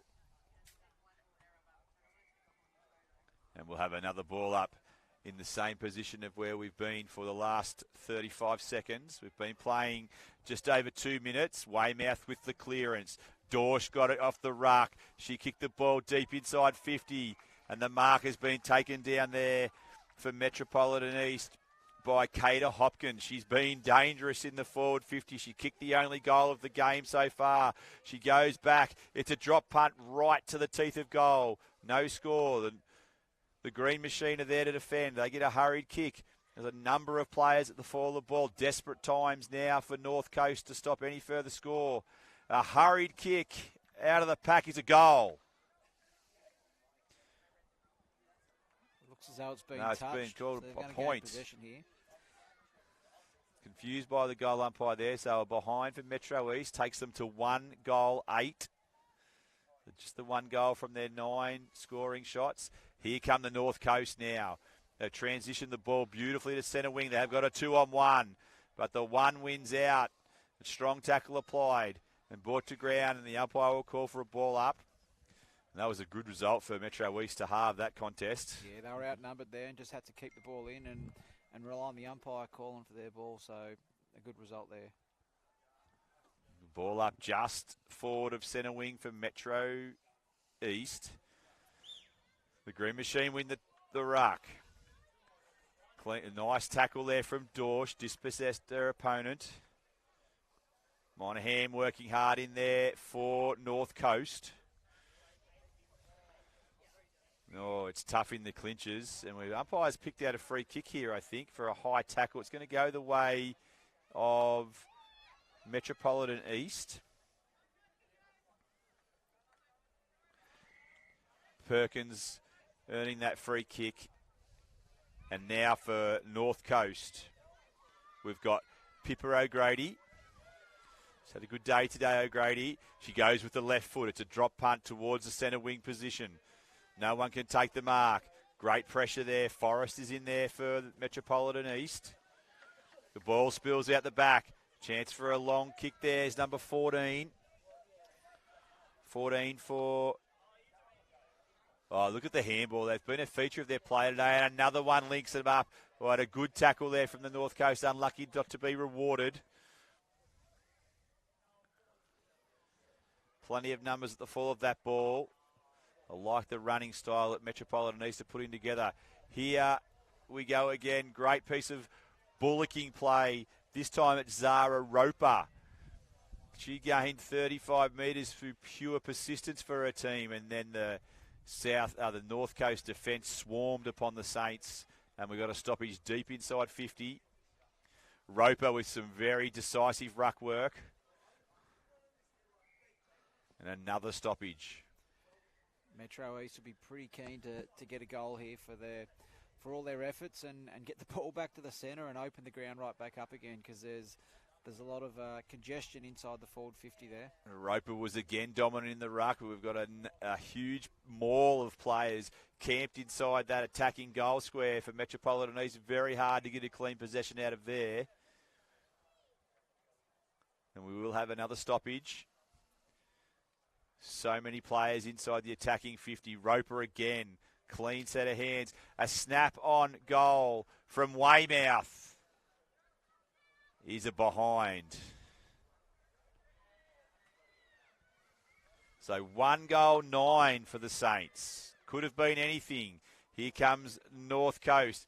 Intercept possession there. Chance for Metropolitan East this occasion, and it's been touched on the line. That attacking foray was courtesy of Sienna Sharp. But once again, just a minor score. And with 2 3/4 minutes left in the opening half, it's Metro East by 16 points. They've had some good looks too. Another chance inside 50, and there's a mark taken. Yeah, and that's come, Trav, once again from forwards holding their position. Quick kick out of a stoppage, and Addison Bartlett, she gets full reward for that exact situation you were describing, Cade. She took the mark, went back, lovely drop punt, and Metro East have their second major on the board. Didn't look like missing, was confident. I think her players, teammates around her just said, calm down, go back, take the kick, and finds them 6 points straight to the middle this time, Trav. Got to see Zara Roper. Got to say that Zara Roper has been excellent in the ruck for the Saints in the latter part of this quarter. She's taken the role in the forward half of the ground and left Mia Weymouth to do it around the ground, and it's paid dividends for the team. Yeah, and she's got the likes of Dorsch, who's been getting really busy, has had her hands on the footy probably 3 or 4 times this quarter already, a couple of clearances. Nice clearance from North Coast as we speak. That was great play there by Muriel Marshall. The rebound from the Saints, though, and they have got a Paddock to work in on centre wing here. Just got to be picked up cleanly. Oh, great tackle. That shut down what looked like being a really serious problem for North Coast. It was a clean gather by the Metro East player in Sienna Sharp, but the Pippa O'Grady, great defensive effort there to shut down that attacking foray. And O'Grady again working hard in the clinches. The free kick's been picked out of that. It's going to go the way of the North Coast. It's Hayley Woods. Ball towards the right half forward position. Shut down there by number 9 for Metro East. An opportunity with just less than 30 seconds on the clock. O'Grady again. She's been great in this quarter. A long ball. Tracks towards the 50-metre line. Mia Weymouth was there to stop it for the Metro East. Great play there. Coming out of there was Sophia Delmar. She got the ball across to her teammate in Chloe Anthony, and that did shut things down. Dying seconds of this first half, 22-point lead for Metropolitan East. Nice kick out wide there came from Henrietta Burge, and that will be it for the opening half. What did you make of it, Kate Stevens? Yeah, a lot of inaccurate kicking. A couple of rush behinds there, of course, but once again, we said it at quarter time, Metro East only 22 points up, but I reckon North Coastal side will be pretty happy that it's not an 8-goal deficit at the moment. Some really good efforts in there. That second half of that quarter from North Coast, they started to get a little bit better field position. I was particularly impressed with the efforts of Pippa O'Grady, who both defensively and also when she got the ball in hand, did some really positive stuff. Yeah, really strong in the clinches there as well. And we saw Sienna Shackle a couple of times break away from the stoppages and use that left penetrating foot that she's got. I thought Abigail Rees worked really well in the ruck, and there's also some really nice efforts around the ground from Ashley Monaghan from Nambuckerhead. So not all lost for the North Coast. It is only 22 points at the major break. Absolutely. I think Phil will be having a good chat to them now and just letting them know that the game's still winnable. Still another half of footy, and they'll be looking to get it on their terms nice and early in the third, the premiership quarter. Thank you, Cade. We'll be back with that premiership quarter after the break.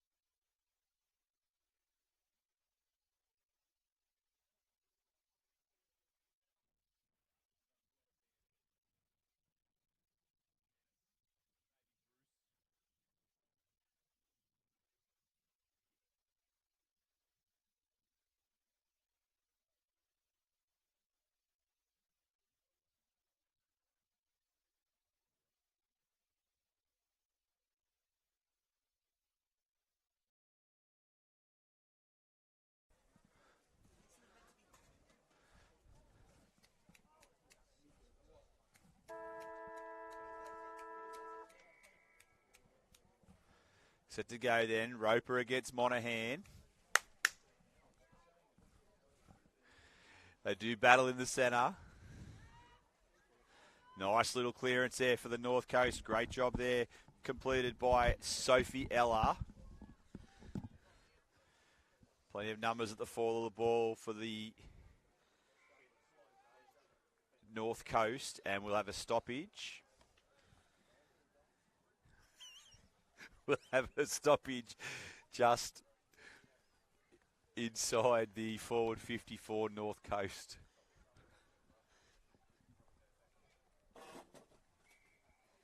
Once again, we can see North Coast there. It's down their end. You can see the forward 50 there. They've got no one deep. So a quick kick out, they've got no one to kick to, whereas Metro East have that ability to hold their position and keep the ground big. Quick kicks out of stoppages, they've got the advantage in their favour.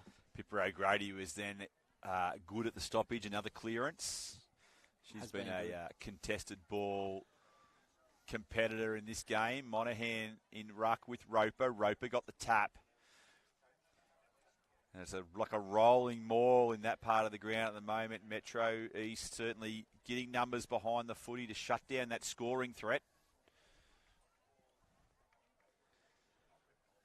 A lot of these girls are coming from hundreds of kilometres apart, so you wonder how much time's actually being put into whether or not they have a lot of football knowledge, but the coaching prior to or leading up to the carnival, you wonder how much time has actually been spent on structures, holding your positions, what your job is as a full forward, centre forward, because such a learning experience coming to a carnival like this.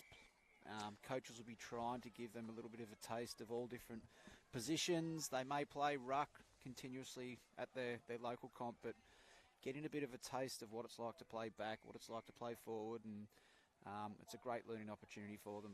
Yeah, certainly girls from all over New South Wales, from the northern rivers to the Murray River, and as far west as Lake Ageligo in the west.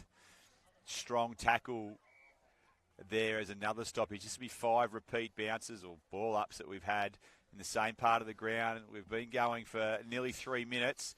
Chance there for a clearance there for North Coast. Well played there on that occasion was Ellie McLaughlin. She's moved the ball to the left half forward flank for her team, and they've certainly been a little bit stronger in this quarter. They trailed by 22 points. They're in a position to get a score. Roper uncontested at that stoppage. She lopes away and gives it to Dorr. She kicks the ball into the centre of the ground. 1-on-1 contest. Now it's 3-on-1, and they're off to the races, the Saints. They've got a chance here. A clean set of hands is what was required. Is exactly what they got. The kick goes inside 50. We've got 3-on-1. A clean set of heels. Clean pick up there. Chance for a kick on goal. It's a great-looking kick, and that's just missed. Deserved a goal. Deserved a goal. That was, dare I say it, would have been champagne football had we got the finish. Coast to coast. 2 goals, 11. The ball back into play for North Coast. Oh, and a nice mark there. Intercept. Another chance. Oh, the chase from the North Coast player was fantastic and forced the kick to be hurried. And the mark is taken right on the goal line. Chance for a kick out again, and Forrest intercepts for Metro East. She has a shot on goal now, and it also misses it, and we've got 2 goals, 12 for the Saints.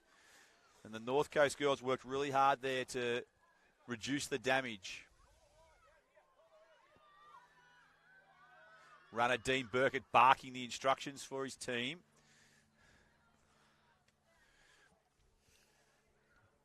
Contest there in the left back pocket for the North Coast. Look at the contest of the girls there, the willingness to contest the footy. We had that between Pippa O'Grady, who has been great for North Coast, and also Josephine Perkins, who's been notable for Metro East in this game as well. Roper with a clean tap again. Chance for O'Grady, who takes it away from the stoppage again. She gets onto that familiar left foot and kicks the ball down onto the half-back flank. A chance for Dorr. She leads the race to the ball, but she's beaten by the boundary line. And we'll have a stoppage on the right half-forward flank for Metropolitan East. Around 90 metres from goal. Interesting throw-in from the boundary umpire was a short one. Dorr lays the tackle. We're going nowhere there, and the umpire crosses herself, and we'll have a ball up. Just less than 4 minutes left in the third quarter. A short ball up again. Oh, a little head clash there. It was an awkward situation. And we'll have McLucas. And we're going to have a break in play. It was an accidental head clash. Just as well, we had 2 girls with headgear on there, so it was a good thing that they were both wearing it there, because we've got one on the nose to the forehead there. So the interchange there, we'll see Amelia Topper, who's also played well today. She'll leave the field. She's replaced by number 18, Abigail Rees. And now we've got McLucas.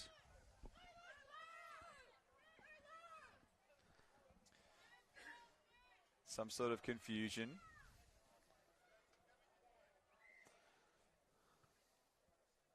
I'm going to take both girls off the ground. That's the duty of care there, just making sure that they're all good. Big couple of days of footy, and with a couple of players on the bench, it's a wise decision to get them off and just check to make sure that they're okay. And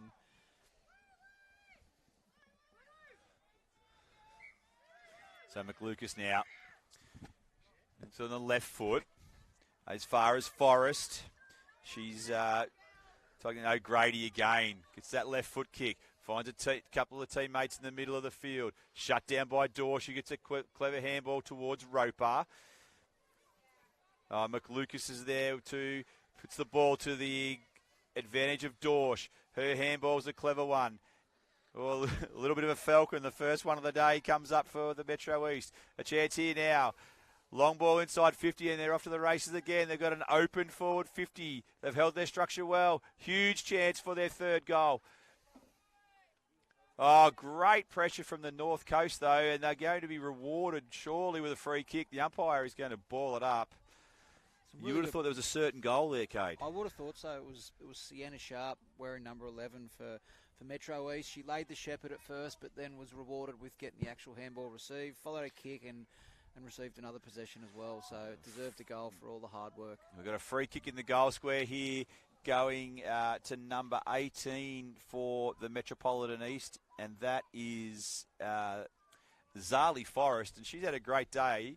From the top of the square, a tumble punt kick, and she's got the full result. Metropolitan East, with a minute left in the third quarter, kicked their third goal of the game, and they now lead by 30 points. Great, yeah. A great sight to see all of her teammates getting around her there. She's been working really hard, been really good in close, and yeah, deserved a goal there. So well done to Metro East. North Coast kicking with the aid of a freshening breeze now. There's 35 seconds left in this third quarter. A really commendable effort from the North Coast, considering the amount of dominance early in the game from Metro East. And here we go again, O'Grady at the stoppage.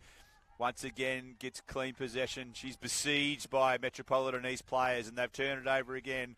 Roper has been penalised for a throw. So North Coast have got 10 seconds to go half the field and score before three-quarter time. Sophie Ella kicks the ball wide. Nice-looking drop punt kick towards the outer side of the ground. And that is three-quarter time. Frankie Dorsch finishes the quarter as she began it with the ball in her hand. It looks like she actually bought her own Sharon in that third quarter, Kate Stevens. Yeah, it was, I'm not too sure how many hardjackers she had there, but I reckon she had 6 or 7. Okay, it's three-quarter time. We'll be back for a huge final quarter. It's Metro East by 30 points.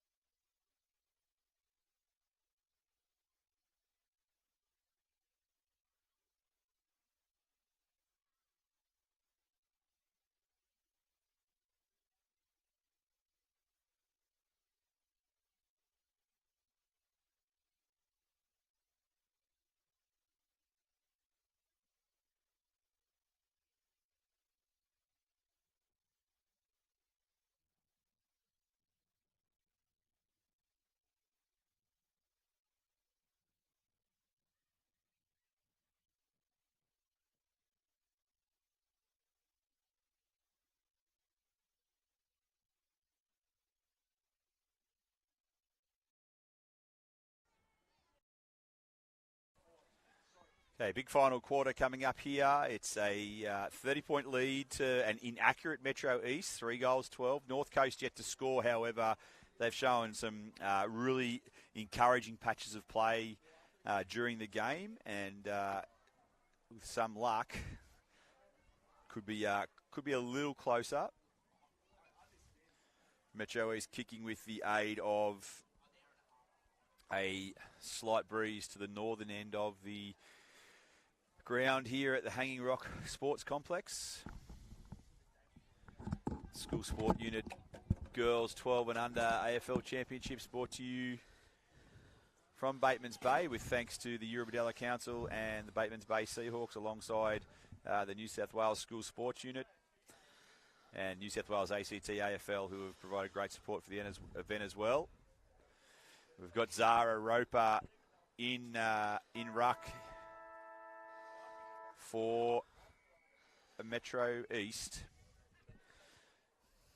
She does battle with Monaghan from the North Coast, and we've got a stalemate. No, we've got a breakaway for North Coast. Well done there.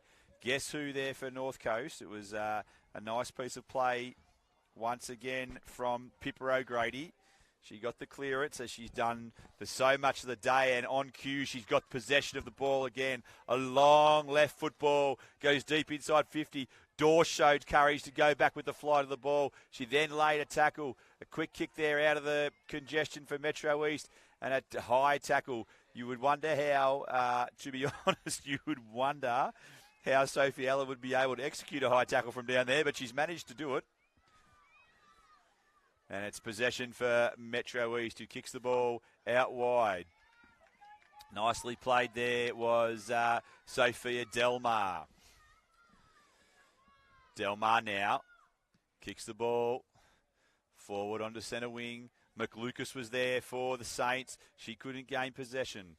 Chance now for the North Coast. And long ball towards Delmar, who's in position. Here comes Dorsch. She was this way and that way, onto her right foot. Long ball onto the centre wing. Another chance here for Metro East for an attacking foray. McLucas moves onto that left foot. Oh, leg break, clean bowled the North Coast defender. Another chance here for Metro East. A good chasing tackle will be rewarded with a free kick.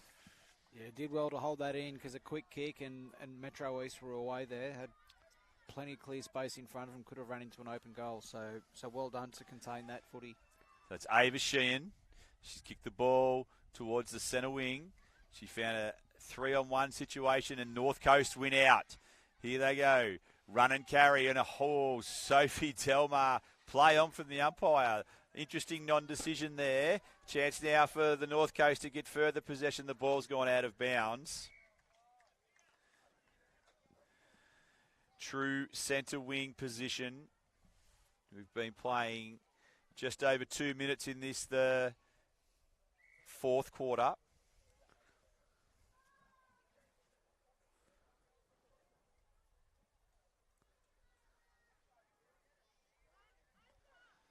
The throw in on centre wing. Metro East leading this one by 30 points. Nice piece of ruck work by Monaghan. O'Grady got the clearance again for the North Coast. McLucas. Back with the flight of the football. That was genius. The ball into the centre of the ground now. Mark is spilled there. Roper extricates the ball. Went in optimistically and came out misty optically. Long ball went down towards centre half forward. A chance now for Metropolitan East. They've got an open forward line. North Coast with many players back in defence. A chance and they're away. A long ball deep inside 50. They've got open paddock in front of them. Clean hands, the order of the day here required. Great pressure there from North Coast to try and stop the forward foray. And well played there. And now the North Coast with an opportunity. Kicker Delmar dropped that what she might have taken. Quick handball there, provided some space. The ball goes forward. Dropped mark there. What might have been taken by the Metropolitan East forwards was also a problem. Here comes Roper. She's in that contest as well with Lucas, who's been wrapped up in a strong tackle from Monaghan, who asked the umpire the question for a free kick. Politely declined. Roper with the ruck work. Clean tap again. Plenty of the North Coast jumpers around this contest. Monahan doing a lot of hard work in there. Long ball, clean bowl, Delmar, and the ball's up to the centre wing. Delmar tracks back. She gets clean possession. Nice handball. Oh, and I don't argue. The kick goes long. Nice piece of play there. The mark is taken for Metropolitan East by Lily Davidson. She heads to the pocket. The mark's taken there. It's a long ball. It's a true full forward position about 30 metres out from goal. Yeah, they've looked dangerous every single time they've gone inside forward 50 Metro East. And the umpire's picked out a free kick here that's going to go the way of Metro East. A high tackle. And she's played on. Going to kick it to the top of the square. Tamsin Cummins was the recipient of the free kick, and now she's been penalised for an incorrect disposal. That defensive pressure has been there all day from North Coast. Here's Sophie Ella, who's certainly epitomised their effort throughout the afternoon. 4 minutes remaining, 30 points. Ella with a short kick, cut off by Metropolitan East. Number 11 there for Metro East was Sienna Sharp, and she's been lively in this game. And a free kick again going the way of North Coast.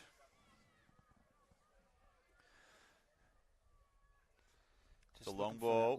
Long down the line kick there, but just didn't have any options from her teammates. The centering ball from McLucas was a dangerous one. Sharp was dispossessed when she had a shot on goal. Chance now for the North Coast to clear. It's only as far as Sharp again. Ball on goal. And on this occasion, she has got it through the perpendiculars, and it's 6 points for Metro East. I'm not too sure if it actually came off the foot of the umpire there, did it? The ball looked like it was dribbling out to the flank, and it just bounced straight back to her. I feel We'll like have to have a look at that on the umpire. Makita Tools replay, but I don't think that we've got the best angle to make that call from up here. And it's Metro East out by 36 points.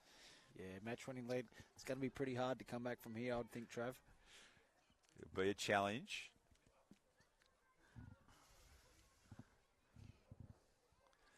Roper and Monahan in the ruck again. Oh, and a good piece of ruck work there. Another handball again. Their handball in and around the football has been brilliant by Metro East. Rewarding the runner, give it to the person that's in the best position to run and carry and kick the footy, rather than just blazing away and kicking across your body. It's been really good to see. It's been something that they've obviously been working on, and it's great to see that they're doing it here. Here's a chance for North Coast. So Pippa O'Grady gets on the end of some nice play from the defensive part of the ground. She gets around. It's a long drop punt kick, goes deep inside forward 50. Can the Green Machine get a clean possession here? Dorsch tracks the ball in the defensive 50. Plenty of numbers around the ball there for Metro East. They're miserly in defence. They don't want to give up anything. Dorsch again. She's outnumbered 4-1, but the one wins, and it's a nice kick. Goes out towards the wing. O'Grady, it's her first fumble for the day, but she went back and made amends. Is wrapped up in a strong tackle. Strong tackle there from Zara Roper, and she has had a really good day, and she's done it everywhere, in the air and on the ground. Now she's gone for the torpedo, which she doesn't quite hit, but she gets good distance on the kick. They're deep inside 50 with 2 kicks. Look at that for a stand-up play. Mark was dropped. Too. Play on was the call. Here's a chance for North Coast to repel with a quick kick. Oh, yes, nice little mark there taken by Sophie Allo. The mark wasn't paid. She might have dropped it just at the last moment. Loose ball inside the forward 50 for Metropolitan East. They've got another chance here. Oh, it's a good tackle, though. It's a really good tackle effected there for the North Coast by Ellie McLaughlin. And she turns it around for the Green Machine. Long ball wide. Now they've got the open spaces of the Hanging Rock Complex. We've got a kick there. It's a lovely little touch. Ella O'Grady, one way then the other. Gets rid of her opponent. Kicks the ball inside 50-metre line. It's a contested mark. Weymouth is there for Metro East. She can't shut it down. A chance here for the North Coast. The ball is deep down there. Winter repels for Metro East. Great effort there. Not long left on the clock now. Here's a chance for the North Coast. Still hasn't been. They won't concede a point, but they'll concede a goal now. And they will indeed. With under 10 seconds to go, you don't like seeing any side go scoreless for an think entire they've, game, so it's great to see a goal scored. Yep, it's a goal. So the North Coast, reward for hard work, Indy Phelps from Pottsville Beach Public School. She did not give up on that lost cause. And she had the presence of mind to smother the kick and then get the reward. Yeah, they did, and it was, like I was saying, you don't want to see any team go through a full game without scoring, and to get a goal in the last 10 seconds of the game. I don't think they entered 50 too often, but it's looking, though, Trav, as though Metro East's premiership defence, look at it go back-to-back, is looking pretty strong halfway through or nearly at the end of the first day's play. They're on track for that, but I do think that the North Coast effort in that second half, I think they've only conceded 3 scoring shots in the second half. And I think we had 2 goals, 10 to no score at half-time, so 4 scoring shots. So a much more even game in the second half. And I think 30 points probably reflects the dominance of Metro East, but a really plucky effort by the girls from the North Coast. Absolutely, just full credit to Metro East. They're running in numbers and rewarding the smalls that are running and breaking the lines. Their handballs were probably, their class overall was probably what got them that 30-point win. So that's a wrap here from the 5th time slot at the Hanging Rock Oval. It's Metro East by 30 points. We'll be back shortly with our final game of the day from ground number 1. Southern Inland will be playing the Mid-North Coast. And on field 2, if you want to switch over to that YouTube channel from the School Sports Unit, you can catch up with the action from Metropolitan West and the South Coast Marlins.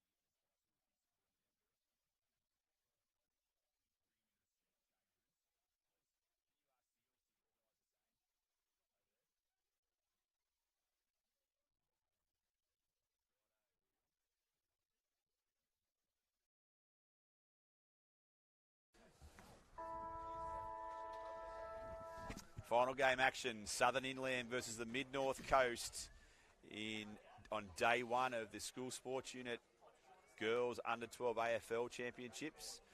It's been a brilliant day of footy here in Batemans Bay. And Southern Inland with a win and a loss, and the Mid-North Coast with 2 wins so far. It should be an exciting game. We've got Cade Stevens, the New South Wales Pedals AFL boys coach alongside me. What are your thoughts, Cade? Yeah, it should be a really good game. It'd be interesting to see Mid-North Coast second half in the last game. Just really stepped it up, ramped it up, and it'd be interesting to see if they can maintain that same intensity leading into this game here. I'm guessing Southern Inland would be hoping they don't. Quinn Nayland there has been a rock for the Mid-North Coast for the Maroons. She got a possession there. Ball's in dispute in the centre of the ground. Nayland again, little handball. Racing away, and a throw there, not picked up by the umpire. Chance there for the North Coast. That was an interesting handball as well. Nayland gets the ball away from the contest. Now we've got runners out in open territory. A quick handball from the Southern Inland. And a chance to inside 50 sitting under that, and she's had a good start to the game for Southern Inland, and that was Isla Geddes. Read that play beautifully, just dropped out the back of the pack there, and the ball just landed straight in her lap. Southern Inland now up to centre wing. Nayland tracking the ball back and offering a shepherd for a teammate, and then gaining possession.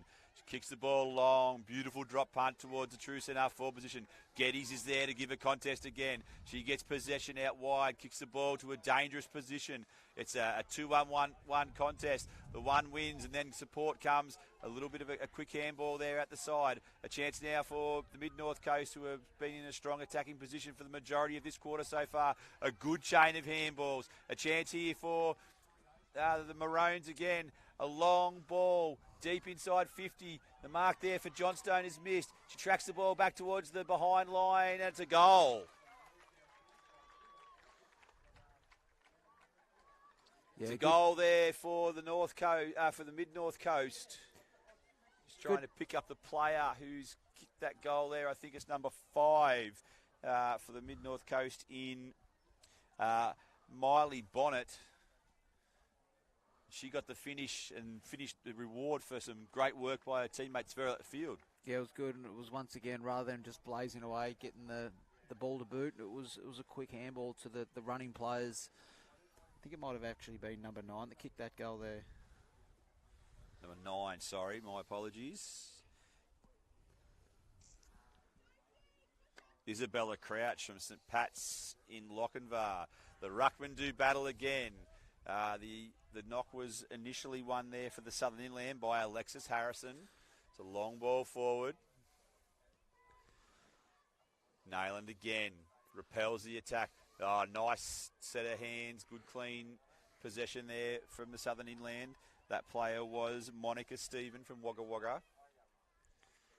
They're going to have their work cut out here, getting it inside their forward 50 with Nayland across half back there.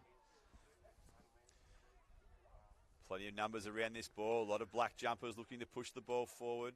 Nayland's in there again for the for the Mid-North Coast. She gets a hurried kick. Smothered there by Harrison. Good effort defensively from Harrison. Nayland again. Great handball. Released the runner there on this occasion. It was Russell. She got a ball deep inside 50. Geddes tries to shut it down. Did a fantastic job. Comes again, Geddes. Gets a clearing kick, which is a long ball into the centre of the field. Nayland back with the flight. Couldn't take possession of the ball. In there for the Southern Inland was plenty of players. And Nayland extricated it again. And there was a handball to a teammate who kicked it deep inside 50. A chance again for the Maroons. The ball's deep, deep, deep. Crouch again. Good tackle from Johnstone on this occasion. Goes unrewarded. A chance around the corner. It's a behind. That time going to Willow Barry. And probably a little bit unlucky there, the Southern Inland, not to get a reward for a tackle that was spun. Probably 7.20 in the tackle, I think. Cade Stevens. Yeah, the snap across the body was unlucky to not go through for a goal. Johnstone got the kick out. Nayland turned the ball over. She kicked the ball deep into the forward pocket, and we've got a boundary throw in, right forward pocket, about 5 metres around from the goal post. And we've got the Maroons through 5 minutes of this opening quarter, leading by 7 points. The boundary umpire will throw the ball in. Good throw in from the boundary umpire. Ruckman don't touch the ball. The ball hits the ground. Chance here, it's a 2-on-1 contest. The Maroons win it. Good handball. Now they've got numbers. Another chain of handballs. A dangerous kick to the top of the square. Johnstone's there for Southern Inland. She tries to kick the ball off the ground, and the ball is escorted over the boundary line in front of the Mid-North Coast goal kicker in Isabella Crouch. So it's a good throw in from the boundary umpire. Harrison, a clean knock to a dangerous position. Well roved there by the Mid-North Coast player, and the umpire has picked out a free kick. And that free kick is going the way of the Mid-North Coast. It's Sophie Miller in possession of the ball. He's been busy early. Long kick into the goal square. Chance for another goal here for the North. Oh, it's off the shin. The pressure there just enough. I think that player from the Southern Inland was number 5. Great pressure, deep in defence. Monica Stevens staved the goal there. Free kick's been given away there for being tackled when not in possession. Interesting one here. Nayland pushing forward. She'll be a target in the forward pocket. They don't look towards her on this occasion. The North Coast. Stephen again for Southern Inland. She gets a clearing kick to a dangerous position at the top of the 50-metre arc for the North Coast. 2.5 minutes remaining in this, the first quarter. Harrison tries to spoil the ball clearly. Here goes the Southern Inland now. A nice piece of play there by Delilah Griffin. Her ball went to the middle and she followed it up again with the second possession. Nice and strong through the midfield. Griffin gave the ball there for the Southern Inland to O'Connell. O'Connell put the ball forward, it was turned over, and it's Nayland again. She just knocks up getting possessions across half-back. Nice little contest by Stephen. She got the ball out in some way. Not quite sure how that actually happened. Here comes for the Southern Inland, number 11, and that is Grace Ferguson. She's got the high tackle. She's got the flowing locks, and she will take the resultant free kick for Southern Inland. The left foot kick out. Nice piece of work there by Harrison. She moves on to the left foot, lopes through the heart of the Hanging Rock Sports Complex. A long kick down to the half-forward line. Here's a chance for the Southern Inland. Can they get some reward on the scoreboard to close this game up before quarter time? Ball repelled there by the Mid-North Coast. Harrison goes into win position again for Southern Inland. They've been resolute in defence, the Mid-North Coast, during this opening quarter. And they've got plenty of numbers around the footy here. Nayland again. She turns it around with a 35-metre kick back to the centre wing. Here comes Geddes. She's clean bowled by an awkward bounce. Applies a smother which somewhat restricts it and then goes in for a second effort. Can't win possession of the footy. Here comes the Mid-North Coast. We have got 45 seconds left in the quarter. It's a one-on-one contest. Johnstone gets the ball off the ground for her team. Picks it off the ground again. Now can she get clean possession? No, she can't. And we'll have a throw-in. It was important to keep that ball in front there. Otherwise, it was probably another goal for the North Coast. 25 seconds left. North Coast by 8 points. Umpire balls it up. Geddes goes into ruck against Barry. Knocks it down to her own advantage and picks the ball up. Kicks the ball 25 metres backwards. There's pressure here and a chance for the Mid-North Coast. Crouch was a goal kicker early. She kicks the ball to a very dangerous spot. Picked up and a shot on goal. And I think it's there. Oh, a user-friendly bounce right on quarter time for the Mid-North Coast. That goal was scored by Lura Russell. Nice play by Isabella Crouch to get the ball to a really dangerous spot. And Lura Russell was standing in the right position and took full toll. Kate Stevens. Yeah, and good free-flowing game of football here. The girls are getting pretty tired. It's the end of their first day. However, I'd have to say from the start of the day, the games have actually been starting to really open up. The skill levels increasing, their awareness of their teammates, which way they go, what foot they kick with, starting to really get to know each other. And as a result, we're starting to see some free-flowing football. The talls rewarding the smalls with their run and carry. A lot more handballs. I think this morning it was a lot more just just kick to packs and kick it down the line, whereas we're starting to see some overlaps and some real run and carry, which is great to see. So at quarter time, it's Mid-North Coast leading Southern Inland by 14 points.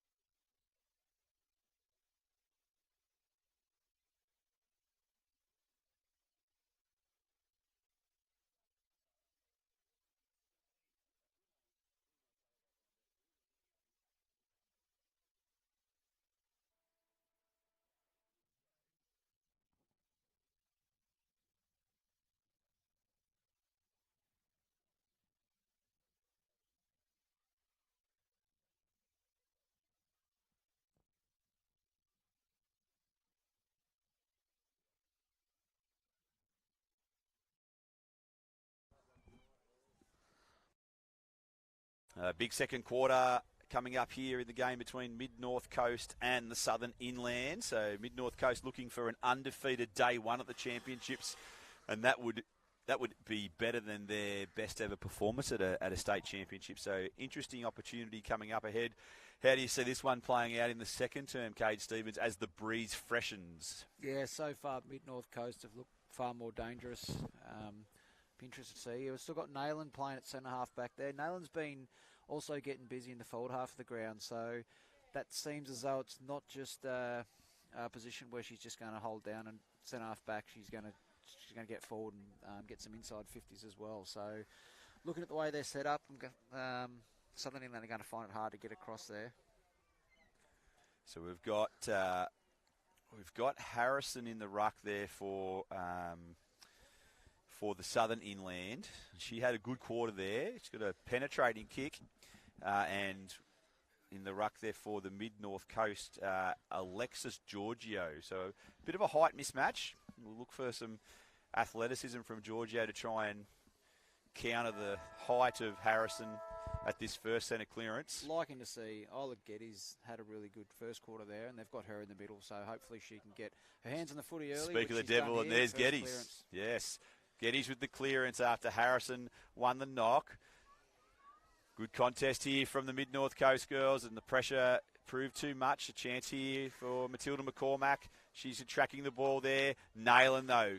Clean possession. Got shut down, though, which was nicely done. Stephen gave a contest in there for Inland, and she got a second possession, which was smothered. Later tackle, and now the Mid-North Coast are out. Geddes, though, in a sweeping role. A little handball from Geddes sold a teammate into some sort of trouble. Here's a chance now for the for the Southern Inland, but they've been dispossessed, and the Mid-North Coast drive into attack. They're inside their 50-metre area now. Another forward 50 entry for the Mid-North Coast. An opportunity here to repel for Southern Inland, or at least neutralise this contest. But the handball comes out wide. A deep ball there kicked for the Mid-North Coast by Georgia Harris. Got good field position for her team. Yeah, they really need to keep the ball alive there, and that's exactly what they did. And as a result, they've got the ball deep in their forward 50, but unlucky not to score a goal from that. So a minor score for the Mid-North Coast gives them a 15-point lead. 90 seconds into this second quarter. A long kick was a penetrating one. The Southern Inland straight down the middle, and they've been penalised for an incorrect disposal. Long kick for the Mid-North Coast. Oh, good fly in the pack there. That came from India Towers, which you've seen her take one big mark today already. The umpires picked out a free kick here for a throw, and the Mid-North Coast will be the beneficiary of a free kick. It's really hard to defend when you've got the ball moving so quickly inside 450. Free kick there from about 50 metres out. The intent was pretty clear from the start. Just move the ball quickly, get it deep in. Aubrey O'Brien with the kick on goal there. And the celebration tells you the story, and full reward for some dominant football at the moment from the Mid-North Coast. They lead it by 21 points. Yeah, maintaining possession, good ball use, and good, really good decision making as well. And see the Southern Inland runner James Burgess just imploring his players to dig deep in this final game of what's been a long day. Harrison back in the ruck again. She faces off with Giorgio. Umpires just checking on the 6-6-6 status of the opposition.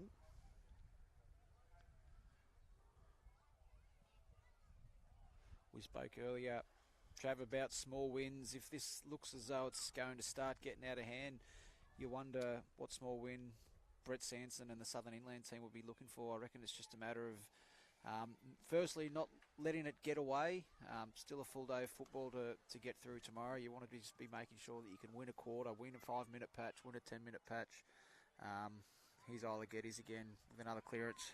Geddes, long ball towards the 50-metre arc. Probably didn't strike it quite as well as she would have liked. And the intercept mark taken there by Olivia Parker. Parker drives the ball to the grandstand wing. Oh, nice little bit of play there from Phoenix Russell. Little step inside proved too hard to handle. And the free kick for a high tackle is going to go the way of number 18 which is Aubrey O'Brien. O'Brien with a kick down the wing. The mark spills off hands, and it's out of bounds. The umpire hasn't called it. Coach Joel Wilson was doing some officiating there when he's supposed to be coaching, and the ball goes long over the top. Here's another chance for the Mid-North Coast. They are running them off their feet with their pace. A deep inside 50 entry. Which way will it bounce?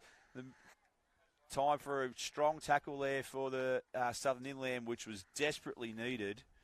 And that defensive play by Delilah Griffin from Henschke Primary School was pivotal. She knew she had to wrap it up and stop the ball from flowing out or spilling out, and she did exactly that, which was good. And she's had another second effort there. Yes, another tackle from the player in question has caused a stoppage. The players, plenty of numbers behind the footy here for Southern Inland, trying to prevent another score from the Maroons. A quick kick out of the pack was a good one, which was from number 13, Lura Russell, but the defensive mark was taken by Maggie Shields from Hay Public School. They're away down the grandstand wing here at Hanging Rock. Harrison with a long kick, but Nayland, guess who? Long drop punt. Kicks the ball towards centre forward. Nice mark taken there for the Mid-North Coast by Hannah Peterson. Peterson goes with a drop punt. It's a high up and under giraffe kick style, and she stood under it beautifully there. Nice piece of play. That was Lura Russell again. She drives the ball deep towards the top of the goal square. A chance for a goal here for the Mid-North Coast. And a number of players around that ball. The defensive effort was important by the Southern Inland. The umpire's letting them play. She's blowing her whistle, and we're going to have a behind, actually. It's been rushed for a behind. You'd like to be playing deep forward with Laura Russell in your side, knowing that she's going to take the ball and she's always going to play on and get the ball moving quickly. It's a good strategy to try and stay in front of your opponent, because you know that she's going to play on and get it in quickly. Oh, another nice chain of handballs there. Almost an accidental goal, which was behind. The chain of handballs. Sophie Miller, great hands. Nice little play that she found her teammate in Georgia Harris, who pumped the ball into the goal square and just failed to score a goal. The Southern Inland now. Clean hands required. They've got a bit of an opening if they can get the ball at the back here. But Nayland dispossesses. Long ball, deep inside 50. Big collision there. No one could take the mark. The ball in dispute on the ground at the True's full forward position. The umpire has blown their whistle and found a free kick that's going to go the way of the Mid-North Coast. And Hannah Peterson, she's played on quickly. Oh, and a nice mark taken down there by Harrison for Southern Inland, who she's played quite well in this game. A long left-footed kick. Looking for Matilda McCormack. She couldn't take the mark. A long ball there. And Harrison again on the last line of defence. Standing tall for the Inlanders. A good ball. Long ball. Here comes Sienna Johnstone. I think that was with that kick. Nice piece of play there. It's Geddes on the ball. Clean set of hands there from Geddes. Is unable to get a clean possession. The contest is there. Numbers around the ball. Too strong. Here comes Sophie Miller. Miller plays on. She gets the ball to the advantage of a teammate at half forward. Picked off there for the Southern Inland by number 14. That player was Delilah Griffin, who has played quite well in a defensive role in this match. Got just 35 seconds left in the first half. Nayland now. Intercept. Balanced. Long ball. Deep inside 50. Attacking play there from Sienna Johnstone. Clears the ball for the Southern Inland. And the chance now for the Mid-North Coast. They've got just seconds left in this quarter. The umpire's seen a free kick. I think it was for throwing the ball. She's a great tackle, wasn't it? Didn't have too many options. Paid that to... She's had a look at the scoreboard there. I think she's realised that there's only that is half time. So right on the half time siren, this goal could really make it hard for Southern Inland if she were to kick it. Was unable to make the distance, and so at half time, a dominant Mid-North Coast, 8 scoring shots to 0 in 23 points is probably a just reward for their possession dominance. It is. They've really been dominating the game, and we spoke about the small wins again before. I'm be interested to see what small wins. It's a challenge as a coach trying to get your players up after 3 games of footy. You want them to be trying to look for those wins. How can they still get something out of this game, even though it's still not out of reach? It's still a winnable game, but what they'll be looking for to get out of the rest of this game. So that's half time, and it's Mid-North Coast leading by 23 points.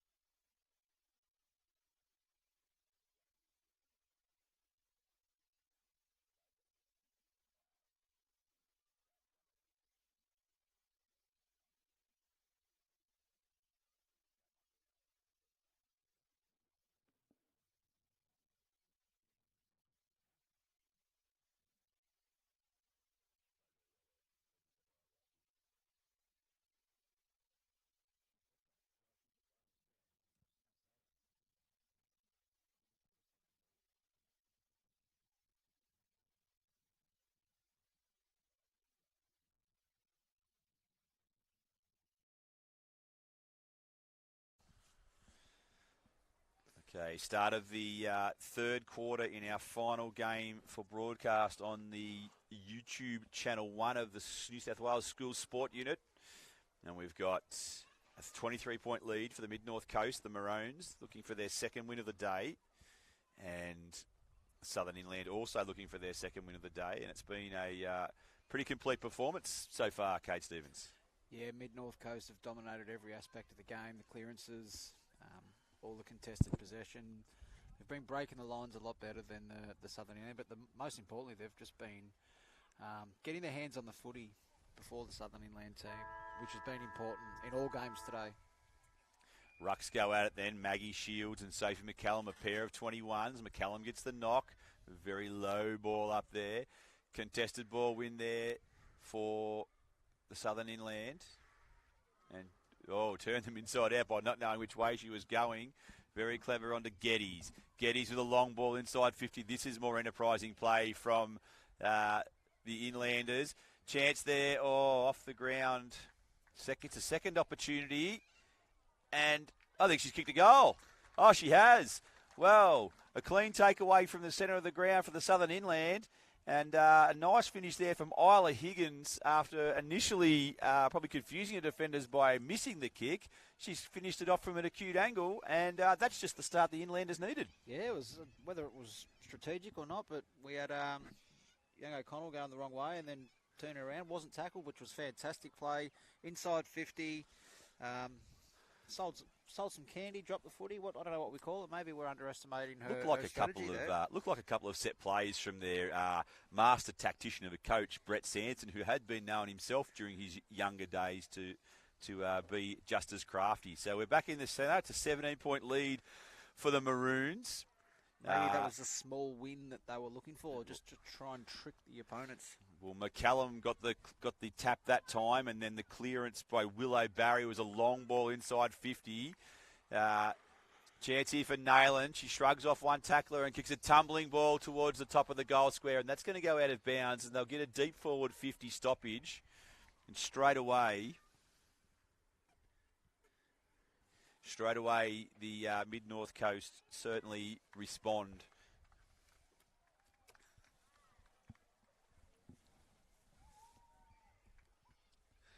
So the stoppage is deep inside forward 50. McCallum in ruck for the Mid-North Coast. Steals it out of the mid-air and, unlucky not to get a goal there was McCallum. That was really clever play. She beat her opponent hands down in the ruck contest and then unlucky not to get the goal. Yeah, very, very Tom Hawkins-like there in the ruck, just trying to score a goal, get a cheeky one there. Harrison kicked the ball out and then Nayland stole it. She straightened up. She spots the target up. That's fantastic football. Oh, well done. Unlucky not to finish off the goal. Harrison hits the ground. They'll get one anyway. Yeah, really unselfish play from she missed it. I reckon she could have blazed away and had a shot and maybe fallen short and touched over the line, but she was unselfish. She lowered her eyes. It was probably harder to miss than to kick the goal on that occasion, but unfortunately off the side of the boot, and Giorgio's missed it. But what play there. Harrison now returns the ball out towards Geddes. Geddes looked for the handball, had the ball stolen by McCallum, who's been everywhere in this game. Clever little kick went to a dangerous spot inside 50. Ball repelled by the Mid-North Coast, only as far as Nayland. Called the play on, kicks a ball to a dangerous spot. This time the mark's not taken either. Harrison looks to put some pressure on her opponent. Good, clever handball. Nice smother there from the Mid-North Coast. Stop what would have been a certain goal. Another chance there. Puts the handball on. Good work there. Here comes Barry. Barry with a chance to kick a goal for the Mid-North Coast. And she's missed as well. 3-8-26. Southern Inland 1 straight 6. 11 scoring shots to 1. And after that initial burst in the opening minute, Cade, it's been all one-way traffic. Yeah, we look back to that inside 50. It hadn't happened for the first three quarters, and I think there's a player that's been taken out of centre-half back there, which may have played an important part of Southern Inland actually getting it inside their forward 50. And there's a quick kick here on goal, and she's kicked it. A long ball. I think that's Sophie McCallum again, is it? She's kicked a Yeah, it is. So she's taken the intercept mark, and from 40 metres, she's put one tumble to punt forward. And I've got to say, that's a just reward because she's had a really impressive game. Has had an impressive game, and interesting strategy and kicking the goal. It was really caught them off guard there, but it was just reward. So McCallum, fresh kicking the goal, will be back in doing battle in the ruck. Loses this time, and Johnstone has the chance for get the clearance. So it's not Johnstone actually in there. It's number 12. This is Johnstone now. Now she does get the clearance. Quick ball out towards the wing. Oh, nicely played there for the Southern Inland. Ball down towards Matilda McCormack. Gives a good contest. There's Nayland, though, dropping back for the Mid-North Coast. She's been everywhere in this game. Contest there. And away goes that girl again in Nayland. 45-metre kick straight down the middle of the Hanging Rock Sports Complex. Now they've got space inside 50. This is where they're dangerous.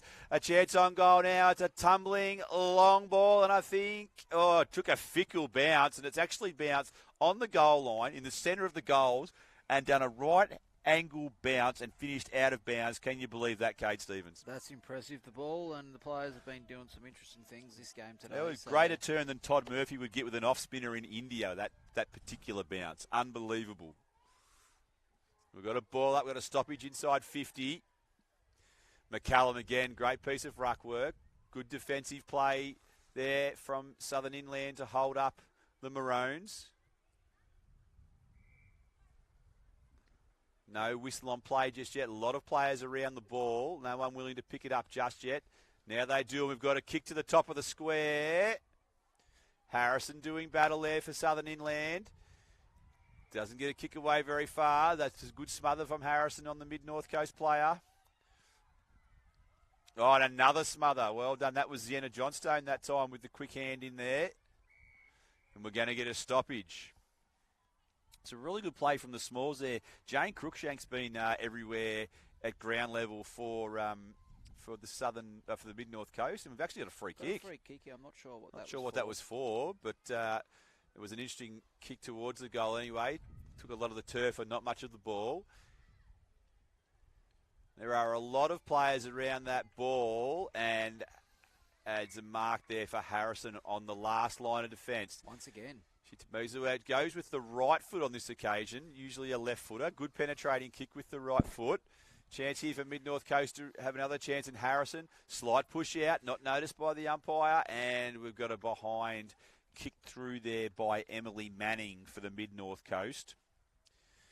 So we've been going 7 minutes in this third quarter, and the Southern Inland, the margin is at 27 points after scoring their first goal of the game. Harrison brings the ball back into play. She comes grandstand side here at Hanging Rock. Great kick. Geddes couldn't take the mark. Has time to recover. Oh, nice little tackle there. Didn't stick it. The umpire called play on. Chance here for... this is great pressure from the Mid-North Coast. What a great effort there. Number 7 from the Mid-North Coast, Araya Gurnhill. She's put together 3 efforts there. And I do like her hair too. It's pretty impressive, those plaits she's got happening there. It is very impressive. Playing on. Oh, good dodge there. Barry has been really good all day. She got a handball to the advantage of a teammate. A high up and under kick. No one can take the mark. Here's a chance for the Mid-North Coast. Another chance, and it's a offline. But just the persistence. Giorgio there. Nice little handball. Dished it off to a teammate in Manning. From Valentine Public School, just couldn't quite get the goal. Now Harrison, a long ball towards Geddes. McCallum worked to run to the ball. Here comes Nayland. Long ball again inside 50. Nice mark taken there on this occasion by Georgia Harris. Harris, 40 metres out, tries to grip a few metres on the mark, kicks the ball into the right forward pocket. Harrison is there, keeps the ball in play. She plays on, no one comes at her, kicks a long ball, and now the Southern Inland have a chance. But that girl, Nayland, she's there again. She palms one, she steps inside, she kicks the ball to the top of the square. Oh, great football, deserves a goal, and it hit the post right on three-quarter time. India Towers did everything but get the finish. But Quinn Nayland, what a play that was to finish the third quarter. Yeah, another brilliant piece of play by Nayland. You would have forgiven her for having a shot, but I think that's a trait that she's got, bringing her teammates into the play, and she's making the plays around her better for her being on the ground as well. So, good kick to the top of the square, marking out her teammate. She had 5 inside 50 kicks in that quarter to the top of the square, and every one of them resulted in a score. They did, and she's played centre-half back, she's played ruck, and she's played centre-half forward in this game, and she's been dominant in all positions. So that's three-quarter time, and it's the Mid-North Coast who had advanced their score to 4-11-35. They lead the Southern Inland by 29 points. They scored their first goal in that quarter, and they are 1 straight 6.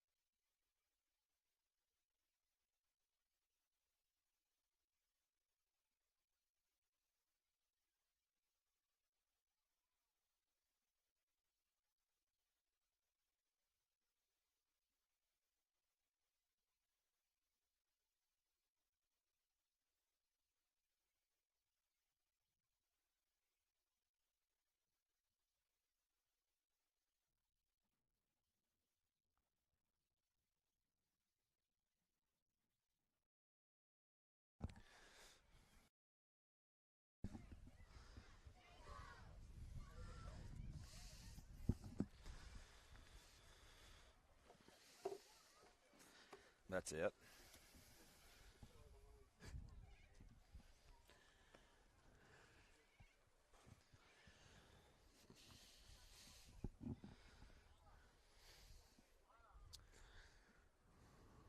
So it's final quarter action, the final game of the day here at the Hanging Rock Sports Complex in Batemans Bay. It's been a brilliant day for football. We've seen some amazing talent on display, and it's the Mid-North Coast looking for their second win of the day, and they hold a 29-point advantage as we start the final quarter. They've got India Towers in the ruck. She's going to do battle with the Southern Inland's Darcy Ward. Win, lose or draw, there's still plenty to get out of this game for Southern Inland. With another game of footy, another day of footy tomorrow, they'll be looking to get as much out of this quarter as possible. So plenty of numbers around this ball, and we won't get a clean possession to start the quarter. The ball up. Ward won the knock. Chance there for McCormack. Little blind turn. Got a hurried kick forward. Shut down by Ward. Ward gets the ball wide. Long ball out to the advantage of her teammates, of which there are two there. Clean possession, nice defensive tackle by the Southern Inland. Free kick going to go the way of the Southern Inland. And that's a nice piece of play there. We've got number 14 in Delilah Griffin, who has done some good things down there today. Griffin to the centre of the ground. Once again, the Maroon Jumpers, they swarm. They link up by hand. They lose their feet. A chance now for the North Coast to shut them down, but a high tackle sees a free kick paid the way of the Mid-North Coast in Ruby Ashpole. Ashpole goes wide, an awkward one to trap. The effort was made there. A lot of players around that ball. Johnstone got the ball towards Johnstone, sorry. That was Geddes in the initial situation. Chance there again. They go in hard. Once again, a lot of players around the ball, a lot of tired bodies out there at the moment as well. And the umpire is going to cross themselves, and we'll have a ball up. It's at the left half forward flank for the Mid-North Coast. They lead by 35 points, been playing almost 2 minutes in this final quarter. No way out of there again, and there'll be another stoppage. That time in there for the Southern Inland, there was Isla Higgins, who was working really hard. Clean tap there. Won by Towers for the Mid-North Coast. Long ball forward. Chance for McCormack. She gets the ball towards centre half back. Towers with a long ball inside 50, showing her versatility. Ball comes back. Mark spilled. 4-on-1, and the one wins possession. McCormack lays the tackle. Ball lost in possession. Towers again. She's knocking up getting possessions. Nice kick to the advantage of her teammate. On this occasion, it's Giorgio. Giorgio goes further wide of the pocket. Another link of play. Number 8 out there is Phoenix Russell. Russell goes in forward to the forward line. It's Giorgio again. Kicks to the top of the square. Looking for a mark, and a mark they get, and it's Barry. Willow Barry, Belmont Christian College, has had a good day, and the mark spilled on the line, and then it's kicked. Not sure which player it was, but it was quick reflex and smart play to be able to just tow it over the line and get the 6 points. Was a great reflex play there by the Mid-North Coast, trying to pick up the player who had actually kicked that goal. I'm not sure. But that was a reward. Once again, the Mid-North Coast throughout today have strung together 4 and 5 possessions where they've been able to kick and mark, and that sort of ball control was been pivotal for them throughout the day, and they now lead by 35 points. Yeah, that play was about 40 metres out, and you could see the Southern Inland players that were just getting back ready for the long bomb to the top of the square, but it was unmarking the player that was in the forward pocket there, which was able to them to get that goal. Chance now for the Southern Inland. They get the clearance. Good contest there. Well done in there for the Southern Inland. Their ruckman in this instance was Darcy Ward, and she made a second and a third effort. Shut that contest down. She'll be looking to win the ruck, which she does conclusively. Roved beautifully by Olivia Parker from Berkeley Vale. Chance here for Mid-North Coast to go forward again. Strong tackle on this occasion. I think it's Zienna Johnstone in there. No, it's not. It's number 12 for O'Connell. And that was a really good piece of play. They do look similar. And a free kick. Ward's away. She takes advantage. She kicks a low torpedo that goes inside 50. Oh, nice contest there for the North Coast. That was Giorgio again, giving a great contest. Matilda McCormack spills the mark, goes back in with a second effort and lays the tackle. A chance now for the Mid-North Coast to go deep inside forward 50. The mark was dropped, but hurriedly kicked forward. There's a contest in there. It's Geddes on the last line of defence for the Southern Inland. And now we've got open space. It's a foot race as they head out to track the ball towards the half-back flank. Off the ground, another chance for the Mid-North Coast. That time it was Johnstone. She got the kick. Chance now for the Mid-North Coast. Nice little kick inside. The mark there, the kick from Sophie Miller. Mark taken by Miley Bonnet. Bonnet would be 45 to 50 metres out from goal. She sets the ball up to the top of the square. No mark is able to be taken. Plenty of numbers there for the Southern Inland in this instance to repel the attack. Bonnet again kicks another one to the top of the square. Chance for the Southern Inland to repel, and they do just that with a nice kick towards McCormack. She tracks the ball towards the wing, kicks the ball in towards the centre of the ground. The mark's taken by Ward. Ward pumps the ball quickly inside 50. No mark taken. Two Mid-North Coast players fight over the ball. That's a sign of their desperation. Kick the ball long in towards the 50. The mark is spilled down there. Still time to mop up for the Southern Inland players, however. A lot of tired players there. They've played a lot of football today, and it's been admirable the way they've carried themselves. A chance here, a late chance. Oh, it's an underground kick, and I think it's a goal. Not sure if it was by design, but Sophie McCallum, who has had a heck of a game, she's resting forward in this quarter, Cade Stevens, and she's got her team sixth. Yeah, they have, and credit to Southern Inland, despite being 6 or so goals behind. None of the goals have come easy from Mid-North Coast. They've had to work for them, hustle and fight for them. So they're still applying pressure, which is good to see late in the game, late in the day. All players are on their third game for the day, so their legs are tired, minds are tired, they're exhausted. So the quality of football is still good, which is what we want to see. Just a tick over 2 minutes remaining in this one. It's a 41-point lead to the Mid-North Coast. Metro West leading by 4 goals on the other field around the grounds for Synovus Vitamins. Here we go with the ruck contest. Chance for another clearance here for the Southern Inland. And here comes Towers. She has worked tirelessly in that role in this quarter. Little clearance there from Ward. Here comes the Mid-North Coast, though. Mayo dropped the ball. Hurried kick out of there to the advantage of the Mid-North Coast. No mark paid. Loping away through the centre of the... good chase there. And a free kick earned for the Mid-North Coast. That chase was from Michaela Bolsh from Coolaman. It was a good chase too, because we've seen it all day.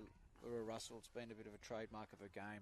Playing on quickly, catching her opponents off guard by just tucking the ball under her arm and going. Towers' kick is cut off down there in the back half by the Southern Inland. A torpedo towards centre wing. Chance there for the Mid-North Coast. Here's Ward again. She kicks the ball long to the advantage of her teammate. Nice job there. It's McCallum again. She goes the tumble punt. What sort of bounce does she get?